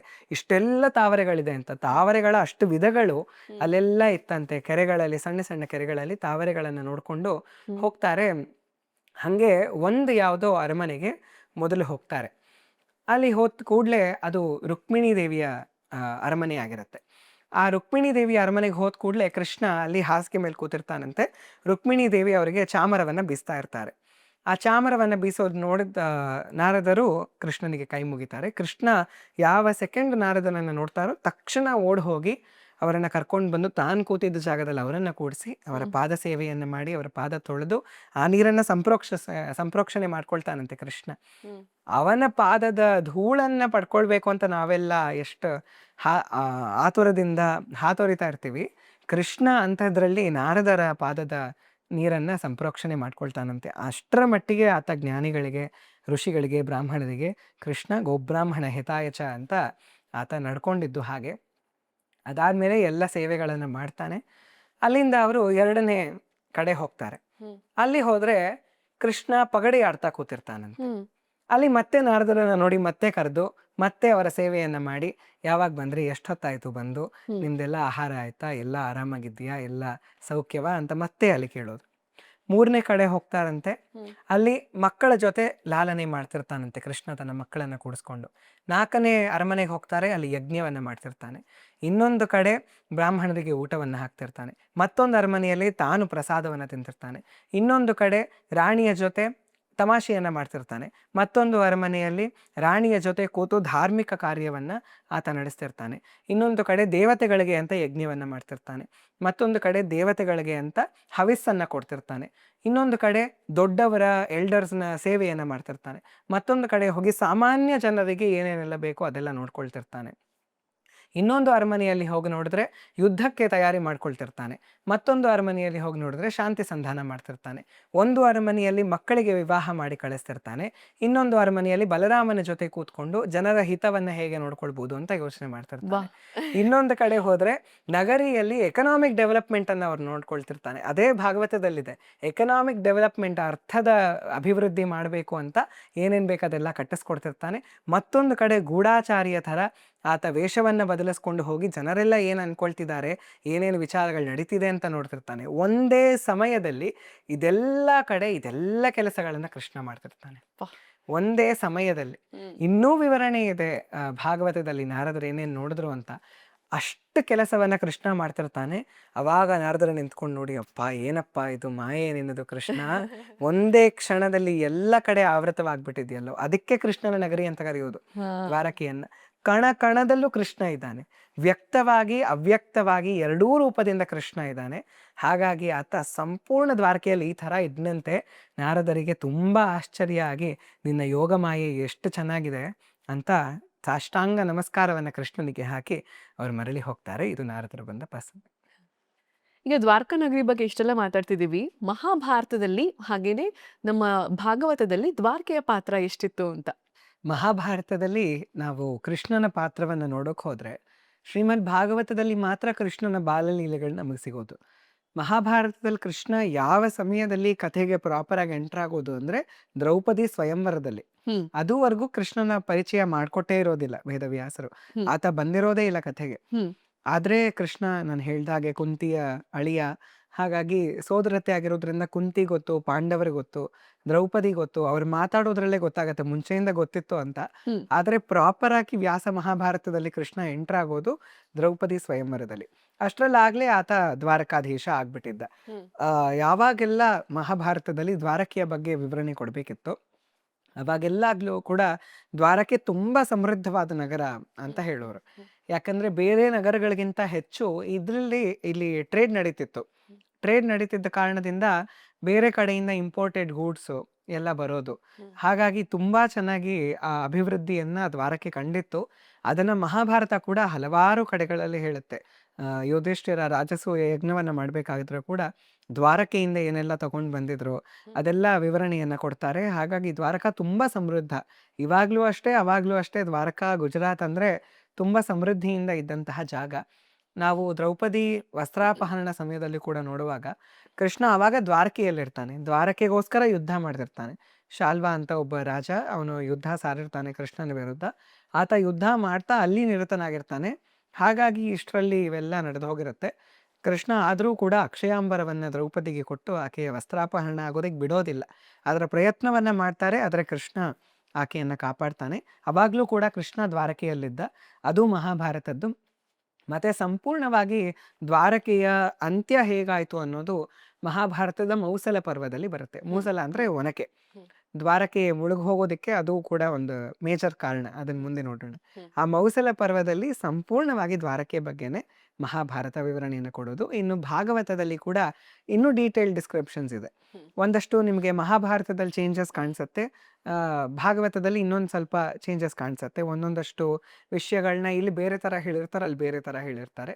ಆದ್ರೆ ಸ್ಟೋರಿ ಲೈನ್ ಸೇಮ್, ಏನೂ ಚೇಂಜ್ ಆಗೋದಿಲ್ಲ. ಇನ್ನೂ ಎಕ್ಸ್ಟ್ರಾ ಡೀಟೇಲ್ ನಮಗೆ ಭಾಗವತದಲ್ಲಿ ಮತ್ತೆ ಹರಿವಂಶ ಪುರಾಣದಲ್ಲಿ. ಹರಿವಂಶ ಖಿಲ ಪರ್ವ ಅಂತ, ಮಹಾಭಾರತದ 18 ಪರ್ವಗಳನ್ನು ಬಿಟ್ಟು ಅಪೆಂಡಿಕ್ಸ್ ಅಂತ ನಾವೇನು ಕರಿತೀವಿ, ಅದು ಖಿಲ ಪರ್ವ, ಹರಿವಂಶ ಪುರಾಣ. ಅದು ಸಂಪೂರ್ಣವಾಗಿ ಕೃಷ್ಣನ ಬಗ್ಗೆನೇ ಇರೋದು. ಅದರಲ್ಲಿ ತುಂಬಾ ಚೆನ್ನಾಗಿ ವಿವರಣೆಯನ್ನ ಕೊಟ್ಕೊಳ್ತಾ ಹೋಗ್ತಾರೆ. ಇಲ್ಲಿ ಭಾಗವತದಲ್ಲಿ ಇನ್ನೂ ಹೆಚ್ಚು ನಮಗೆ ದ್ವಾರಕಾ ನಿರ್ಮಾಣ ಆಗಿದ್ದು ಹೇಗೆ, ಅಲ್ಲಿಗೆ ನಾರದ ಮುನಿಗಳು ಬಂದಾಗ ಹೇಗಿತ್ತು, ಕೃಷ್ಣ ತನ್ನ ರಾಣಿಯರನ್ನ ಹೇಗೆ ನೋಡ್ಕೊಳ್ತಿದ್ದ, ಅದೆಲ್ಲ ದ್ವಾರಕೆಯ ಬಗ್ಗೆ ವಿವರಣೆಯನ್ನ ನಾವಿವಾಗಲೇ ನೋಡ್ತಿರೋ ಹಾಗೆ ಭಾಗವತ ನಮಗೆ ತಿಳಿಸ್ಕೊಡುತ್ತೆ. ದ್ವಾರಕಾ ನಗರ ಹೇಗಿತ್ತು ಅಂತ ನಾವು ಇವಾಗ ಇಮ್ಯಾಜಿನ್ ಮಾಡ್ಕೊಂಡ್ರೆ ಅಥವಾ ನಿಮ್ಮ ಬಾಯಲ್ಲಿ ಅದರ ವರ್ಣನೆಯನ್ನ ಕೇಳ್ತಿದ್ರೇನೆ, ಓ ಇವಾಗ ಇರ್ಬೇಕಾಗಿತ್ತಪ್ಪ ಇಷ್ಟು ಚೆನ್ನಾಗಿರೋದಲ್ಲ ಅಂತ ಮನ್ಸಲ್ಲಿ ಒಂದು ಆಸೆ ಅಂತೂ ಮೂಡುತ್ತೆ. ಇಂಥ ದ್ವಾರಕಾ ನಗರಿ, ಕೃಷ್ಣನ ದ್ವಾರಕಾ ನಗರಿ ಮುಳುಗಿದ್ ಹೇಗೆ ಅಂತ? ಅದೇ ಒಂದು ಭವ್ಯವಾದ ನಗರ ಹಾಗೆ ಮುಳುಗೋಯ್ತು ಅಂದ್ರೆ ತುಂಬಾ ಬೇಜಾರಾಗುತ್ತೆ. ಗಗನಚುಂಬಿ ಮಂದಿರಗಳಿತ್ತು ಅಲ್ಲಿ, ಗಗನಚುಂಬಿ ಕಟ್ಟಡಗಳಿತ್ತು, ಚಿನ್ನ, ಸ್ಫಟಿಕ, ವಜ್ರ ವೈಢೂರ್ಯಗಳು ಎಲ್ಲ ಇತ್ತು. ಅಂತಹ ನಗರ ಮುಳುಗೋದ್ರೆ ನಮಗೆ ಖಂಡಿತ ಬೇಜಾರಾಗುತ್ತೆ. ಅದು ಕೃಷ್ಣ ಕಟ್ಟಿದ ನಗರ. ಹೌದು. ಅದು ಹೇಗೆ ಮುಳುಗ್ತು ಅನ್ನೋದಕ್ಕೆ ನಮಗೆ ಹರಿವಂಶ, ಮಹಾಭಾರತ, ಭಾಗವತ ಎಲ್ಲದರಿಂದ ಕತೆ ಸಿಗುತ್ತೆ. ಇದು ಮಾತ್ರ ಎಲ್ಲದರಲ್ಲೂ ಕಾಮನ್. ತುಂಬಾ ಡೀಟೇಲ್ಡ್ ಆಗಿ ವರ್ಣನೆ ಇದೆ. ಇನ್ನು ಮಹಾಭಾರತದ ಸ್ತ್ರೀ ಪರ್ವದಲ್ಲಿ ನಾವು ಶುರು ಮಾಡೋಣ. ಯಾಕಂದ್ರೆ ಅಲ್ಲಿಂದಾನೆ ನಾಂದಿ ಇದಕ್ಕೆ. ಸ್ತ್ರೀ ಪರ್ವದಲ್ಲಿ ಗಾಂಧಾರಿ ಬರ್ತಾರೆ ಯುದ್ಧ ಭೂಮಿಗೆ. ಬಂದು ಎಲ್ಲವನ್ನ ನೋಡ್ತಾರೆ, ತಮ್ಮ ಮಕ್ಕಳು ಸತ್ತು ಬಿದ್ದಿರೋದನ್ನ ನೋಡ್ತಾರೆ, ಎಲ್ಲರ ಹತ್ರ ಹೋಗಿ ತಮ್ಮ ಸಂತಾಪವನ್ನ ತೋಡ್ಕೊಳ್ತಾರೆ. ಕೊನೆಗೆ ದುರ್ಯೋಧನನ ಹತ್ರ ಬರ್ತಾರೆ. ದುರ್ಯೋಧನನ ಹತ್ರ ಬಂದ ಮೇಲೆ ಅವರ ಸಂತಾಪ ಅವರು ಕೃಷ್ಣನ್ ಮುಂದೆ ತೋಡ್ಕೊಳ್ತಾರೆ. ಅವಾಗ್ಲೂ ಕೂಡ ದುರ್ಯೋಧನ ಎಷ್ಟು ರಕ್ತರಂಜಿತವಾಗಿ ಬಿದ್ದಿದ್ದಾನೆ, ಅವನನ್ನ ನೋಡ್ತಿದ್ರು ಕೂಡ ಇವನು ಮಾಡಿರೋ ಕರ್ಮಗಳು ಹಾಗಿತ್ತು ಎಲ್ಲ ಹೇಳ್ತಾರೆ. ಗಾಂಧಾರಿ ಒಂದು ಮಾತು ಹೇಳ್ತಾರೆ ಸ್ತ್ರೀ ಪರ್ವದಲ್ಲಿ, ಈತ ನನ್ನ ಹತ್ರ ಆಶೀರ್ವಾದ ತಗೊಳ್ಳೋದಿಕ್ ಬಂದ. ಎಲ್ಲ ರಾಜರನ್ನ ಕರ್ಕೊಂಡು ಬಂದು ಎಲ್ಲ ರಾಜರು ಕೈ ಮುಗಿದು ನನ್ನ ಮುಂದೆ ನಿಂತ್ಕೊಂಡು ಆಶೀರ್ವಾದವನ್ನ ತಗೊಳ್ಳೋದಕ್ಕೆ ಬಯಸಿದ್ರು. ಅವಾಗ ನಾನು ದುರ್ಯೋಧನ ನಿನಗೆ ಗೆಲುವು ಸಿಗ್ಲಿ ಅಂತ ಹೇಳಲಿಲ್ಲ, ಯಥೋ ಧರ್ಮಸ್ತಥೋ ಜಯ ಅಂತ ಹೇಳಿದೆ. ಇದೇ ಸಾಲು ನಮಗೆ ಮಹಾಭಾರತದಲ್ಲಿ ಸಿಗತ್ತೆ.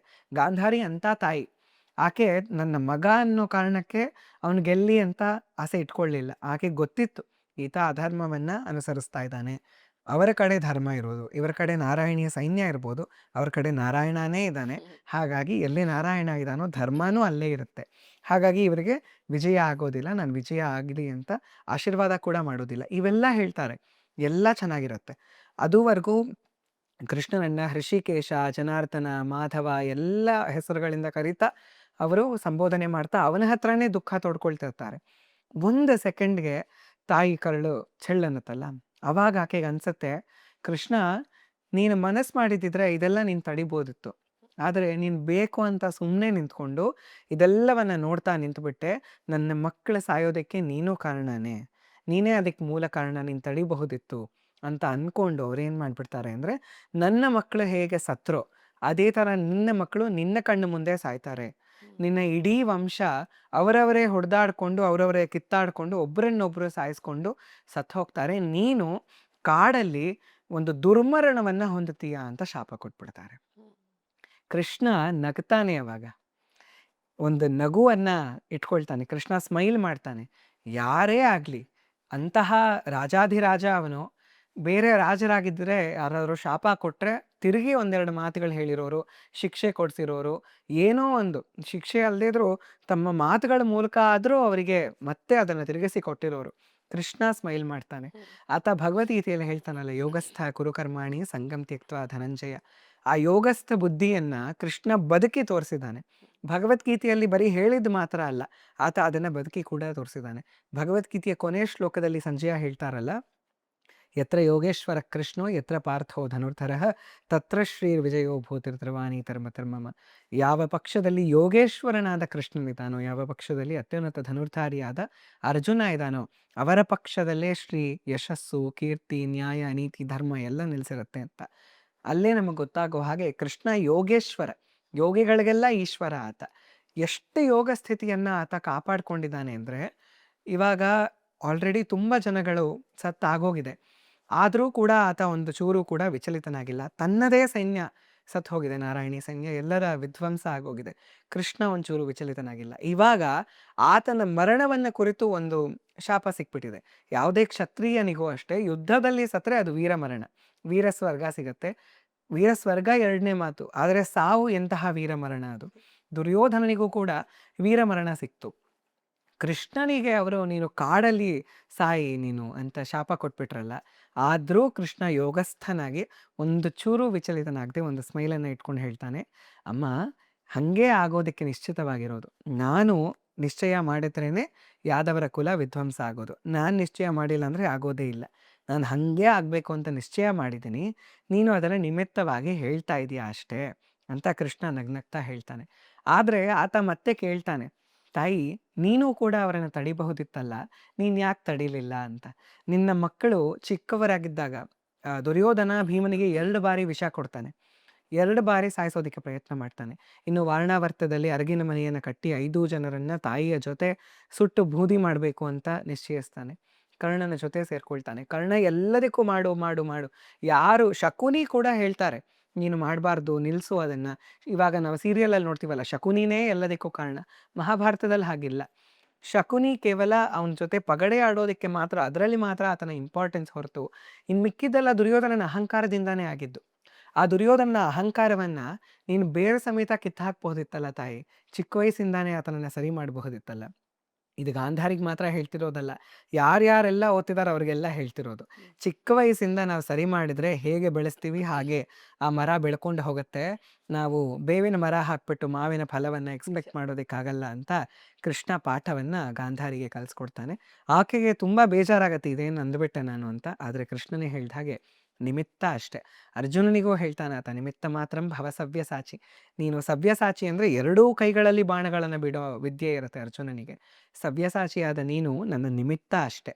ಈ ಯುದ್ಧವನ್ನು ನಾನು ಮಾಡಿಸ್ತಿರೋದು ಭೂಮಿಯ ಭಾರವನ್ನು ಕಡಿಮೆ ಮಾಡೋದಕ್ಕೆ. ಹೇಳಿದ್ನಲ್ಲ, ಭೂಮಿಯ ಭಾರವನ್ನು ಕಡಿಮೆ ಮಾಡಬೇಕು ಅಂತ ಈ ಯುದ್ಧವನ್ನು ನಾನು ಮಾಡಿಸ್ತಿರೋದು, ನೀನು ನನ್ನ ನಿಮಿತ್ತ ಮಾತ್ರ ಅಂತ. ಅದೇ ಥರ ದ್ವಾರಕೆಯ ವಿಧ್ವಂಸ ಆಗಬೇಕು ಅನ್ನೋದು ಕೃಷ್ಣನದೇ ಸಂಕಲ್ಪ. ಯಾಕೆ ಅಂದರೆ ಯಾದವರು ಇದುವರೆಗೂ ಯಾರಿಂದಲೂ ಸೋಲನ್ನು ಕಾಣಿರೋದಿಲ್ಲ.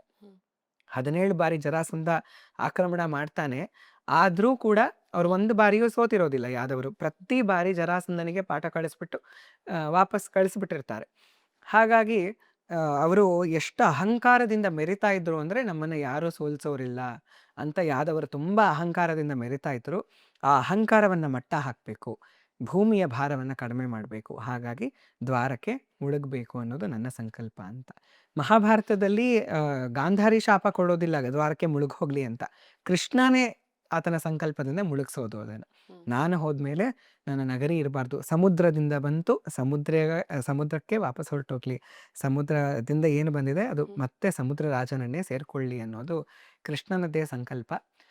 ಅದಾದ್ಮೇಲೆ ಇದು ಒಂದು ಶಾಪ ನಿಮಿತ್ತವಾಗಿ ಬಂದದ್ದು. ತುಂಬ ಘೋರವಾಗಿ ಇವಾಗ ಟಿಪ್ ಆಫ್ ದ ಮೊಮೆಂಟ್ ಅಂತೀವಲ್ಲ, ಆ ಥರ ಟ್ರಿಗರ್ ಆಗಿದ್ದು ದ್ವಾರಕೆಯ ವಿಧ್ವಂಸ 36 ವರ್ಷಗಳಾದ್ಮೇಲೆ.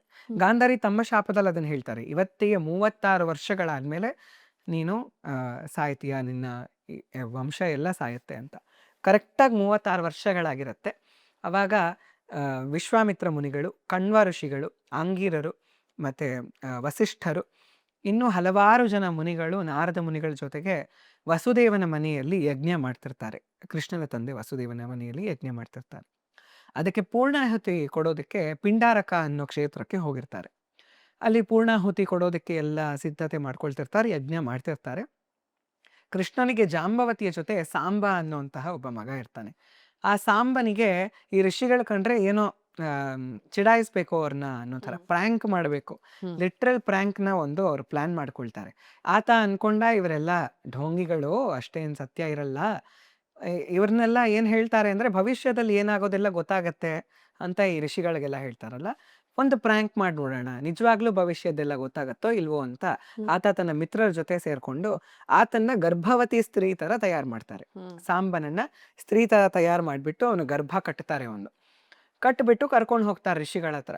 ಕರ್ಕೊಂಡು ಹೋಗಿ ನೋಡಿ, ಇವಳು ಒಬ್ಬ ರಾಜನ ಪತ್ನಿ, ಗರ್ಭವತಿ ಆಗಿದ್ದಾಳೆ, ಇನ್ನೇನು ಮಗು ಹುಟ್ಟೋದಿದೆ, ಯಾವ ಮಗು ಹುಟ್ಟತ್ತೆ ಅಂತ ನೋಡಿ ಹೇಳಿ, ಗಂಡು ಮಗು ಬೇಕು ಅಂತ ಈಕೆಗೆ ಆಸೆ, ನೀವು ನೋಡಿ ಹೇಳಿ ಅಂತ, ನಿಮಗೆ ಮುಂದೆ ದೂರದೃಷ್ಟಿ ಎಲ್ಲ ಇದೆಯಲ್ಲ, ಭವಿಷ್ಯದ್ದೆಲ್ಲ ನಿಮಗೆ ಗೊತ್ತಾಗತ್ತಲ್ಲ, ಹಾಗಾಗಿ ನೋಡಿ ಹೇಳಿ ಅಂತ ಅವ್ರು ಹೇಳ್ತಾರೆ. ಅವ್ರಿಗೆ ಗೊತ್ತಾಗೋಗತ್ತೆ, ಈ ಕೃಷ್ಣನ ಮಗ ಸಾಂಬ ಇದಾನಲ್ಲ, ಇವನ ಗರ್ಭದಿಂದ ಒಂದು ಮೂಸಲ, ಒಂದು ಒನಕೆ ಹುಟ್ಟತ್ತೆ, ಕಬ್ಬಿಣದ ಒನಕೆ ಹುಟ್ಟತ್ತೆ. ಆ ಒನಕೆ ಇಡೀ ಯಾದವ ವಂಶದ ವಿನಾಶಕ್ಕೆ ನಾಂದಿಯಾಗತ್ತೆ, ಹೋಗಿ ಅಂತ ಶಾಪ ಕೊಟ್ಬಿಡ್ತಾರೆ. ಅದು ಟರ್ನಿಂಗ್ ಪಾಯಿಂಟ್. ಅವರು ನೋಡಿ, ಯಾರೇ ಆದರೂ ಅಷ್ಟೇ ಈ ಥರ ಪ್ರ್ಯಾಂಕ್ಗಳನ್ನು ಅಂತಹ ಮಹರ್ಷಿಗಳ ಮೇಲೆ ಮಾಡಕ್ಕೆ ಹೋದರೆ ಸಿಕ್ಕೇ ಸಿಗತ್ತೆ ಪ್ರತಿಫಲ. ಇಡೀ ಯಾದವ ವಂಶ ನಾಶ ಆಗತ್ತೆ ಆ ಒನಕೆಯಿಂದ. ಆ ಒನಕೆಯನ್ನು ಹಡಿತಾನೆ ಹೋಗಿ ಇವನು ಅಂತ ಸಾಂಬನಿಗೆ ಬೈದು ಕಳಿಸ್ಬಿಡ್ತಾರೆ. ಗಾಬರಿ ಆಗತ್ತೆ, ಗರ್ಭವನ್ನು ತೆಗೆದು ನೋಡಿದ್ರೆ ಅಲ್ಲಿಂದ ಒನಕೆ ಸಿಗತ್ತೆ, ಕಬ್ಬಿಣದ ಒನಕೆ. ಸೀದಾ ರಾಜ ಉಗ್ರಸೇನನ ಬಳಿ ಎಲ್ಲರೂ ಹೋಗ್ತಾರೆ. ಎಲ್ಲರೂ ಹೋದಾಗ ಉಗ್ರಸೇನ ಏನು ಹೇಳ್ತಾನೆ ಅಂದರೆ, ಚೆನ್ನಾಗಿ ಚೂರು ಚೂರು ಮಾಡಿಬಿಡಿ, ಇದನ್ನು ಚೆನ್ನಾಗಿ ತೆಗೆದುಬಿಡಿ, ಗಂಧ ತೆಗೆದ ಹಾಗೆ ಚೂರು ಚೂರು ಮಾಡಿಬಿಡಿ, ಸಮುದ್ರಕ್ಕೆ ಎಸೆದುಬಿಡಿ. ಮತ್ತೆ ಇವತ್ತಿಂದ, ಇದು ಭಾಗವತದಲ್ಲಿ ಬರೋದಿಲ್ಲ, ಭಾಗವತದಲ್ಲಿ ಬರೀ ಚೂರು ಮಾಡಿ ಎಸ್ತಿದ್ ಮಾತ್ರ ಬರುತ್ತೆ. ಮಹಾಭಾರತದಲ್ಲಿ ಇವತ್ತಿನಿಂದ ಮದಿರಾಪಾನ ನಿಷೇಧ ಅಂತ ಮಹಾಭಾರತದ ಮೂಸಲ ಪರ್ವ ಹೇಳುತ್ತೆ. ಯಾಕೆ ಅಂದರೆ ಅವಾಗಿನ ರಾಜರೆಲ್ಲ ಮದಿರಾ ನಶೆಯಲ್ಲಿ ಏನು ಬೇಕಾದರೂ ಮಾಡಬಹುದಿತ್ತು. ಇವಾಗ ಅಂತ್ಯ ಸಮೀಪಿಸ್ತಿರೋದ್ರಿಂದ ಮದಿರಾ ಕುಡಿದ್ರೆ ಅವರೊಬ್ಬರನ್ನೊಬ್ಬರು ಹೊಡ್ಕೊಂಡು ಸಾಯುವಂತಹ ಸಾಧ್ಯತೆ ಇರುತ್ತೆ. ಅದಕ್ಕೆ ಮದಿರಾಪಾನ ನಿಷೇಧ ಮಾಡೋಣ ಅಂತ ಉಗ್ರಸೇನ ನಿಷೇಧ ಮಾಡಿಬಿಡ್ತಾರೆ. ಆ ಒನಕೆಯನ್ನು ಚೆನ್ನಾಗಿ ಪುಡಿ ಪುಡಿ ಮಾಡಿ ಸಮುದ್ರಕ್ಕೆ ಎಸೆದು ಬಿಡ್ತಾರೆ. ಕೊನೆಯದು ಒಂದು ಪೀಸ್ ಇರುತ್ತೆ, ಅದನ್ನು ಪುಡಿ ಮಾಡೋದಕ್ಕೆ ಸಾಧ್ಯ ಇಲ್ಲ, ತೆಗೆಯೋದಕ್ಕೂ ಸಾಧ್ಯ ಇಲ್ಲ, ಅದನ್ನು ಹಾಗೆ ಎಸೆದು ಬಿಡ್ತಾರೆ ಸಮುದ್ರಕ್ಕೆ. ಅವಾಗ ಏನಾಗತ್ತೆ ಅಂದರೆ ಆ ಪುಡಿಗಳೆಲ್ಲ ಸಮುದ್ರದಿಂದ ವಾಪಸ್ ಬಂದು ದಡದಲ್ಲಿ ಹುಲ್ಲುಗಳಾಗಿ ಬೆಳ್ಕೊಳ್ಳುತ್ತೆ, ಹುಲ್ಲು ಕಡ್ಡಿಗಳ, ಕಬ್ಬಿಣದ ಹುಲ್ಲುಗಳಾಗಿ ಬೆಳ್ಕೊಳ್ಳುತ್ತೆ. ಒಂದೇ ಒಂದು ಪೀಸ್ ಉಳ್ದಿರುತ್ತಲ್ಲ, ಆ ಪೀಸನ್ನ ಒಂದು ಮೀನು ನುಂಗ್ಬಿಡುತ್ತೆ. ಆ ಮೀನನ್ನು ಒಬ್ಬ ಮೀನುಗಾರ ಬೇರೆ ಮೀನುಗಳ ಜೊತೆ ಹಿಡ್ಕೊಳ್ತಾನೆ. ಆಮೇಲೆ ಆತ ಮನೆಗೆ ತೊಗೊಂಡು ಹೋಗಿ ಆ ಮೀನನ್ನು ತೆಗೆದು ನೋಡಿದ್ರೆ ಅದರಿಂದ ಕಬ್ಬಿಣದ ತುಂಡು ಬರುತ್ತೆ. ಅದನ್ನು ಆತ ಬೇಟೆಗಾರ ಅದನ್ನು ಒಂದು ಬಾಣದ ಹರಿತವಾಗಿ ಬಾಣ ಮಾಡಿಕೊಂಡು ಅದಕ್ಕೆ ವಿಷ ಹಚ್ಚಿ ಇಟ್ಕೊಳ್ತಾನೆ, ವಿಷದ ಬಾಣ ಮಾಡಿ ಇಟ್ಕೊಳ್ತಾನೆ ಒಬ್ಬ ಬೇಟೆಗಾರ. ಆತನ ಹೆಸರು ಜರ ಅಂತ. ಅಲ್ಲಿಗೆ ಅಷ್ಟು ವಾಪಸ್ ಬಂದ್ಬಿಡ್ತು, ಏನೂ ಹೋಗಲಿಲ್ಲ ಸಮುದ್ರಕ್ಕೆ. ಕಬ್ಬಿಣದ ಒನಕೆ ಮೂಸಲ ಅಷ್ಟು ವಾಪಸ್ ಬಂದ್ಬಿಡ್ತು. ಸ್ವಲ್ಪ ಸಮಯ ಆಗತ್ತೆ, ಯಾದವರೆಲ್ಲ ಎಲ್ಲ ಮರ್ತು ಹೋಗಿದ್ದಾರೆ, ಎಲ್ಲ ಚೆನ್ನಾಗಿದೆಯಲ್ಲ ಅಂತ. ಆದರೆ ತುಂಬ ಅಪಶಕುನಗಳು ಬರ್ತಾ ಇರುತ್ತೆ. ಆಕಾಶದಲ್ಲಿ ಎಲ್ಲ ಅಪಶಕುನಗಳು ಕಾಣಿಸ್ತಾ ಇರುತ್ತೆ. ನಕ್ಷತ್ರಗಳ ಚಲನೆಯಲ್ಲಿ ಅವ್ರಿಗೆ ಗೊತ್ತಾಗ್ತಿರುತ್ತೆ ಏನೋ ಕೆಟ್ಟದಾಗ್ತಾ ಇದೆ ಅಂತ. ಮತ್ತು ಮಹಾಭಾರತ ಹೇಳುತ್ತೆ, ಅವರಿಗೆಲ್ಲ ಮೃತ್ಯು ಒಬ್ಬ ಪರ್ಸನ್ನ ರೂಪದಲ್ಲಿ ಕಾಣಿಸ್ತಿದ್ರಂತೆ, ಒಬ್ಬ ವ್ಯಕ್ತಿಯ ರೂಪದಲ್ಲಿ ಮೃತ್ಯು ಬಂದು ಅವರಿಗೆ ಕಾಣಿಸ್ಕೊಳ್ತಿದ್ನಂತೆ. ಕಪ್ಪದಾಗಿ ಆತ ಬಂದು ಅವ್ರ ಮನೆಗಳಲ್ಲಿ ಹೀಗೆ ಇಣಕ್ ನೋಡೋನಂತೆ ಮೃತ್ಯು. ಎಲ್ಲರಿಗೂ ಭಯ. ಹಾಗೆ ಆ ಥರ ವಾತಾವರಣ ಸೃಷ್ಟಿಯಾಗೋಗಿದೆ. ಹೆಂಗಸರಿಗೆಲ್ಲ ಹೆಣ್ಣು ರೂಪದಲ್ಲಿ ಮೃತ್ಯು ಕಾಣಿಸ್ಕೊಳ್ತಿತ್ತಂತೆ ಕನಸಲ್ಲಿ ಬಂದು ಮೃತ್ಯು ಕಾಣಿಸ್ಕೊಳ್ಳೋದು, ಎಲ್ಲರೂ ಸಾಯೋದು ಹೆಂಗಸರಿಗೆಲ್ಲ ಕಾಣಿಸ್ತಿತ್ತಂತೆ. ಎಲ್ಲ ರೀತಿಯ ಅಪಶಕುನಗಳು, ಯಾವುದೋ ಪ್ರಾಣಿಯಿಂದ ಇನ್ಯಾವುದೋ ಪ್ರಾಣಿ ಹುಟ್ಟೋದು, ಹಸುವಿಂದ ಆನೆ ಮರಿ ಹುಟ್ಟೋದು, ಅದೆಲ್ಲ ಆಗಿದೆ. ಅವೆಲ್ಲ ಅಪಶಕುನಗಳು ಬಂದು ಹೋಗಿದೆ. ಎಲ್ಲರಿಗೂ ಒಂದು ಸ್ವಲ್ಪ ಗಾಬರಿ ಆಗಿದೆ. ಕೃಷ್ಣ ಹೇಳ್ತಾನೆ, ಇನ್ನು ಈ ಜಾಗ ನಾವು ವಾಸ ಇರೋದಕ್ಕೆ ಯೋಗ್ಯ ಅಲ್ಲ, ಇಲ್ಲಿಂದ ನಾವು ಒಂದು ತೀರ್ಥಕ್ಷೇತ್ರಕ್ಕೆ ಹೋಗೋಣ, ಪಿಕ್ನಿಕ್ ಥರ ಅಲ್ಲಿಗೆ ಹೋಗೋಣ ಅಂದ್ಬಿಟ್ಟು ಪ್ರಭಾಸ ಕ್ಷೇತ್ರ ಅಲ್ಲಿಂದ ತುಂಬ ಹತ್ರ ಸೋಮನಾಥ ಜ್ಯೋತಿರ್ಲಿಂಗ ಇದೆಯಲ್ಲ ಅಲ್ಲಿಗೆ ಹತ್ರ. ಅಲ್ಲಿಗೆ ಪ್ರಭಾಸ ಕ್ಷೇತ್ರಕ್ಕೆ ಹೋಗೋಣ ಅಂದ್ಬಿಟ್ಟು ಕೃಷ್ಣ ಬಲರಾಮ ಎಲ್ಲ ಯಾದವರು ಹೋಗ್ತಾರೆ. ಒಂದಷ್ಟು ಜನ ಉಳ್ಕೊಂಡಿರ್ತಾರೆ, ವೃದ್ಧರು ಮತ್ತೆ ಚಿಕ್ಕ ಮಕ್ಕಳು ಅವರೆಲ್ಲ ಹಾಗೆ ಉಳ್ಕೊಂಡ್ಬಿಟ್ಟಿರ್ತಾರೆ, ಸ್ತ್ರೀಯರು ಎಲ್ಲ ಅಲ್ಲೇ ಇರ್ತಾರೆ. ಯಾದವರೆಲ್ಲರೂ ಕೂಡ ಪ್ರಭಾಸ ಕ್ಷೇತ್ರಕ್ಕೆ ಹೋಗ್ತಾರೆ. ಎಲ್ಲರೂ ಕೂಡ ಏನು ಮಾಡ್ತಾರೆ ಅಂದರೆ ಆ ನಶೆ ಏನೂ ಆಗಿಲ್ಲ ಇನ್ನೂ, ಅಹಂಕಾರದ ನಶೆ ಅದರ ಮದದಲ್ಲಿದ್ದಾರೆ. ಅದಕ್ಕೆ ನಿಜವಾಗ್ಲೂ ನಶೆ ಮಾಡೋಣ ಅಂದ್ಬಿಟ್ಟು ಮದಿರಾಪಾನವನ್ನು ಅವರೇ ತಯಾರು ಮಾಡ್ಕೊಂಡ್ಬಿಡ್ತಾರೆ. ತಯಾರು ಮಾಡಿ ಎಲ್ಲರೂ ಕುಡಿಯೋದಕ್ಕೆ ಶುರು ಮಾಡ್ತಾರೆ. ಕೃಷ್ಣ ಬಲರಾಮ ದೂರದಿಂದ ನಿಂತ್ಕೊಂಡು ನೋಡ್ತಿರ್ತಾರೆ. ಕೃಷ್ಣ ತಡೆಯೋದಿಲ್ಲ, ಯಾಕಂದ್ರೆ ಅವನದ್ದೇ ಸಂಕಲ್ಪ, ಅವನು ಆಗ್ಲೇಬೇಕು. ಕೃಷ್ಣ ಸುಮ್ಮನೆ ನಿಂತ್ಕೊಂಡು ನೋಡ್ತಿರ್ತಾನೆ. ಕೃಷ್ಣ ತನ್ನ ಇಡೀ ಚರಿತ್ರೆಯಲ್ಲಿ, ಇಡೀ ಜೀವನದಲ್ಲಿ ಒಂದು ಹನಿ ಮದಿರ ಆಗಲಿ, ಒಂದು ತುಂಡು ಮಾಂಸ ಆಗಲಿ ತಿಂದಿದ್ದು ಉಲ್ಲೇಖವೇ ಇಲ್ಲ. ಹಾಗೆ ಕೃಷ್ಣ ಬಲರಾಮರು ತಮ್ಮ ಜೀವನವನ್ನು ನಡೆಸಿದ್ದು. ಇವತ್ತು ಎಷ್ಟೊಂದು ಜನ ಆ ಥರ ಆಕ್ಷೇಪ ಮಾಡ್ತಾರೆ, ಕ್ಷತ್ರಿಯ ರಾಮ ಮಾಂಸ ತಿಂದಿದ್ದಾನೆ, ಕೃಷ್ಣ ಮಾಂಸ ತಿಂದಿದ್ದಾನೆ ಅನ್ನೋದೆಲ್ಲ ಆರೋಪಗಳು ಬರುತ್ತೆ. ಮೂಲವನ್ನು ನಾವು ಓದಬೇಕು. ರಾಮಾಯಣದಲ್ಲಿ 20ಕ್ಕಿಂತ ಹೆಚ್ಚು ಶ್ಲೋಕಗಳು ಹೇಳುತ್ತೆ ರಾಮ ಕೇವಲ ಕಂದ ಮೂಲಗಳನ್ನು ಆಶ್ರಯಿಸಿ ಋಷಿಯ ಥರ ಜೀವನ ನಡೆಸಿದ್ದು ಅಂತ. ಅಲ್ಲಿ ಅರಣ್ಯದಲ್ಲಿ ಹಾಗೆ ಬದುಕಿದ್ದು, ಒಂದು ತೃಣವೂ ಕೂಡ ಅವನು ಒಂದು ತೃಣಕ್ಕೂ ನೋವು ಮಾಡಲಿಲ್ಲ ಅಂತ ರಾಮನ ಚರಿತ್ರೆ. ಮಹಾಭಾರತದ ಅನುಶಾಸನ ಪರ್ವದಲ್ಲಿ ಭೀಷ್ಮ ಯುಧಿಷ್ಠಿರನಿಗೆ ಹೇಳ್ತಾರೆ, ರಾಮ ಒಂದೇ ಒಂದು ದಿನಕ್ಕೂ ಮಾಂಸ ಭಕ್ಷಣೆ ಮಾಡಿದವರಲ್ಲ, ಅಂತಹ ರಾಜರ ಹಾದಿಯಲ್ಲಿ ನೀನು ನಡಿಬೇಕು ಯುಧಿಷ್ಠಿರ ಅಂತ ಭೀಷ್ಮ ಹೇಳ್ಕೊಡ್ತಾರೆ. ಕೃಷ್ಣನದ್ದು ಇನ್ನು ಸಂದೇಹ ಹುಟ್ಟೋ ಥರ ಶ್ಲೋಕಗಳೇ ಇಲ್ಲ. ಕೃಷ್ಣ ಒಂದು ಕಡೆನೂ ಆ ಥರ ಶ್ಲೋಕಗಳಿಲ್ಲ. ಇನ್ನು ಮಧುವಿಂದ ಜೇನುತುಪ್ಪದಿಂದ ಪಾನಕ ಥರ ಮಾಡೋರು ಅದನ್ನು ಕುಡಿದಿದ್ದಿದೆ ಹೊರತು ಮದಿರಾಪಾನವನ್ನು ನಶೆ ಉಂಟು ಮಾಡೋದು ಒಂದು ದಿನಕ್ಕೂ ಕೃಷ್ಣ ಇಲ್ಲ. ಹಾಗಾಗಿ ಆತ ದೂರದಿಂದ ನಿಂತು ನೋಡ್ತಿದ್ದಾನೆ. ರಾಮಾಯಣದಲ್ಲಿ ಹನುಮಂತ ಕೂಡ ಅದನ್ನು ಮಾಡಿಲ್ಲ. ಅವರೆಲ್ಲ ಸೀತೆಯನ್ನು ಹುಡ್ಕೊಂಡು ಬಂದು ಖುಷಿಯಲ್ಲಿ ಮಧುಪಾನ ಮಾಡ್ತಾರೆ, ಅದನ್ನು ಹನುಮಂತ ಕೂಡ ಮಾಡೋದಿಲ್ಲ. ಅದೆಲ್ಲ ಉಲ್ಲೇಖ ಇದೆ, ಅದನ್ನು ನಾವು ಮೂಲದಲ್ಲಿ ನೋಡಬಹುದು. ಇಲ್ಲಿ ಕೃಷ್ಣ ನೋಡ್ತಾ ಇದ್ದಾನೆ, ಎಲ್ಲರೂ ಕೂಡ ಮಧುಪಾನ ಮಾಡಿ ನಶೆಯಲ್ಲಿ ಮುಳುಗಿದ್ದಾರೆ. ಯುಯುಧಾನ ಅಂತ ಈ ಯಾದವರ ಪಕ್ಷದಲ್ಲಿ ಹೇಗಿತ್ತು ಅಂದರೆ ಒಗ್ಗಟ್ಟಿರಲಿಲ್ಲ. ಕುರುಕ್ಷೇತ್ರ ಯುದ್ಧ ಆದಾಗ ಕೃಷ್ಣ ಯುದ್ಧ ಮಾಡಲ್ಲ, ಬಲರಾಮ ಯುದ್ಧ ಮಾಡಲ್ಲ. ಯಾಕಂದರೆ ಬಲರಾಮನಿಗೆ ಪೂರ್ತಿ ಪಾಂಡವರ ಕಡೆ ಅಷ್ಟೊಂದೇನು ಪ್ರೇಮ ಇರಲಿಲ್ಲ. ಅವರ ಶಿಷ್ಯ ದುರ್ಯೋಧನ. ಹಾಗಾಗಿ ಮಿಥಿಲೆಯಲ್ಲಿ ಅವನಿಗೆಲ್ಲ ಟ್ರೈನಿಂಗ್ ಕೊಟ್ಟಿರ್ತಾರೆ, ಅವನ ಜೊತೆ ಯುದ್ಧ ಮಾಡಬೇಕು, ಅವನ ಪರ ಯುದ್ಧ ಮಾಡಬೇಕು ಅಂತಾನೂ ಇರುತ್ತೆ. ಆದರೆ ಕೃಷ್ಣನ ಬಿಟ್ಟು ಒಂದು ಕ್ಷಣಕ್ಕೂ ಬಲರಾಮ ಹೋಗೋದಿಲ್ಲ. ಅದಕ್ಕೆ ನಾನು ಯುದ್ಧನೇ ಮಾಡೋದಿಲ್ಲ ಅಂತ ಬಲರಾಮ ಮಾಡೋದಿಲ್ಲ, ಕೃಷ್ಣ ಮಾಡೋದಿಲ್ಲ ಯುದ್ಧ. ಆದರೆ ಯಾದವರೆಲ್ಲ ಅವರವರ ಸಣ್ಣ ಸಣ್ಣ ಗುಂಪುಗಳಿರುತ್ತೆ, ಒಂದೊಂದು ಪಂಗಡಗಳಲ್ಲಿ ಅವರೇ ಗುಂಪು ಮಾಡಿಕೊಂಡು ಆಳ್ವಿಕೆ ಮಾಡ್ತಿರ್ತಾರೆ. ಜನಪದ ಅಂತ ಕರಿತೀವಿ ನಾವು ಅದನ್ನು. ಯುಯುಧಾನ ಅಂತ, ಯುಯುಧಾನ ಸಾತ್ಯಕಿ ಕೃಷ್ಣನ ಬಿಟ್ಟು ಹೋಗೋದಿಲ್ಲ, ಅವ್ರ ಪಾಂಡವರ ಪಕ್ಷದಲ್ಲಿ. ಕೃತವರ್ಮ ಅಂತ ಅವನು ಕೌರವರ ಪಕ್ಷದಿಂದ ಯುದ್ಧ ಮಾಡಿರ್ತಾನೆ. ಯಾದವರೇ ಎಲ್ಲರೂ. ಕುಡಿದ ನಶೆಯಲ್ಲಿ ಯುಯುಧಾನ ಏನು ಹೇಳ್ತಾನೆ ಕೃತವರ್ಮನಿಗೆ, ಎಂತಹ ಹೇಡಿಗಳು ನೀವೆಲ್ಲರೂ, ಪಾಂಡವರ ಮಕ್ಕಳು 5 ಜನ ಮಲಗಿದ್ರಲ್ಲ, ಮಲಗಿದ್ದಾಗ ಹೋಗಿ ಅವರ ತಲೆಗಳನ್ನು ಕತ್ತರಿಸ್ಬಿಟ್ರಿ ನೀವು, ಎಂತಹ ಹೇಡಿಗಳು, ಯಾವ ಥರ ಯುದ್ಧ ಮಾಡೋದು ನೀವು, ಯುದ್ಧ ಮಾಡಿದ್ದೆಲ್ಲ ಅದೇ ಥರ ಅಧರ್ಮದಿಂದ ಅಂತ ಯುಯುಧಾನ ಕೃತವರ್ಮನಿಗೆ ಹೇಳ್ತಾನೆ. ಕೃತವರ್ಮ ಸುಮ್ಮನಿರೋದಿಲ್ಲ. ಭೂರಿಶ್ರವ ಅಷ್ಟು ವಯಸ್ಸಾಗಿತ್ತು, ಅವನ ಕೈಯನ್ನು ಕತ್ತರಿಸ್ಬಿಟ್ರಲ್ಲ ನೀವು, ಅದ್ಯಾವ ಸೀಮೆ ಯುದ್ಧ ಅಂತ ಅವನು ಹೇಳ್ತಾನೆ.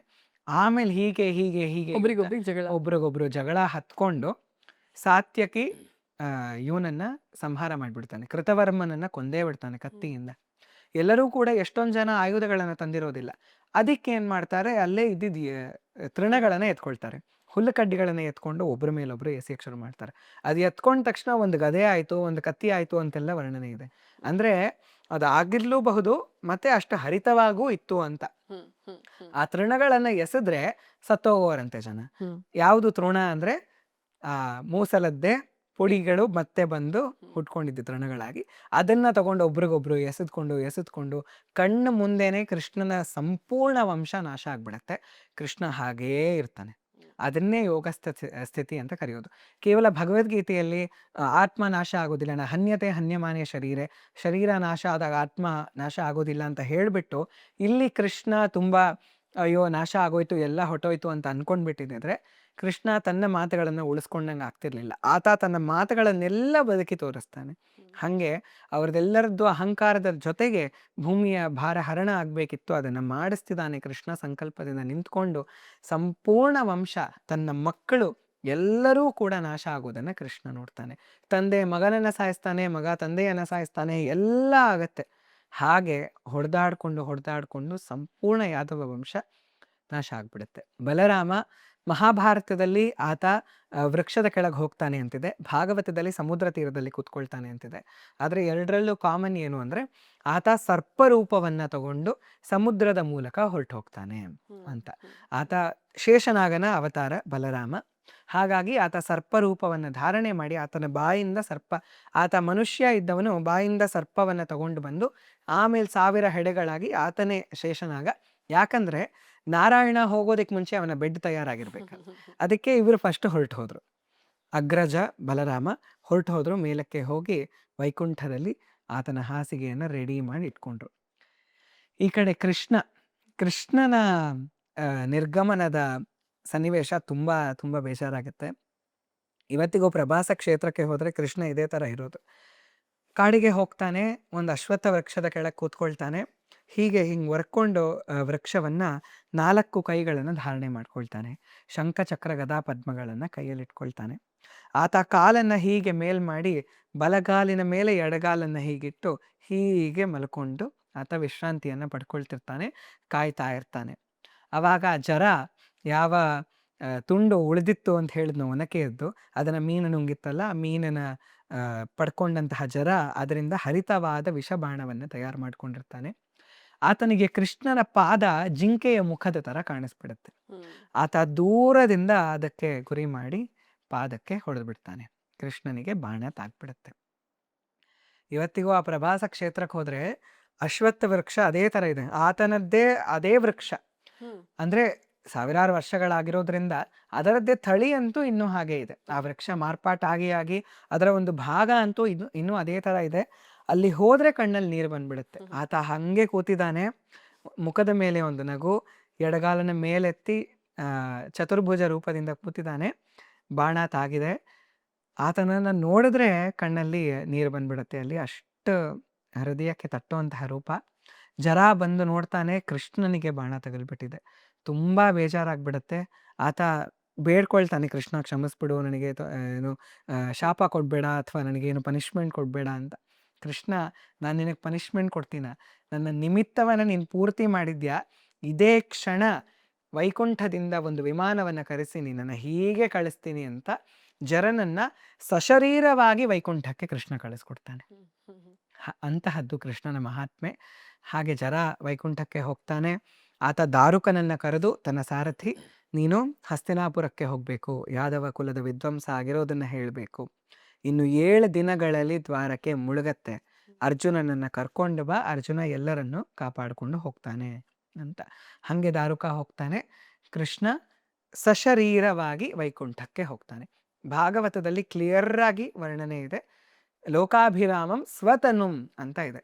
ಅಂದರೆ ಯೋಗಿಗಳೆಲ್ಲ ಮುಂಚೆ ಏನು ಮಾಡೋರು ಅಂದರೆ, ಸತೀದೇವಿಯ ಕಥೆಯಲ್ಲಿ ನಾವು ಇದನ್ನು ನೋಡಬಹುದು. ಆಗ್ನೇಯಿ ಅಂತ ಒಂದು ಧ್ಯಾನ ವಿಧಿ. ಆಗ್ನೇಯಿ ಧ್ಯಾನ ವಿಧಿಯಿಂದ ಯೋಗಿಗಳು ತಮ್ಮ ಸಾವಿನ ಸಮಯವನ್ನು ನಿರ್ಧಾರ ಮಾಡಿಕೊಂಡು, ಅವ್ರು ಮಾತ್ರ, ನಾವು ಯಾವಾಗ ಬೇಕೋ ಆವಾಗಲೇ ಸಾಯಕ್ಕಾಗೋದು ಯೋಗಿಗಳು ಮಾತ್ರ, ನಮ್ಗೆ ಯಾರಿಗೂ ಆ ಶಕ್ತಿ ಇಲ್ಲ.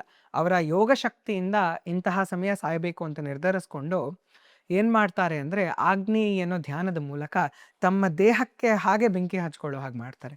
ಯಾರೂ ಚಿತೆಯನ್ನು ಅವರಿಗೆ ಮಾಡೋದೇ ಬೇಡ, ಅಂತ್ಯ ಸಂಸ್ಕಾರ ಮಾಡೋದೇ ಬೇಡ. ಯೋಗಿಗಳು ಸುಷುಮ್ನ ನಾಡಿಯ ಮೂಲಕ ದೇಹ ಬಿಡ್ತಿದ್ದ ಹಾಗೆ ದೇಹ ಉರಿದು ಬೂದಿಯಾಗ್ಬಿಡತ್ತೆ.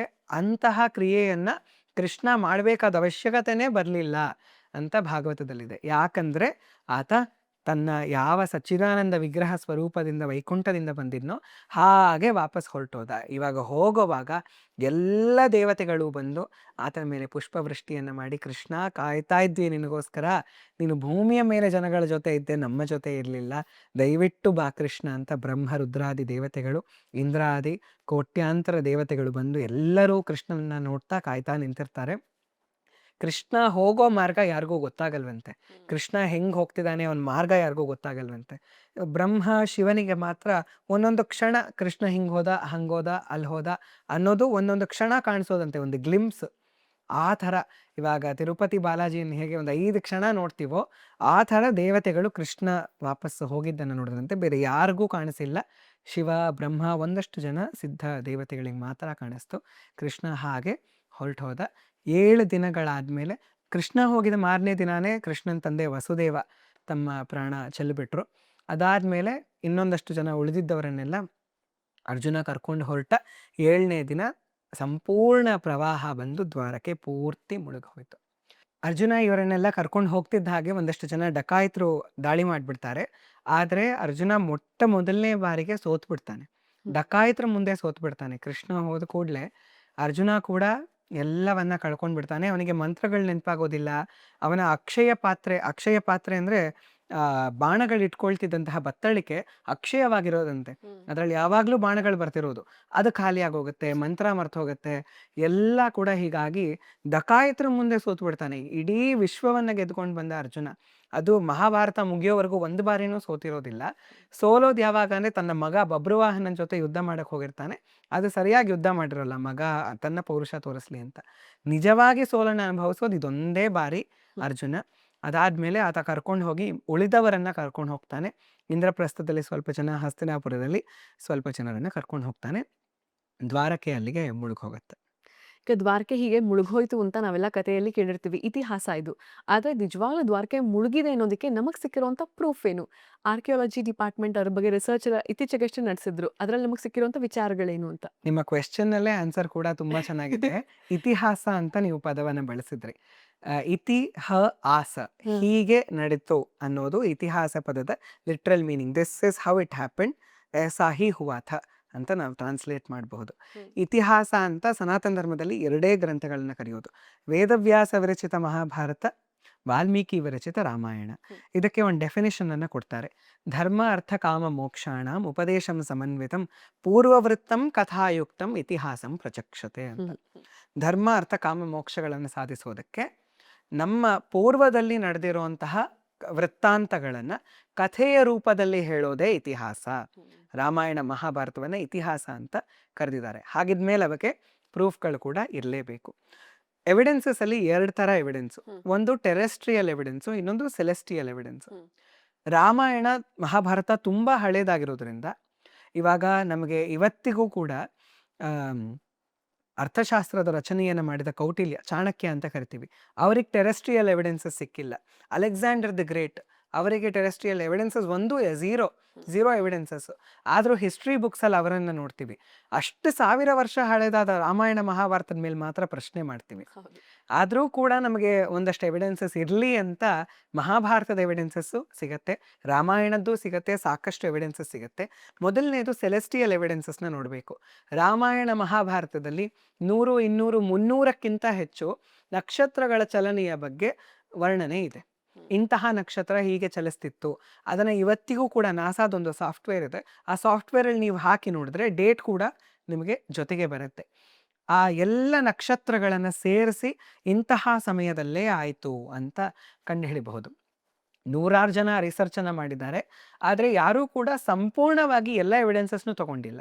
ಒಂದು ಸ್ವಲ್ಪ ಚೆರಿ ಪಿಕ್ ಮಾಡಿರೋ ಥರ ಹಲವಾರು ರಿಸರ್ಚಸ್ ಮಾಡಿರೋದು. ಎಲ್ಲವನ್ನು ಇದನ್ನು ಸ್ವಲ್ಪ ಇಗ್ನೋರ್ ಮಾಡಿಬಿಡೋಣ, ಇದೆಲ್ಲ ನಮ್ಮ ಇದಕ್ಕೆ ಹೆಲ್ಪ್ ಆಗುತ್ತೆ ಅನ್ನೋ ಥರ ತೊಗೊಂಡು ಒಂದಷ್ಟು ಡೇಟ್ಸನ್ನು ಕೊಟ್ಟಿರೋದು, ಈ ಥರ ಆಯಿತು ಅಂತ. ಆದರೆ ನಿಲೇಶ್ ಓಕ್ ಅಂತ ಒಬ್ಬರಿದ್ದಾರೆ.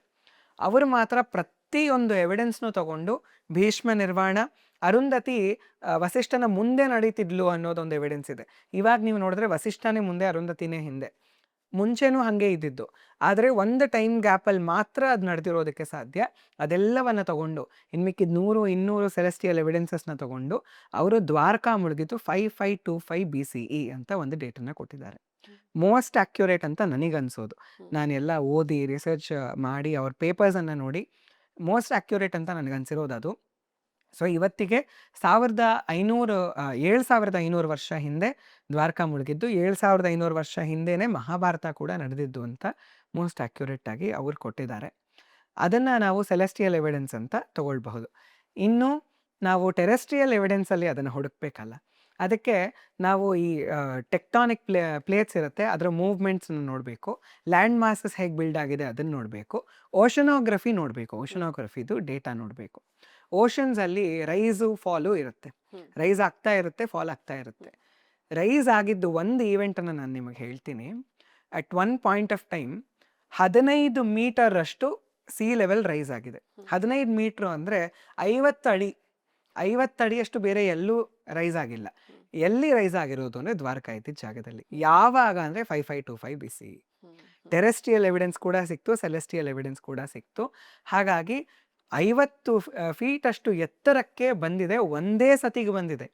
ಅಷ್ಟು ಕೂಡ್ಕೊಂಡು ಸ್ವಲ್ಪ ಸ್ವಲ್ಪ ಸ್ವಲ್ಪ ಸ್ವಲ್ಪ ರೈಸ್ ಆಗಿರೋದಲ್ಲ, ಸಡನ್ ಇವೆಂಟು, ಅದರಿಂದ ಒಂದಷ್ಟು ಮುಳುಗಿದೆ ಅನ್ನೋದು ಇವಾಗ ನಮಗೆ ಟೆರೆಸ್ಟ್ರಿಯಲ್ ಎವಿಡೆನ್ಸಲ್ಲಿ ಒಂದು ಸಿಕ್ತು ತುಂಬ ಸ್ಟ್ರಾಂಗ್ ಆಗಿ.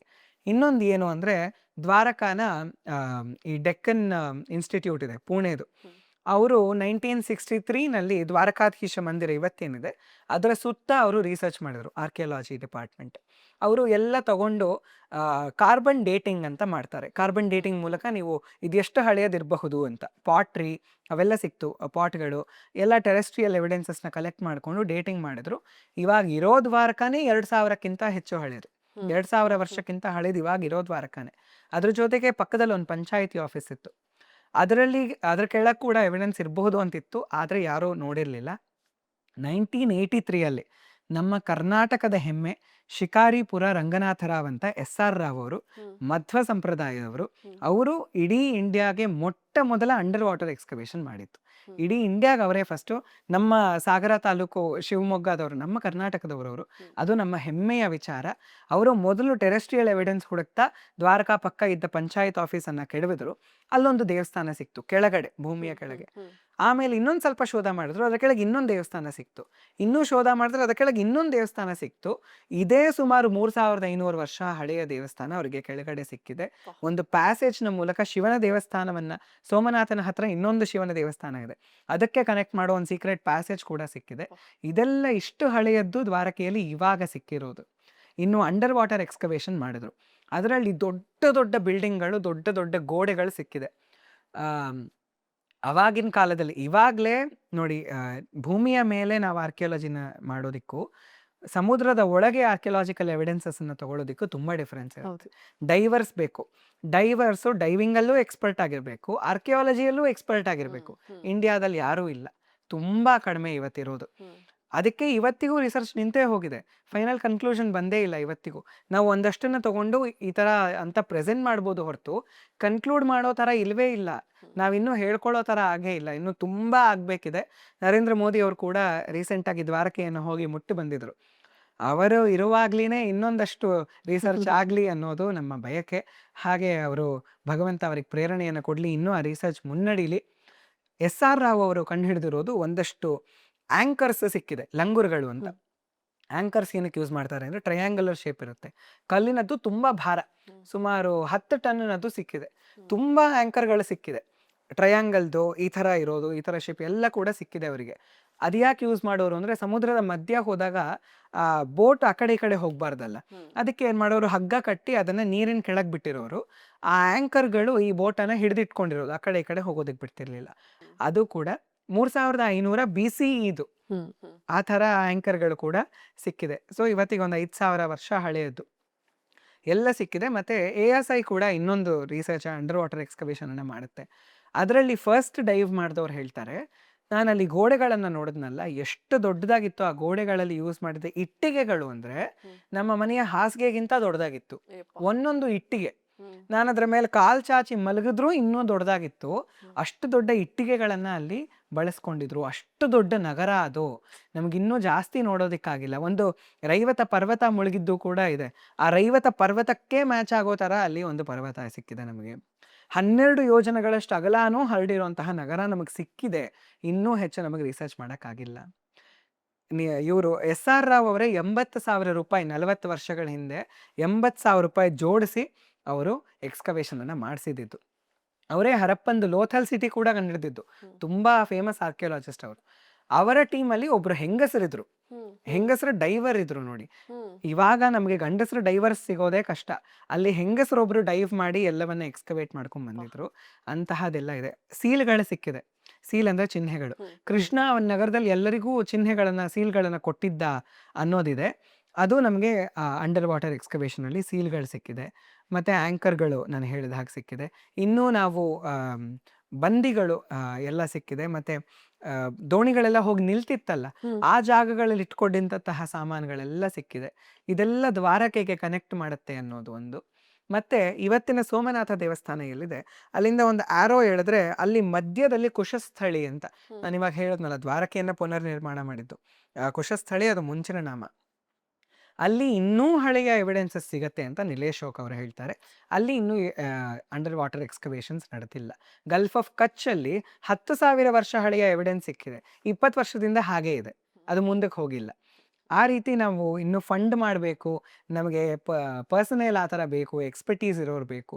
ಅದು ಬಂದರೆ ನಾವು ಈ ಎಕ್ಸ್ಕವೇಷನನ್ನು ಮುಂದೆ ನಡ್ಸ್ಕೊಂಡು ಹೋಗ್ಬೋದು ಅಂತ. ಕೆಲಸ ಮುಂದುವರೆದು ನಮಗೆ ಅದ್ರ ಬಗ್ಗೆ ಎಲ್ಲ ಸಿಕ್ಕಿದ್ರೆ ಎಷ್ಟು ಚೆನ್ನಾಗಿರುತ್ತಲ್ಲ. ಅಂದರೆ ದ್ವಾರಕೆ ಹೇಗಿತ್ತು ಅನ್ನೋದು ಒಂದು ಬರೀ ಕಲ್ಪನೆಯಾಗಿ ಉಳಿದೆ, ಎಲ್ಲರೂ ಕಣ್ಮುಂದೆನೂ ಬರೋ ಹಾಗಾಗುತ್ತೆ. ಖಂಡಿತವಾಗ್ಲು. ಯಾಕಂದ್ರೆ ಜನಗಳೆಲ್ಲ ಇಂಡಿಯನ್ ಹಿಸ್ಟ್ರಿನ ಮೈಥಾಲಜಿ ಅಂತ ಕರೀತಾರೆ. ಹೌದು. ಮೈಥಾಲಜಿ ಪದ ಕೆಟ್ಟ ಪದ ಏನಲ್ಲ.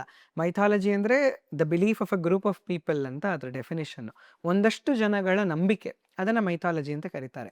ಆದ್ರೆ ಭಾರತಕ್ಕೆ ಎಲ್ಲರೂ ಬಳಸಿದ್ದು ಇವರು ಕಪ್ಪಗಿದ್ದಾರೆ, ಇವರ ಇತಿಹಾಸ ಎಲ್ಲಿ ಸತ್ಯ ಆಗಿರುತ್ತೆ, ಹಾಗಾಗಿ ಎಲ್ಲವೂ ಕೂಡ ಮಿಥ್ಯಾ ಅನ್ನೋ ರೂಪದಲ್ಲಿ ಮೈಥಾಲಜಿ ಅಂತ ಬಳಸ್ತಿದ್ದು. ಆದ್ರೆ ದ್ವಾರಕೆಯೇ ನಮಗೆ ನಿತ್ಯ ನಿದರ್ಶನವಾಗಿ ನಮಗೆ ನಡೆದಿತ್ತು ಮಹಾಭಾರತ ಅನ್ನೋದನ್ನ ತೋರಿಸ್ಕೊಡುತ್ತೆ. ಇಷ್ಟು ಸೊಗಸಾಗಿ ದ್ವಾರಕೆ ನಮ್ಮ ಕಣ್ಮುಂದೆ ಬರೋ ಥರ ಎಲ್ಲ ಕಥೆಗಳನ್ನ, ರಾಮಾಯಣ, ಮಹಾಭಾರತ, ಭಾಗವತ ಎಲ್ಲ ಕಥೆಗಳನ್ನ ಸೇರಿಸಿ ಅಲ್ಲಿರುವಂಥ ಎವಿಡೆನ್ಸಸ್ ಸಮೇತ ನಮ್ಗೆ ಇಷ್ಟು ಸೊಗಸಾಗಿ ದ್ವಾರಕೆ ನಗರ ಪರಿಚಯ ಮಾಡಿಕೊಟ್ಟೋದಕ್ಕೆ, ಎಲ್ಲ ಕಥೆಗಳನ್ನ ತಿಳಿಸ್ಕೊಟ್ಟೋದಕ್ಕೆ ತುಂಬ ತುಂಬ ತುಂಬ ಧನ್ಯವಾದಗಳು ಸುಮಿತ್ ನಿಮಗೆ. ತುಂಬಾ ನನಗೆ ಖುಷಿ ನಿಮ್ಮ ಜೊತೆ ಪಾಡ್ಕಾಸ್ಟ್ ಮಾಡೋದಂದ್ರೆ. ಇಷ್ಟೊಂದು ಎವಿಡೆನ್ಸಸ್ ಇರುವಾಗ, ಅದನ್ನು ಮೋನಿಕಾ ಕಾರ್ಮೆನ್ ಅಂತ ಇನ್ನೊಬ್ಬರಿದ್ದಾರೆ, ಅವರು ಅಮೇರಿಕಾದವರು. ಅವರು ಒಂದು ರಿಸರ್ಚ್ನಲ್ಲಿ ಮಹಾಭಾರತಕ್ಕೆ ಎವಿಡೆನ್ಸ್ ಕೊಡೋ ಹಾಗೆ ಹೇಳ್ತಾರೆ. ಸುಮಾರು 7,500 ವರ್ಷ ಹಿಂದೆ ಮತ್ತೆ 10,000 ವರ್ಷದವರೆಗೂ ಆ ಟೈಮ್ ಲೈನ್ ಮಧ್ಯದಲ್ಲಿ ಒಂದು ಯುದ್ಧ ನಡೆದಿತ್ತು. ಆ ಯುದ್ಧದ ಕಾರಣದಿಂದ ಮೇಲ್ ಟು ಫಿಮೇಲ್ ರೇಷಿಯೋ ಇರುತ್ತಲ್ಲ, ಅದು ಆನ್ ಅನ್ ಅಬ್ಸಲ್ಯೂಟ್ ರೇಷಿಯೋ 1:17 ಆಗಿತ್ತು. ಆನ್ ಅ ನಾರ್ಮಲ್ ರೇಷಿಯೋ 1:5 ಬಂದಿತ್ತು. ಅಂದ್ರೆ ಪ್ರತಿ 5 ಮಹಿಳೆಯರಿಗೆ ಒಬ್ಬನೇ ಪುರುಷ ಇದ್ದಿದ್ದು. ಅದನ್ನ ಅವರು ತಂದಿದ್ದಾರೆ. ಅದು ಹೇಗೆ ಆಯಿತು ಅನ್ನೋದನ್ನ 2015ರಲ್ಲಿ ಸ್ಟ್ಯಾನ್ಫರ್ಡ್ ಯೂನಿವರ್ಸಿಟಿ ಅವರು ರಿಸರ್ಚ್ ಕಂಟಿನ್ಯೂ ಮಾಡಿದಾಗ, ಭಾರತದ ಜಾಗದಲ್ಲಿ ಹಸ್ತಿನಾಪುರ ಮತ್ತೆ ಕುರುಕ್ಷೇತ್ರ ಎಲ್ಲಿತ್ತು ಆ ಜಾಗದಲ್ಲಿ ಅವರು ರಿಸರ್ಚ್ ಮಾಡಿದ್ದಕ್ಕೆ ಅಣ್ಣ ತಮ್ಮಂದರ ಮಧ್ಯ ಕಿತ್ತಾಟ ಆಗಿದ್ದಕ್ಕೆ ಹೀಗಾಯಿತು. ಎಲ್ಲರೂ ಒಂದೇ ಲೀನಿಯೇಜ್, ಎಲ್ಲರದು ಒಂದೇ DNA ಸಿಕ್ಕಿರೋದ್ರಿಂದ ಆ ವೈ ಬಾಟಲ್ ನೆಕ್ ಅಂತ ಕರಿತೀವಿ, ವೈ ಕ್ರೋಮೋಸೋಮ್ದು ಬಾಟಲ್ ನೆಕ್ ಆಗಿದೆ. ಕಾರಣ ಏನು ಅಂದ್ರೆ ಕಸಿನ್ಗಳ ಮಧ್ಯ ಕಿತ್ತಾಟ. ಮಹಾಭಾರತಕ್ಕೆ ಡೈರೆಕ್ಟ್ ಎವಿಡೆನ್ಸು ಇದು ನಮಗೆ ಸಿಗತ್ತೆ, ದ್ವಾರಕೆ ಅಲ್ಲಿಂದ ನೆಕ್ಸ್ಟ್ ಎವಿಡೆನ್ಸಸ್ ಸಿಗುತ್ತೆ. ತುಂಬ ಖುಷಿ ಆಗ್ತದೆ ನಿಮ್ಮ ಹತ್ರ ಮಾತಾಡಿ. Thank you so much Sumit. Thank you. Sumit Aikyara silks ಕಡೆಯಿಂದ ತಮಗೊಂದು ಪ್ರೀತಿಯಿಂದ ಉಡುಗೊರೆ ಕಳಿಸಿದ್ದಾರೆ, ದಯವಿಟ್ಟು ಅದನ್ನ ಬಳಸಬೇಕು. Thank you. Thank you. ಭಗವಾನ್ ಕೃಷ್ಣನ ನಗರಿ ದ್ವಾರಕೆಯ ಬಗ್ಗೆ ಸಾಕಷ್ಟು ವಿಚಾರಗಳನ್ನು ತಿಳಿಸ್ಕೊಟ್ಟಂತ ಇವತ್ತಿನ ಎಪಿಸೋಡ್ ನಿಮ್ಗೆ ಇಷ್ಟ ಆಯ್ತು ಅಂತ ಭಾವಿಸ್ತೀನಿ. ಮತ್ತೆ ಮುಂದಿನ ಸಂಚಿಕೆಯಲ್ಲಿ ಯಾರ ಸಂದರ್ಶನವನ್ನ ನಾನು ಮಾಡಬೇಕು, ಯಾವ ವಿಚಾರದ ಬಗ್ಗೆ ನಾವು ಮಾತಾಡಬೇಕು ಅಂತ ಕಾಮೆಂಟ್ಸ್ ಅಲ್ಲಿ ನನಗೆ ತಿಳಿಸಿ. ಹಾಗೆ ಹಂಸ ವಸಿಷ್ಠ ಯೂಟ್ಯೂಬ್ ಚಾನಲ್ಗೆ ಸಬ್ಸ್ಕ್ರೈಬ್ ಮಾಡ್ಕೊಳ್ಳಿ. ನಮಸ್ಕಾರ.